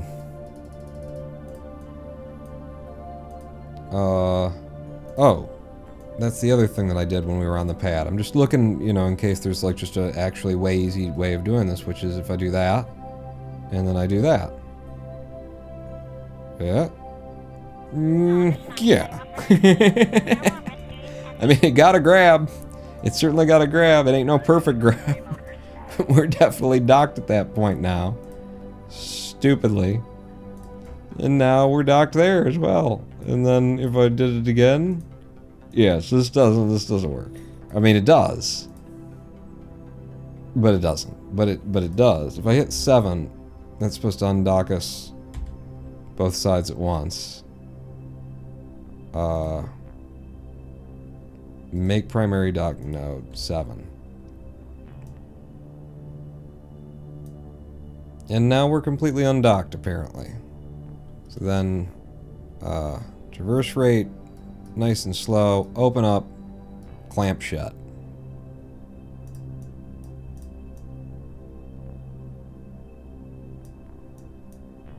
You didn't like it? Alright. Traversal rate, stupidly fast. Open up, clamp shut. It's kind of cool, is the thing. It is kind of cool. And then when I do that, like, I'm pretty sure we're docked on both sides right now. We just have a shitty dock on this side. Yeah. We just have a not quite right dock. And then that's always, like, bouncing around out there and rotating and whatnot. Damn, but look at the ship, huh?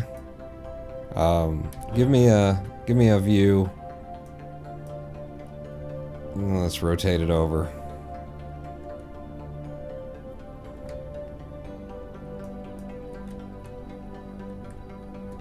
Certainly not as though we can't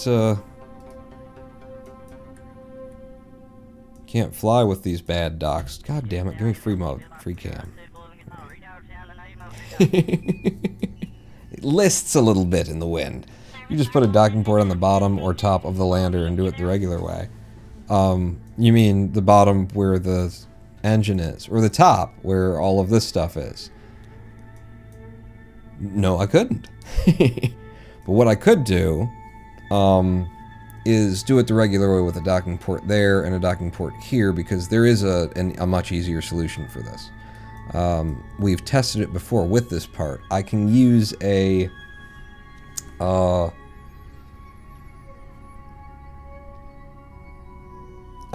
structural tube that's empty in order to give us a little extension off of the front, and I will actually be able to exit through that structural tube. That doesn't help me at all, because then I still can't get out of the vessel. We could make a standoff thing. Yeah, something that allows us to connect, but that maybe even with a fairing. A fairing that uses the structural and then we're using the interstage node. And the interstage node always remains because we've got a docking port at the end of it, and it's off of the thing, and so there's a docking port, but there's also a gap where you can exit the craft. Because that's what this all comes down to, is that there's no place in the way that I've built the lander, and I love it. I love all of the design of it so far. There's no place for us to be able to enter and exit the lander once it's not part of the craft, not part of the ship. And so grabbing from, an angle like this allows us to have a lander that we can still exit from when it's landed.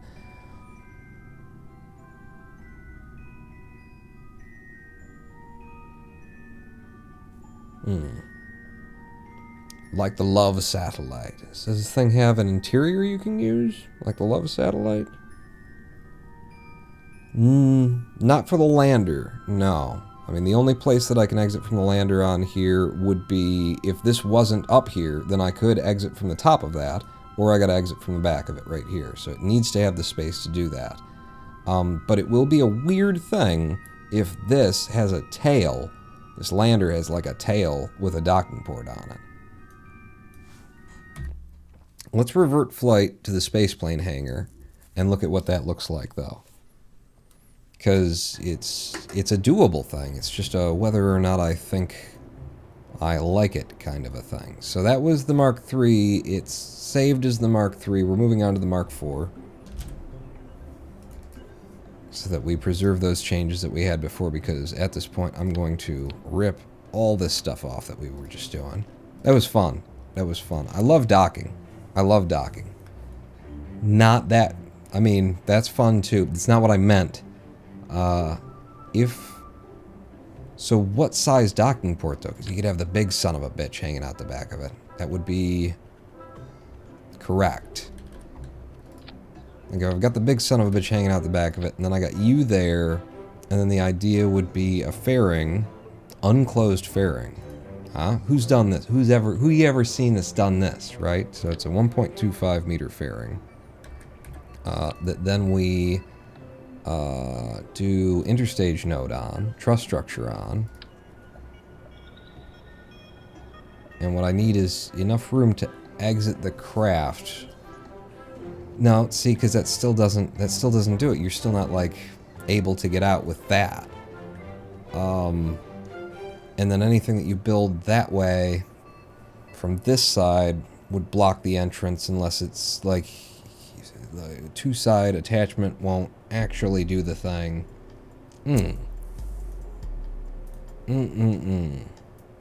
What an issue. It's like I can do a little patio kind of a thing.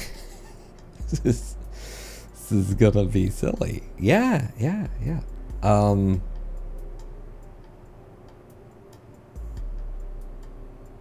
So structurally, I need a grip pad too big, but I don't have just structural panels unlocked yet. Jesus, God, just make everything difficult for me.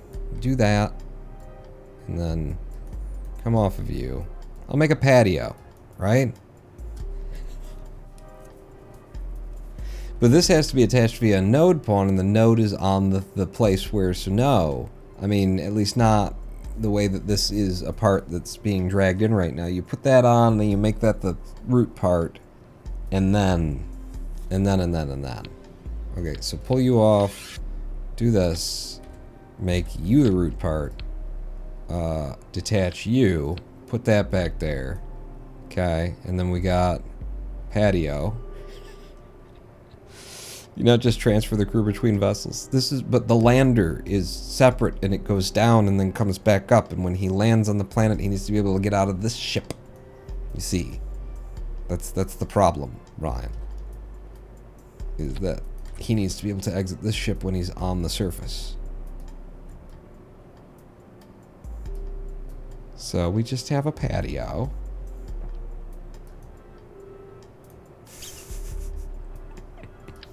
And then you can attach radially. Okay.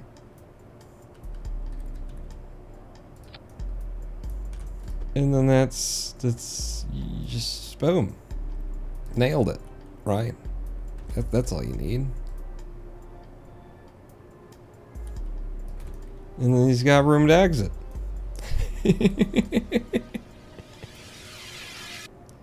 You see why the difficulty here. If I went to a radial, or no, a mirror mode, and increased the snap, and then did, well, no snap, and then did like there to here. You can't buy me, hot dog man. That didn't work. Good evening, Pawn. What are your thoughts on the push to eliminate student debt? Good out, bad idea? Good idea. Good idea. Just get rid of it, pay it all off for everybody. At least the federal government can, without, you know, having to do anything, just decide. Doesn't even need to pass a law or anything. Like, it already has the authority to just decide that for every FAFSA U.S. student loan that the U.S. government oversees, it could just decide, okay, that's done. We're not gonna collect on that anymore. It's all forgiven, and that wipes out the bulk of student debt, especially in particular for people who didn't have, like, money. You know, people who had money got loans from companies that would make loans to their parents. But the people who didn't, like me when I went to college, that part of your loan debt was through the government.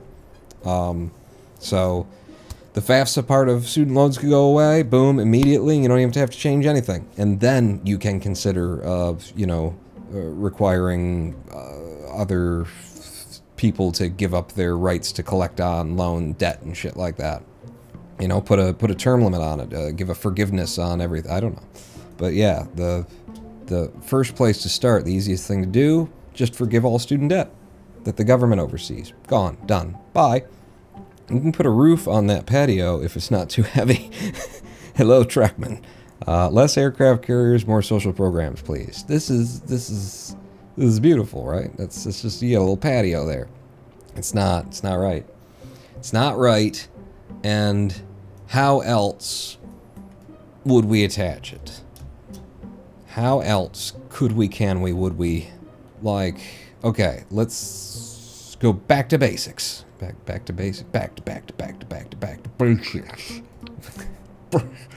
Stop it. So pull you away, pull you away. Simple things. Simple, basic simples. Simple, basic simples.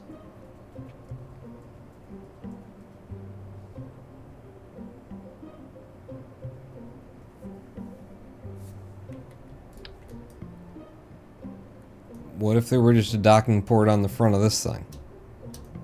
And then attached to a docking port that was like on this. Where's your center of mass? It's not far off. Yeah. So the center of mass for this is like right there, which is why this is it doesn't. But all right, so there is you could. It would be a slightly version, you know, it would still be what we were doing before, which is a 2 docking port attachment scenario. But it would be a slightly less complicated version to just have 2 of these on the outside, and then you back it up, back it in. Let me begin. I came to win. Challenge me. That's a sin. You know, these are things you could do. And then you have that. You got like 2 of them, either side, and so you got to have the space that you need in order to something, and then you could like maybe merge those in. Got to leave room for the monoprop. I don't think this works out in the long run either, but here I am doing it anyway, right? You know, lining it up.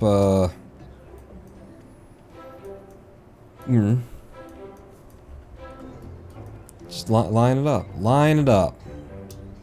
Line it up, you know?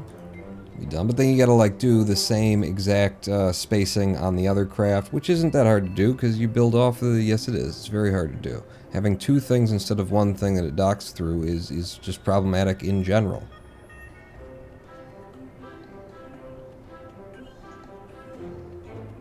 Robotic single-armed docking port?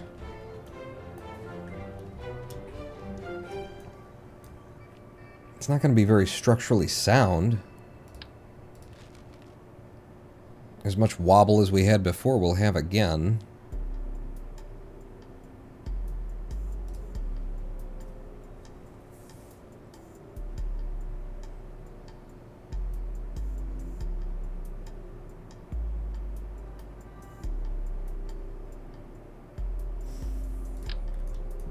Like...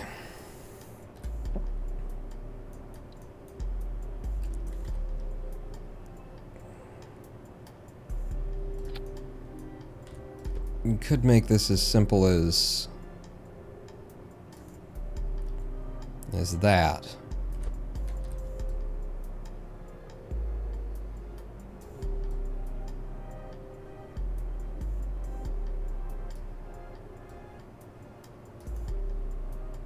As long as it doesn't actually block his ability to exit, which it may at that angle. I pull it down just a touch more.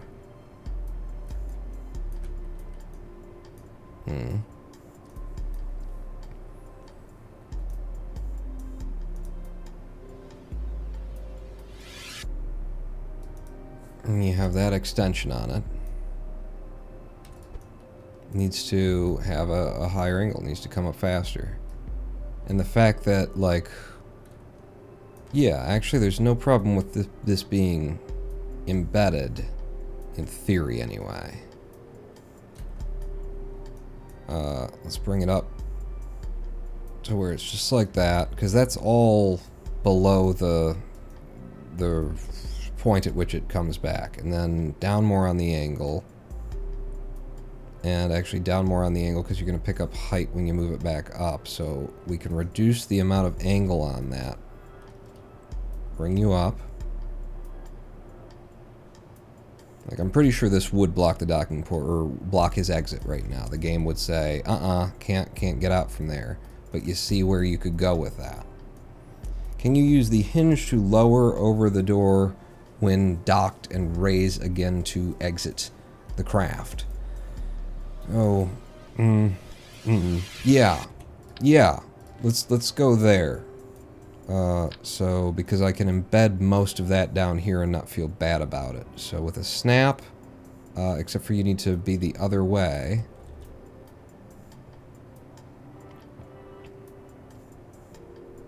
It leaves us with a weird-ass tail. But to hell with it, right? It leaves us something to stand on when we step out, kind of a deal. So, target angle when we need to exit, we've got that. When we want to, yeah, so angle limit to 90. 90. And then 180. So boom, boom, boom, boom. Simple as that. And then put a docking port on it. And the thing is, could I get away with a big one? A big one would be appropriate.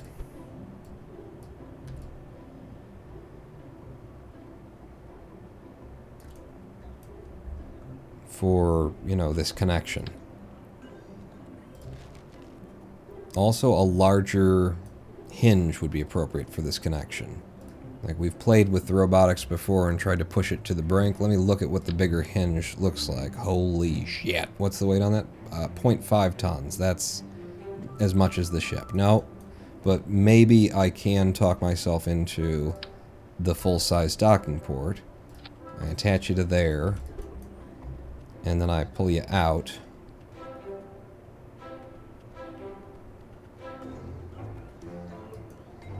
Oh, that's fucking cool.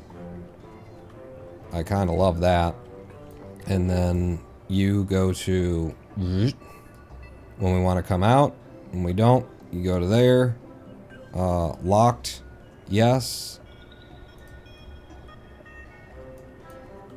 Okay. And that looks like damn fine on center of mass kind of thing. That's as close as we were ever going to get. But for that to...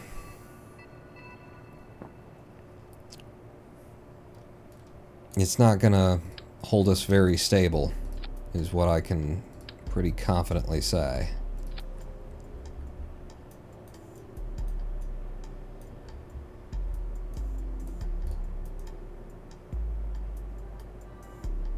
But I do kind of love it.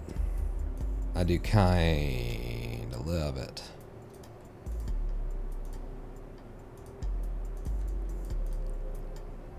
Yeah. Yeah.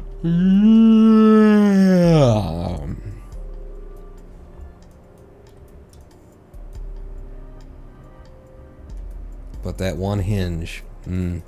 Let's trick the game into sending it out to space again for us. Yeah. Go ahead and launch it.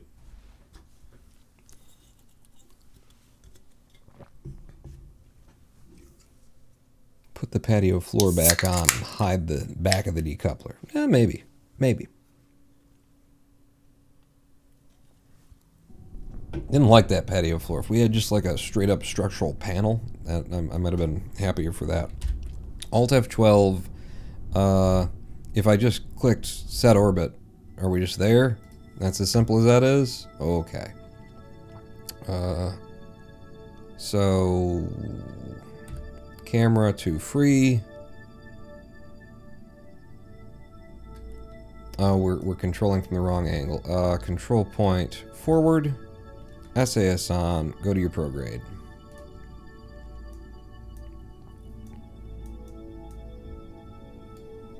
Quickest launch ever, right there. Can I just get us around to a place where there's light? Thank you. Back to your prograde. I mean, it's actually looking good right now. Now let me start doing some things. Pull up, pull down. That is a solid, rigid friggin' attachment right there, actually. Like, I was worried about that not being plausible. It having a lot of wobble and everything to it. But the bulk of our SAS is back there. I guess we should burn the engine, like the main engine. The SAS here. Hold there. Open the engines. Wow. Shut that one down. And fire. Hold prograde.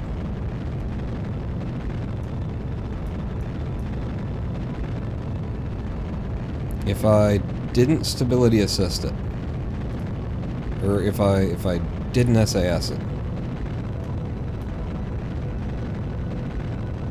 Okay. But the SAS compensates for everything there.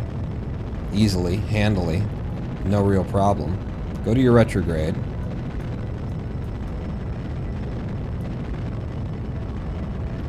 Yeah, there's not any significant wobble from the front of that. That is a viable solution, is how I'm going to say that. What are we looking at here? Apoapsis, periapsis. Alright, that's fine. Kill the engines. That's solid. I've flown wobblier. Yeah, and there's always going to be some weight imbalance from a million different things that are going on here, but that's not bad. Let's undock. And now we're just controlling this vessel. SAS is still on for us. And RCS, push me away, push me away. I'm not gonna like go flying away hard, but now we unlock you. Target angle to full open. And then, is there no one on board? Oh shit, you're in the other craft, aren't you? Alright, no, that's fine. There's no one on board here either. Nobody got on board my craft? I need you to step out and make sure that we can be in that there's no, it's all probes. I mean, it would probably work as it is. Hope you didn't mind, but I'm gonna steal that idea. It worked out good. It worked out good. I would say definitely use the big docking port. Like, I'm shocked that this size hinge didn't have a problem. Because we, with the flying semi-truck that we built on the stream that day, we found out that, you know, I guess that was under aerodynamic pressure forces, but the size of the hinge matters, baby. And then the other thing to bear in mind is that whenever you get into the position that you want, you have to lock that son of a bitch so that it doesn't wobble on you. But okay, so then it is still a matter of when you know, come to try and dock with it. So if I control from here, yeah. I have to get the right rotation anyway, still.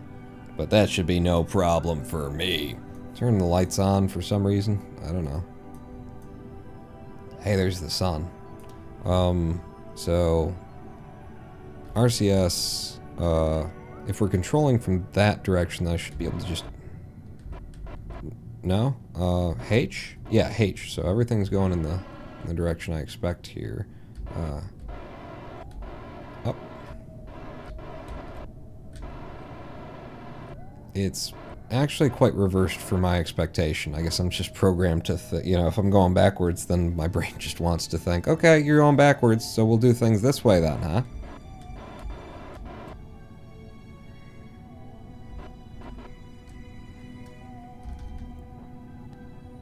So warp.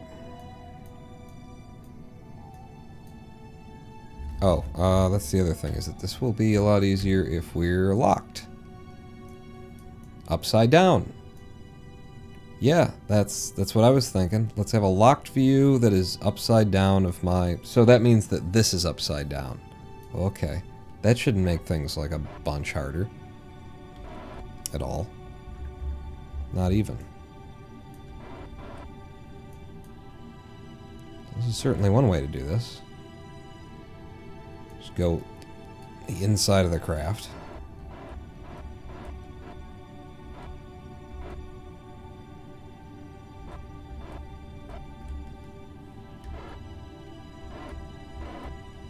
Okay, and before we actually make any attachment or anything, let me just stop, slow down, and literally slow my roll. You know? Check your roll, son. Oh, they both have magnetic forces still, so docking acquire force. Let's just go down to 10 on each. Over to you. 10. I think having some acquire force might be helpful. I don't know. I've never messed with it too much. I always just dealt with the docking force. So how would we line this up then? you know, if we were trying to get this right. Do I have information about my target or something? Approach info for the tugboat. I don't know. So RCS off. No, you can keep RCS because you didn't do anything with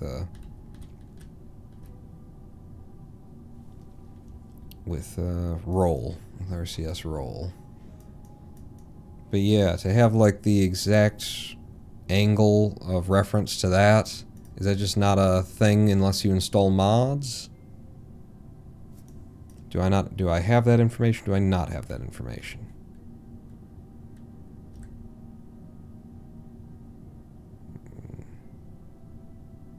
Yeah, that's my orbital information. And this would be approach info for Bob's science, the docking ports. That's what we're focused on. Intersect 1, T-, and all that kind of stuff, but it's not, it doesn't give me the kind of info that I would need to do this correctly. Yeah? Seems about that way, Pawn. Okay, then. Who needs to do it correctly?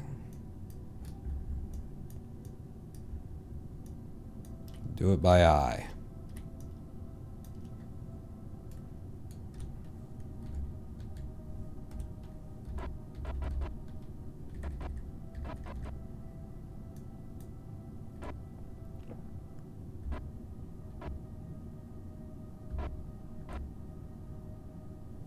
Uh-oh. Yeah, I fucked that. I hit the wrong button.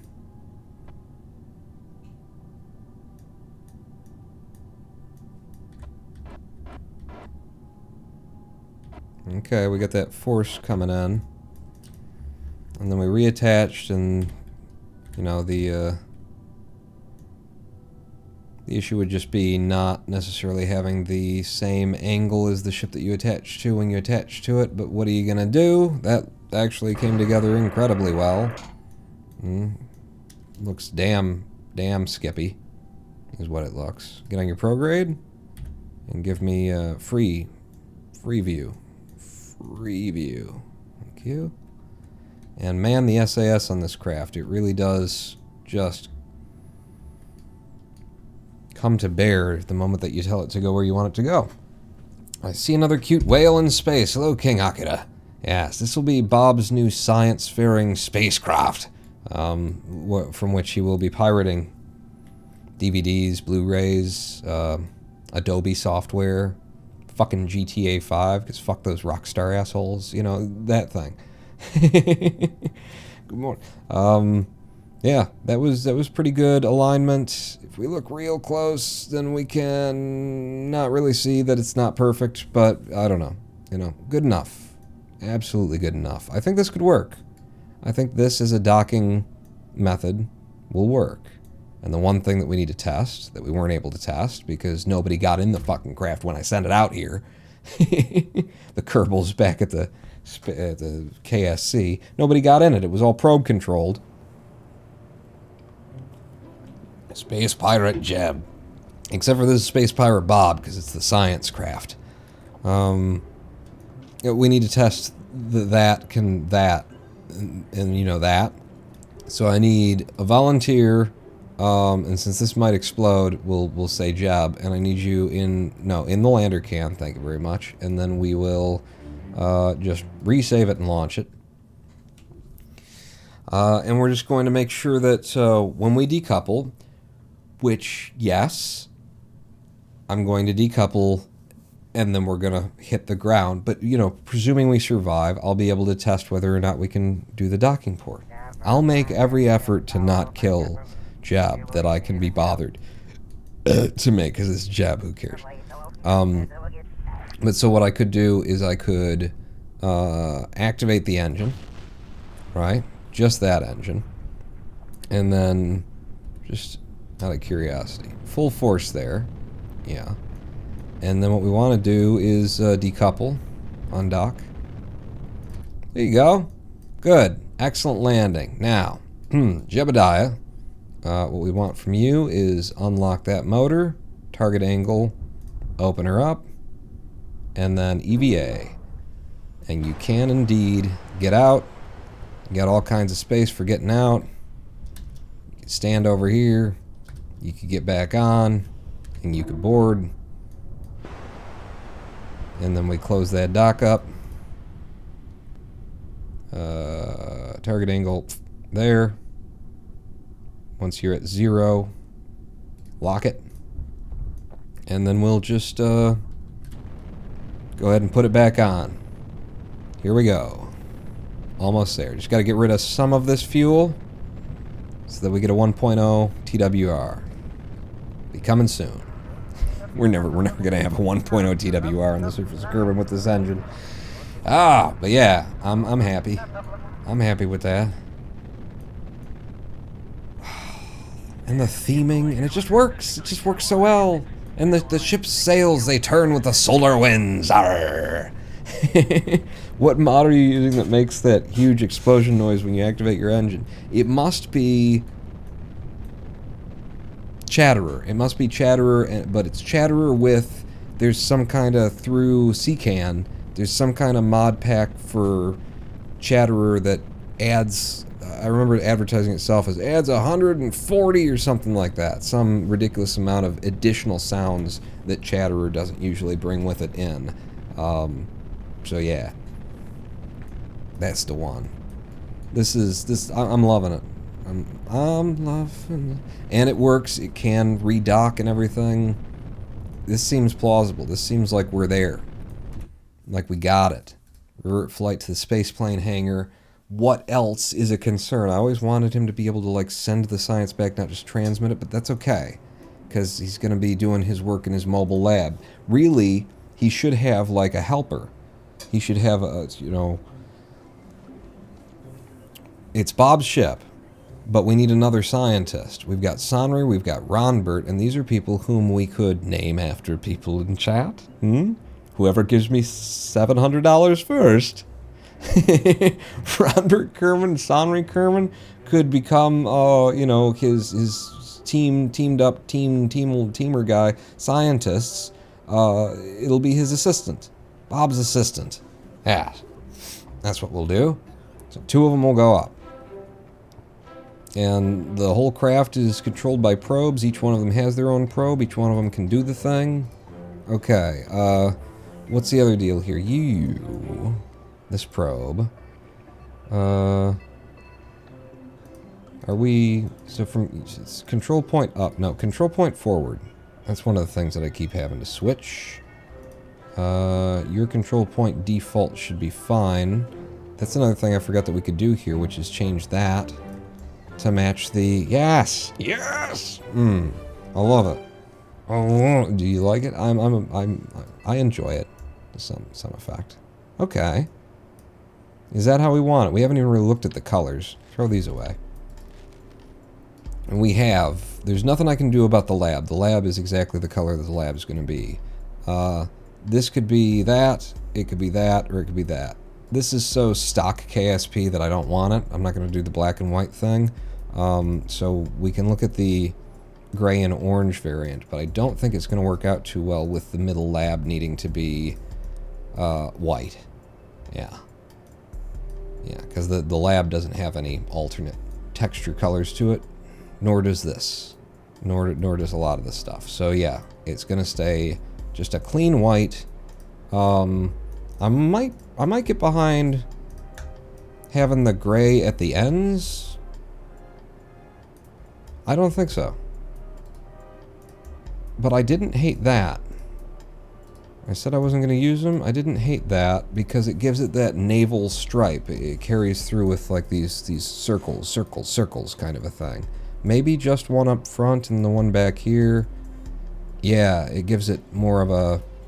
the asymmetry of it. My eye likes it. My eye likes it. And then you just look at it like that. My eye likes that better, actually. It's just cleaner, isn't it? Let me try inverting the concept. I mean, because it's the engine back there, it doesn't feel bad. Oh. Yeah. Alright, so maybe that's it. Maybe that's the thing. There is one more thing that we're going to have to be here for another 6 hours doing. Just real quick, though. these next 6 hours, is the science. I realized we should have a scanning arm on here for him. And we had a slight mass imbalance from the get-go of having this and this on the back, and we never really resolved that. This did not balance it out. Like, this balanced something out. Let's just do the math on this. That's 0.05 up front, and then you are also 0.05, so that's balanced. This, however, is a 0.05 ton weight that we never balanced out. So, a 0.06 ton light scanning arm would balance that out, and it would allow him to do some science like that, and I think it would look actually really good.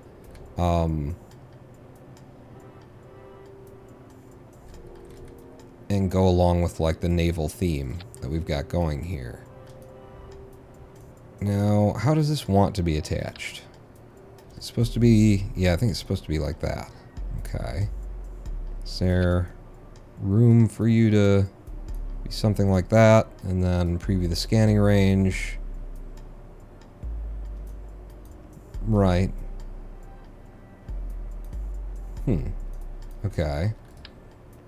I know that I've done this before, I'm pretty sure, like, off the front of the craft. Like, if I put you here to start, and I just drag you there, and then out onto the roof.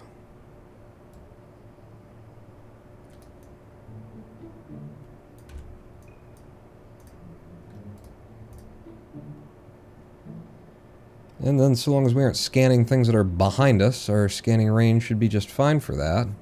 Rotation's reasonable enough. I mean, the game itself just penetrated through at the very end. If they didn't care, why should I? You know, look at this. So at the very end, watch the camera as it tries to go upright, and it...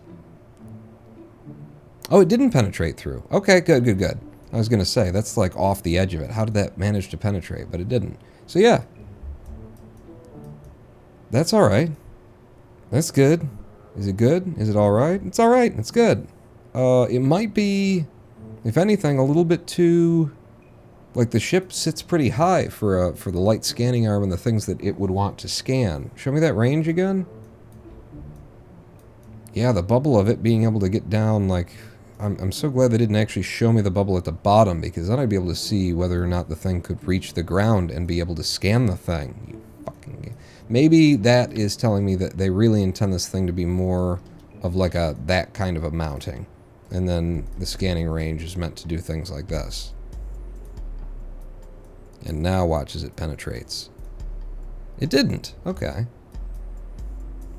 So there is that as a possibility. That would just block your view all day long. That would also block your view all day long. All night long, even. Night long, baby. That. I had you there.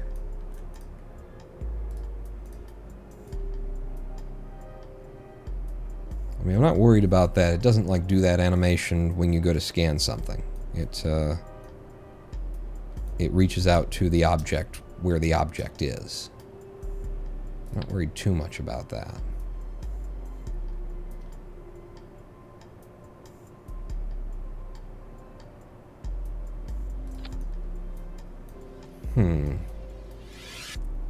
You're penetrating that there. I mean, if I pulled you offset by one or put you, like, just to one side. Or just gave you a little one-edged rotation. Oh, no, not that. That's ruined the part. That has ruined the part in my life. So if I give you there, and then just, like, notched you down a little bit, or maybe notched you up, let you tuck. And then when the gear is in, we're fine, we have clearance. In the scanning range. Wow, except for the legs there, it actually manages to not run into anything with that angle, I think. Play it again. Yeah, except for the landing legs. That's cool. But are we okay with that asymmetry? And my answer is no, of course not. What are you, fucking crazy? No. Why would I be okay with that asymmetry? Get rid of that shit. No, but you know what? It's the reason why I'm ripping this off is because this is what came to mind was if we unlock that and then target angle down and then had you like on the back of this or something, you know? So it folds out. I mean, it would have to be tucked in here or else it's going to be a problem for everything at all times, everywhere. But if you were in here somehow, I think I gotta throw you out. I think you got a weird... Yeah, I put a weird angle on you. Ha! Ha! Ha!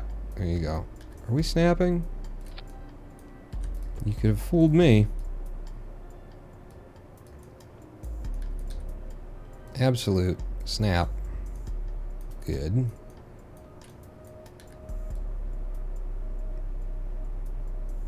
And then it just becomes like part of our trunk. Although like half of this pawn, you were so happy because it was like, and this will balance out the weight from the front that we had. Now you're just putting more weight in the back. Play that.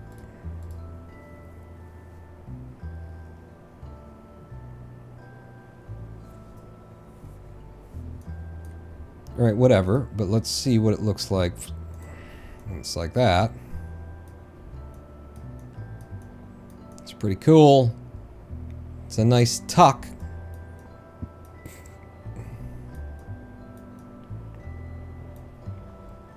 Okay, so that could be. I'm going to leave that one there, and because I did really like the idea that it would balance our weight out in a way that I wasn't able to do previously in any other circumstance, situation, 1.14. On the front, does it work anywhere? I could just have it like up there. And then it's not so much in the view of the operator. Yeah, but then it's also not really attached to anything. Well, I could even embed it. Even embed the mounting portion. Anyway.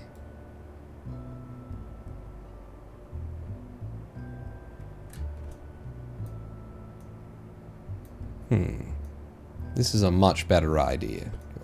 Okay, because you like it doesn't mean, but yes, probably.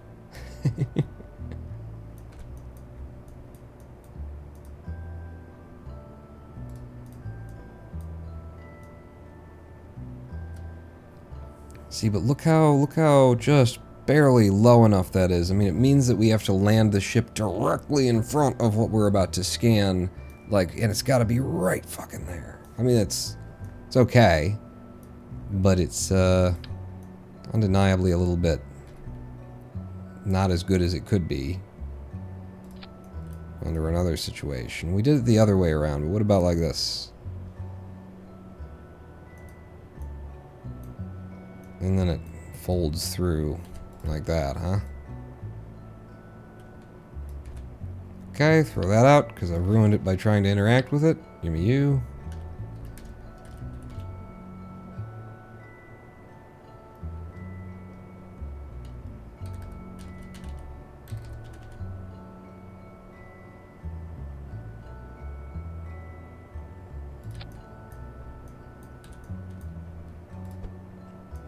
Having it down here would just give us like so much more range in front of the craft where we've landed it. And I could have that stick out just a little bit and like come into view of the operator. Yeah, in fact, that's how you'd want it, isn't it? With the snapping. Up like that. With an embed.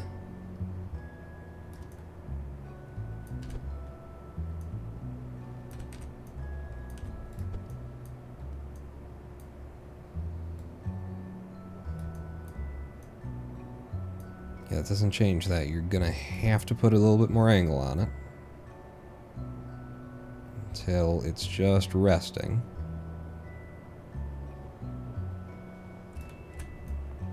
Scanner would be much better used if you could somehow send a small rover, or send a rover in a separate mission. Well, but this is the science vessel. And honestly, rovers don't work on either Mimnus or Moon very well anyway. Rovers just don't work in this game.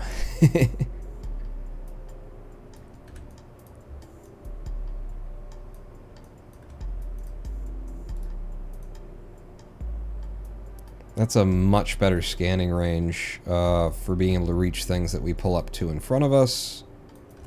And I think I like that. I don't. I'm trying to tell myself that I do, but the artist in me does not like having a chin wart.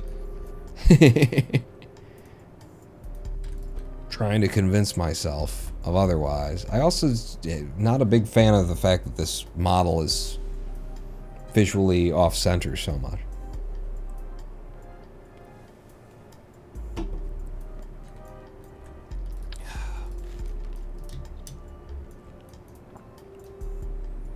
I think back there works. Except that the camera's embedded, and I didn't notice that. So, locked, no. Flappy down. See if there's a possibility to get the camera where it doesn't lay into it. Somehow, in some way. Because I could just move it in deeper. So it's like that. And then hope that Jeb doesn't step out, or Bob doesn't step out onto it and break it as he goes. Or we could take it out further so that the lens is, the thinner part is resting on it. And the mounting plate is there. I mean, it looks like you've got room to lift the mounting plate a bit.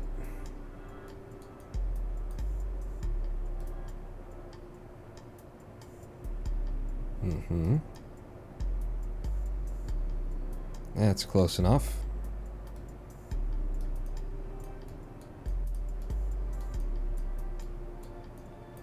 Nah. The camera ends up embedded.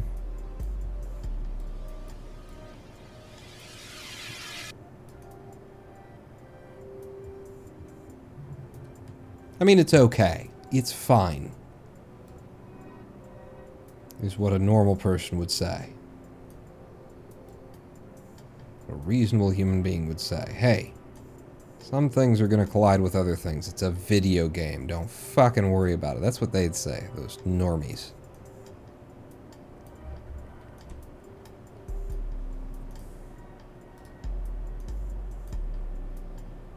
It's also a pretty damn good, like, scanning range for, you know, the ground. Although the scanning range is definitely meant to be forward and not back. So actually this is kind of, yeah, you see how it's, so it's supposed to be the other way around, son of a bitch. How long have you been playing KSP, Rhinestone? 8 years? 8 years? But not consistently. Not consistently at all. I hate this game. This game sucks. Nobody likes this game, right? Piece of crap. Piece of crap game. I just come back to it occasionally. And then stay with it for years. And then I do another thing.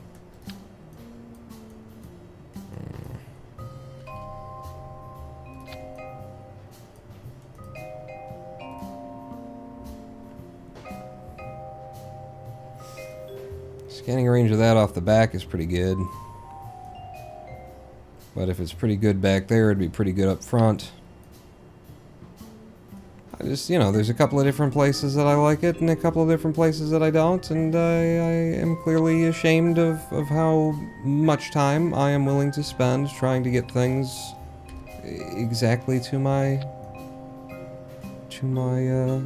personal aesthetic tastes. Clearly. I think the engineering need to do certain things interesting. Certain things? Why did that was so much better back there because it has, like, all this shit going on, right? That's why it was okay back there and wasn't okay up front. Because that barely extends past that, but if I put it up there, it's, like, out in the middle of everywhere and everything. Yeah. And this is in the correct direction for the preview scanning range. That's where that goes. Sadly, it doesn't help us with that weight imbalance then, the way that I've put it. But he's got the ability to, you know, scan something if he wanted to. And there's nothing else, right? No other thing, pawn. Not another thing that you're gonna make us sit here and wait as you play with, right? Scanning module? Because now I've just turned a 0.05 ton imbalance into a 0.11 ton imbalance. So it's just, you know, quick question. Is there something that's already on here that could be moved to the front instead of the back? Is there something that's super beneficial to us that we could have had, that we didn't, that we don't, that could be moved to the front instead of the back, or that could be put on the front instead of the back? Something I haven't thought of until now. Something I didn't think of at all. Something I've just been stupid about. Huh? Anything? It was like a 0.1 ton, you know, structural item that you're just gonna add weight to it for no particular purpose because you're an idiot? Maybe. When I attach you to there. How many planets have you sent Kerbals to? Just this one.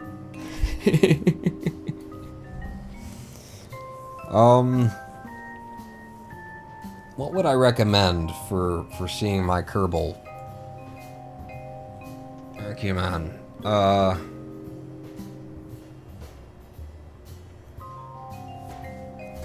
Do we actually have a command for this? I could imagine you guys. Yeah, there you go. Pokepawn.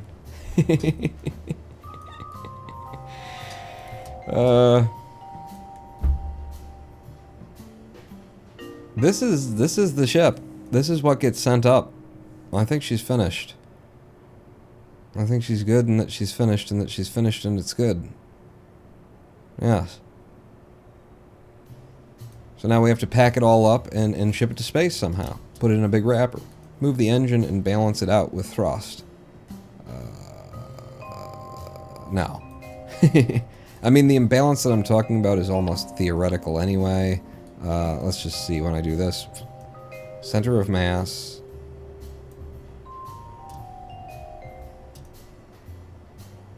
Yeah, no, it's definitely a little bit back there. And then if I grab this back off, it changes it a little bit. Put it back on. Refresh the center of things. Yeah. It'd be nice to have, like, a load that was up here that balanced it out. But it was such an art project to get to this point. Especially since we've added that weight there. Yeah. I could... Center of thrust.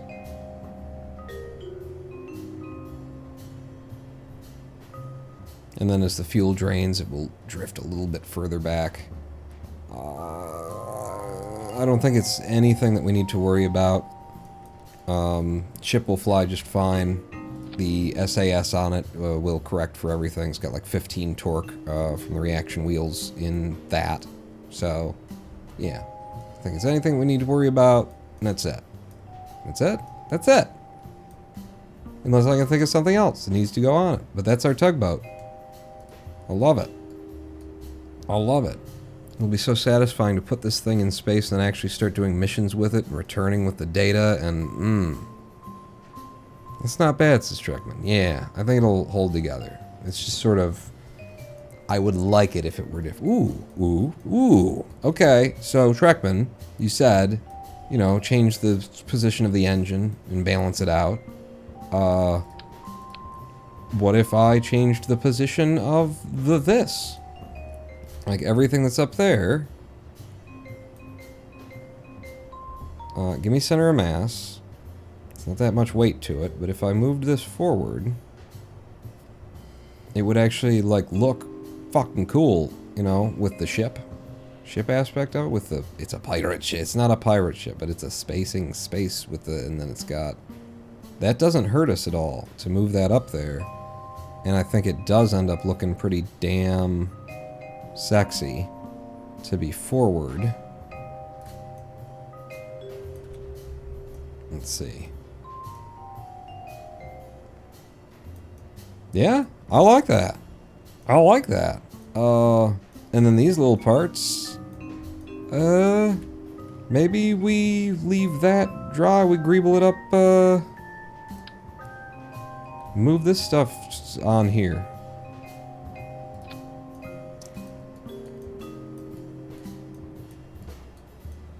I like that. Looks like we got a little pistol or something on the front of it.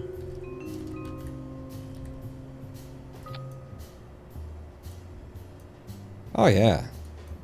Ah, yeah. Yeah? Yeah. Maybe. Maybe, I don't know. So you've done a lot. I see you put a flag on every planet in less than 2 hours. Oh, yeah, that's the thing I did. That's, that was the speed run. I still hold the world record for that category. Another category. And I got 3 world records that are still concurrent, or still held, and then one of them in the Kerbal speed run I lost.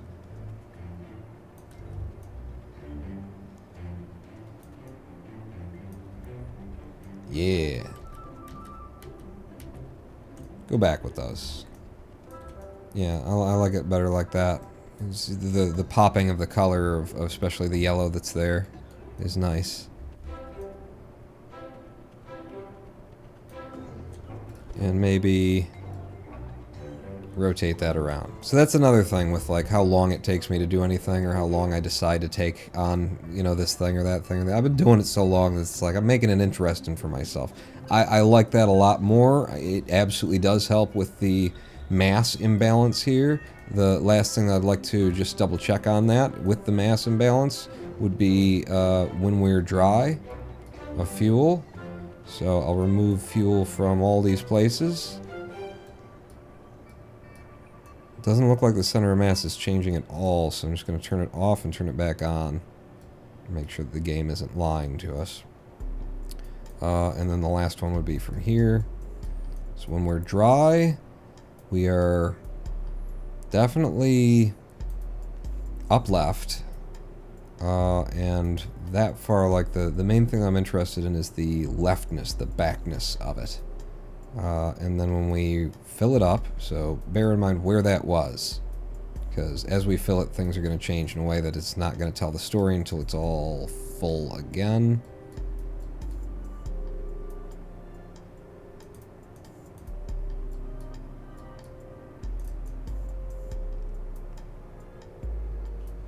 So I would say that the up and downness of it changed, but the leftness of it didn't. You know, the backness of it didn't, which is good.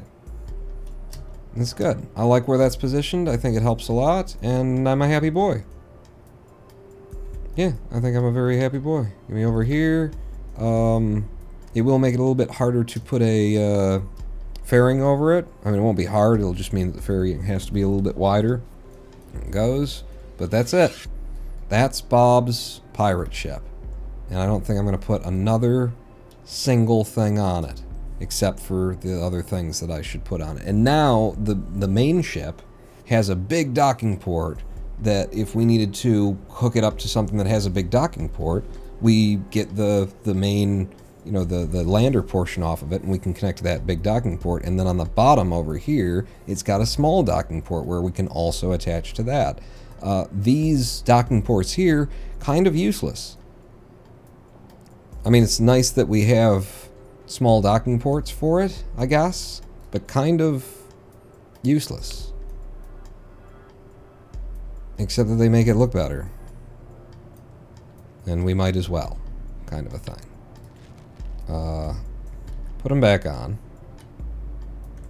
And then what I want to do is take that away. I'm going to go to Delta V in vacuum. You're saying we're down to 1,573 meters per second DV here. Did I refill everything? I could believe that because I've added some weight. 1573. And the monoprop that I said I was going to potentially leave behind, that we didn't need it. Put a little bit in there to get a nice round number. No, 1637. No monoprop there because we've got it up here. And why would you keep it up there if you could have more down here? Because it looks cool, is the answer that I have for all of that. There is lighting to be done. lighting, definitely. Just to try and, like, self-lighting. Lighting the ship itself with ship lighting from the mothership and that kind of a thing. But 1,637 meters per second is pretty tight for a moon landing and return, right? We always look at it over and over and over again, and I'll pull it up just for the sake of it. We always look at it and we say, all right, to land on the moon, we're talking about, if we're brought out to here, it says 580, it's 8 to 900 is what you'd want to plan for, because getting the landing that you want and not doing a perfect suicide burn at the location that you want, like, give it an 800. Give it a 900 if you've got the room for safety, which means 800 to get down, 900 to get down, and then put like 650 to get back up to, you know, where you want to be, kind of a thing. So 900, 650, it's 1550. It's tight. It basically means that it's a single landing for this craft and return to this vessel in orbit. No additional site, no site hopping is what I would say it looks like for that. But it's okay. Isn't this DV map old? Probably. Probably very, very old, yes. Pawn, when you not going to min-max? What do you mean? What do you mean min-max? Huh? That's minimal right there. That's everything we need and nothing more.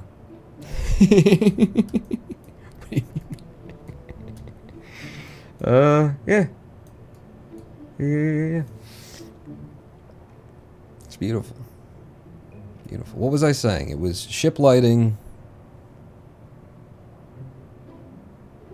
Oh, I wanted to, with that, so it was 1637 meters per second in delta V. There was something I wanted to do with flipping something back and forth and testing how much DV it cost me. I don't care. As long as we've got enough. And we do. The DV hasn't really changed, Rhinestone. No? I could have swore we got it up to 1,700 and something when I drained the monoprop out of it once. What is min-max, Pawn? Like a few seconds later. That is everything we need and nothing more. What even is... What are you even talking about? What are these words? Save. And that should have saved it with the monoprop drained from that stage. Yeah. We're good. We're good. This thing could sight hop on Minmus, though. Yeah, absolutely. Absolutely. Minmus, going back to that DV map, the mothership parks us in orbit at Minmus, 180 to get down. We can do all of Minmus in one launch. Hit every biome.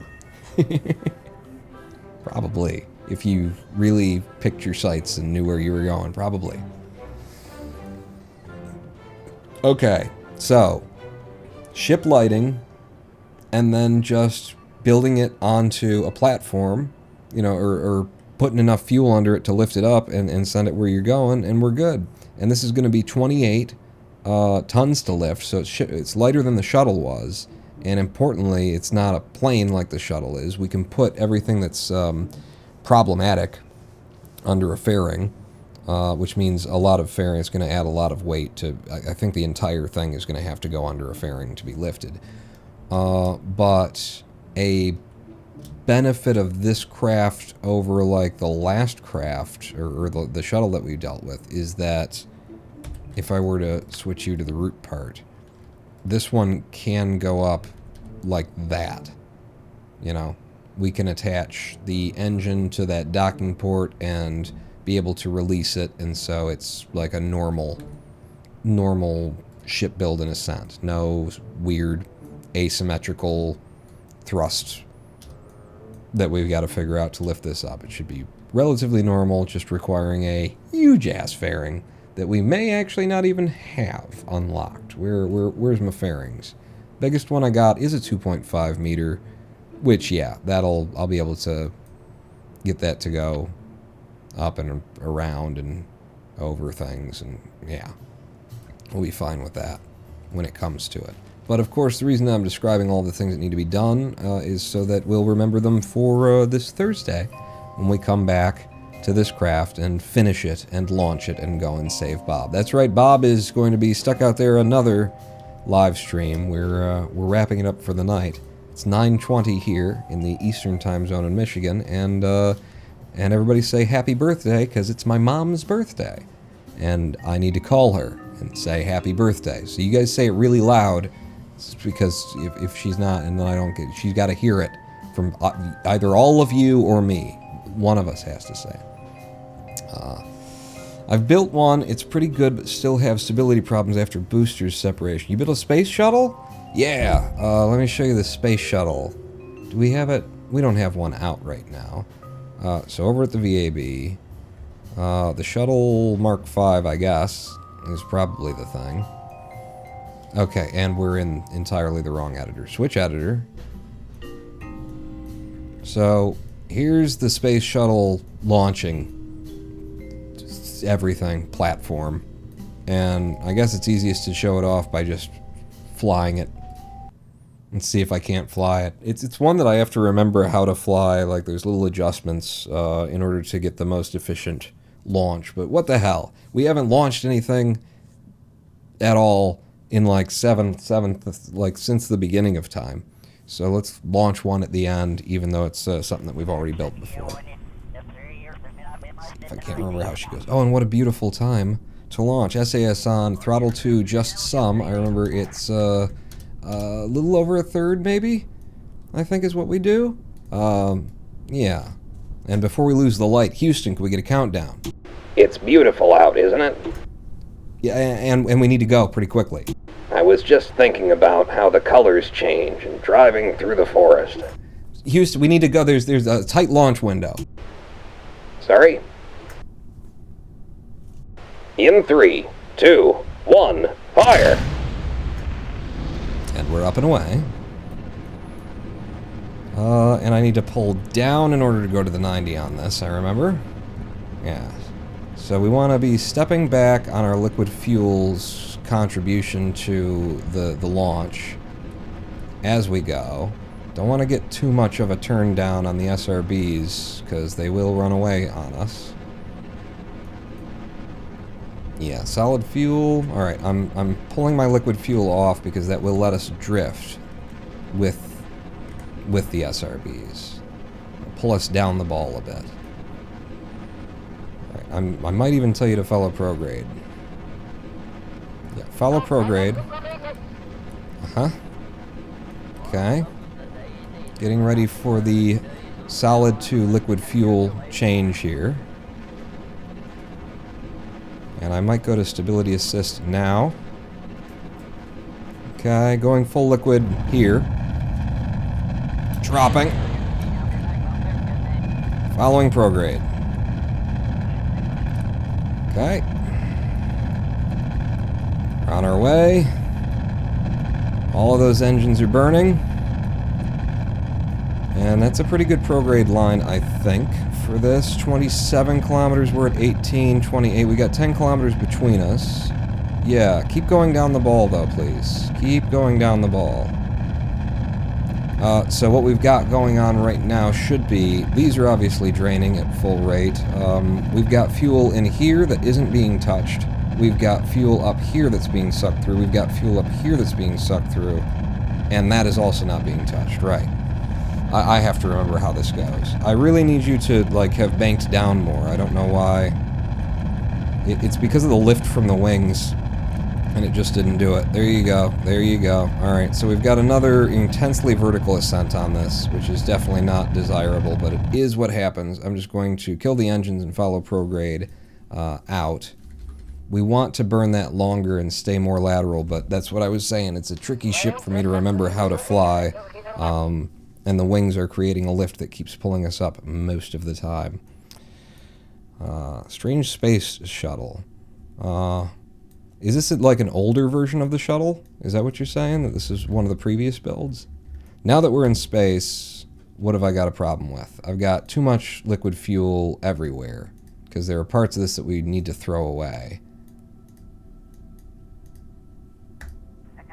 How you guys doing? There's nothing in the shuttle right now, so it's a lot lighter than it should be, you know, too, for launching. Okay, that's... Yeah, just... Oh, boy! Yeah, I didn't mean to... Maybe I did. Maybe I did. I might have pulled out a version of the shuttle that was not ready for anything. Yeah. Yeah, I'd say so.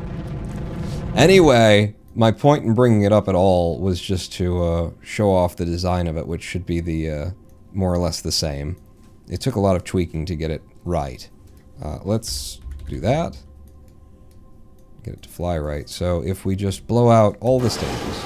Goodbye. Get rid of that. Mm-hmm.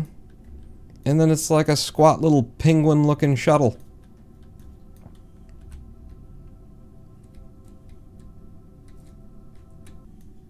Yeah, this is clearly before I hadn't done the lighting yet on this version. Oh, and this was the one that we took to, like, space to trick the game into thinking that we'd made a space shuttle. Or a space, station. Yes. I don't know what 2 does, but I pressed it a couple of times. 3. Oh, there's the wing lighting. But yeah, we redid this lighting because I don't like that. So 3 goes away. 2, I don't know what you are. Oh, that's the headlights, the landing lights. Pull that back in. You know, we had comms and stuff, but now we're already back into atmosphere, so we're kind of screwed for that. And then maybe I should put 2 back on then, get my headlights, my landing lights going. Oh, and this is the one before we had the good wheels, too, the good landing legs. I landed this thing with no wheels, and I landed it with 2 wheels. First time with 2 wheels, and then with no wheels. And it did not explode. Your landing gear. I saw it before launch. I told you. I don't care. It's the end of the thing. I just wanted to show off the general design of my shuttle. What do I... Chill out, Acute Shark. We're not here to stress ourselves out. That's what life is. Stability assist. Pull up. I mean, we are here to stress ourselves out because it's Kerbal. And it makes me angry. But yeah, we didn't get anywhere near orbit on that. Didn't fly it right. It was the wrong version of the craft. But it's still fun to fly. Wouldn't you want to show the best version of the shuttle? Sure, if that's how it had worked out. It didn't work out that way. Okay, so we've slowed down. We also have a butt ton of fuel on here that we've really not meant to fly with. If we would have made it to space, that's another part of this thing. I'm just going to do it and it's going to throw everything off. Liquid oxidizer fuel, drain rate of like slow, drain go for the vessel. And now we're venting the excess of liquid fuel that we're carrying, because that's a lot that we've got on here still to be coming in for a landing with. Go radar altitude, 13.6. Can we increase the drain rate without, like, losing control of the craft? Okay. A little bit more. Then I'll get her drained. It's down to usable DV. Alright, turn the drain off. And where are we? What's going on? Why can I see stars? I should be seeing, you know, land at some point. First time it re-entered in one piece thanks to the low speed. Well, the one with the legs, yeah. Every other time they all blew off. You used the parts that Scott Manley let you unlock? What? 9.4 kilometers. Let's just, like, get some fizz warp going here. Oh, the other thing is that I don't like to fly anything with SAS. If it's a plane, it should be able to fly as a plane. So we'll go back to maneuver mode, SAS off, and trim. And I do want to be going down right now, so I'll leave the trim there. And let's go back to some fizz warp and get lower. I still can't see land. I presume it's down there somewhere, about 3 kilometers away from us. Aha, there's some water I can see. So let's trim up.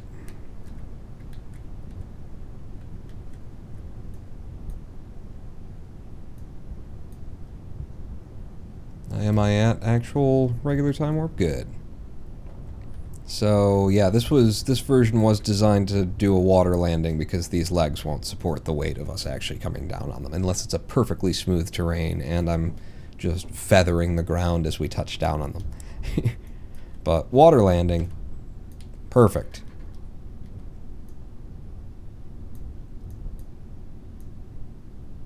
Okay, 250 meters. And quick pull up here. And then pull up hard. Try and slow our speed down. And ready for the water plunge. Yeah!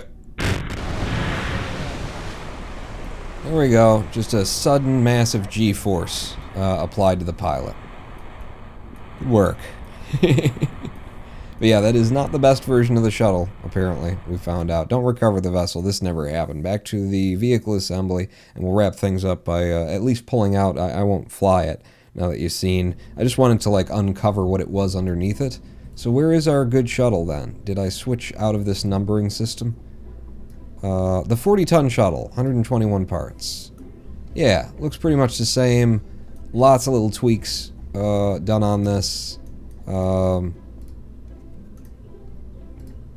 Better lighting, better balancing, and we actually have landing gear that doesn't suck on the thing.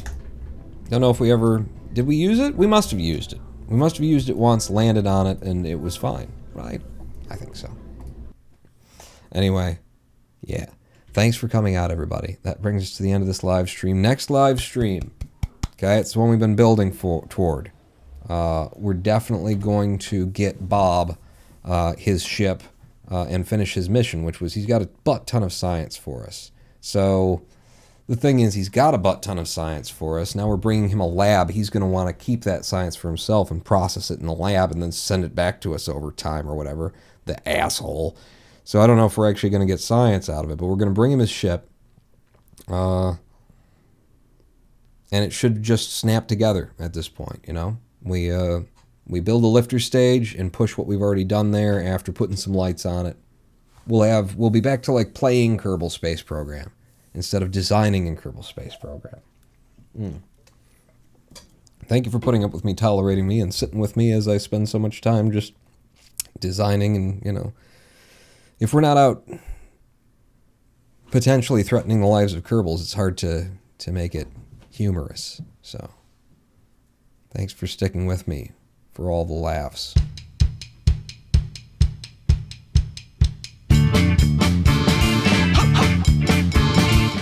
For I am the Ronin Pawn. Yeah. It's weird. I'm just so conflicted about it, you know? Like, I sit here and I do these builds that are long builds that are very intricate, very detailed. I'm very subtle and picky about what I want and everything. And it's very satisfying to me. And yet, it's supposed to be like a show. What are you here for? You're entertaining people, right? We'll get back to the entertainment stuff this Thursday, 4 p.m. Eastern, U.S. time. Meet me here then. And, yeah. I'm gonna, while the credits roll, I'm gonna look for somebody to raid. If there's somebody to raid, we'll raid them. Otherwise, we won't. Thank you for coming out. Pawn out!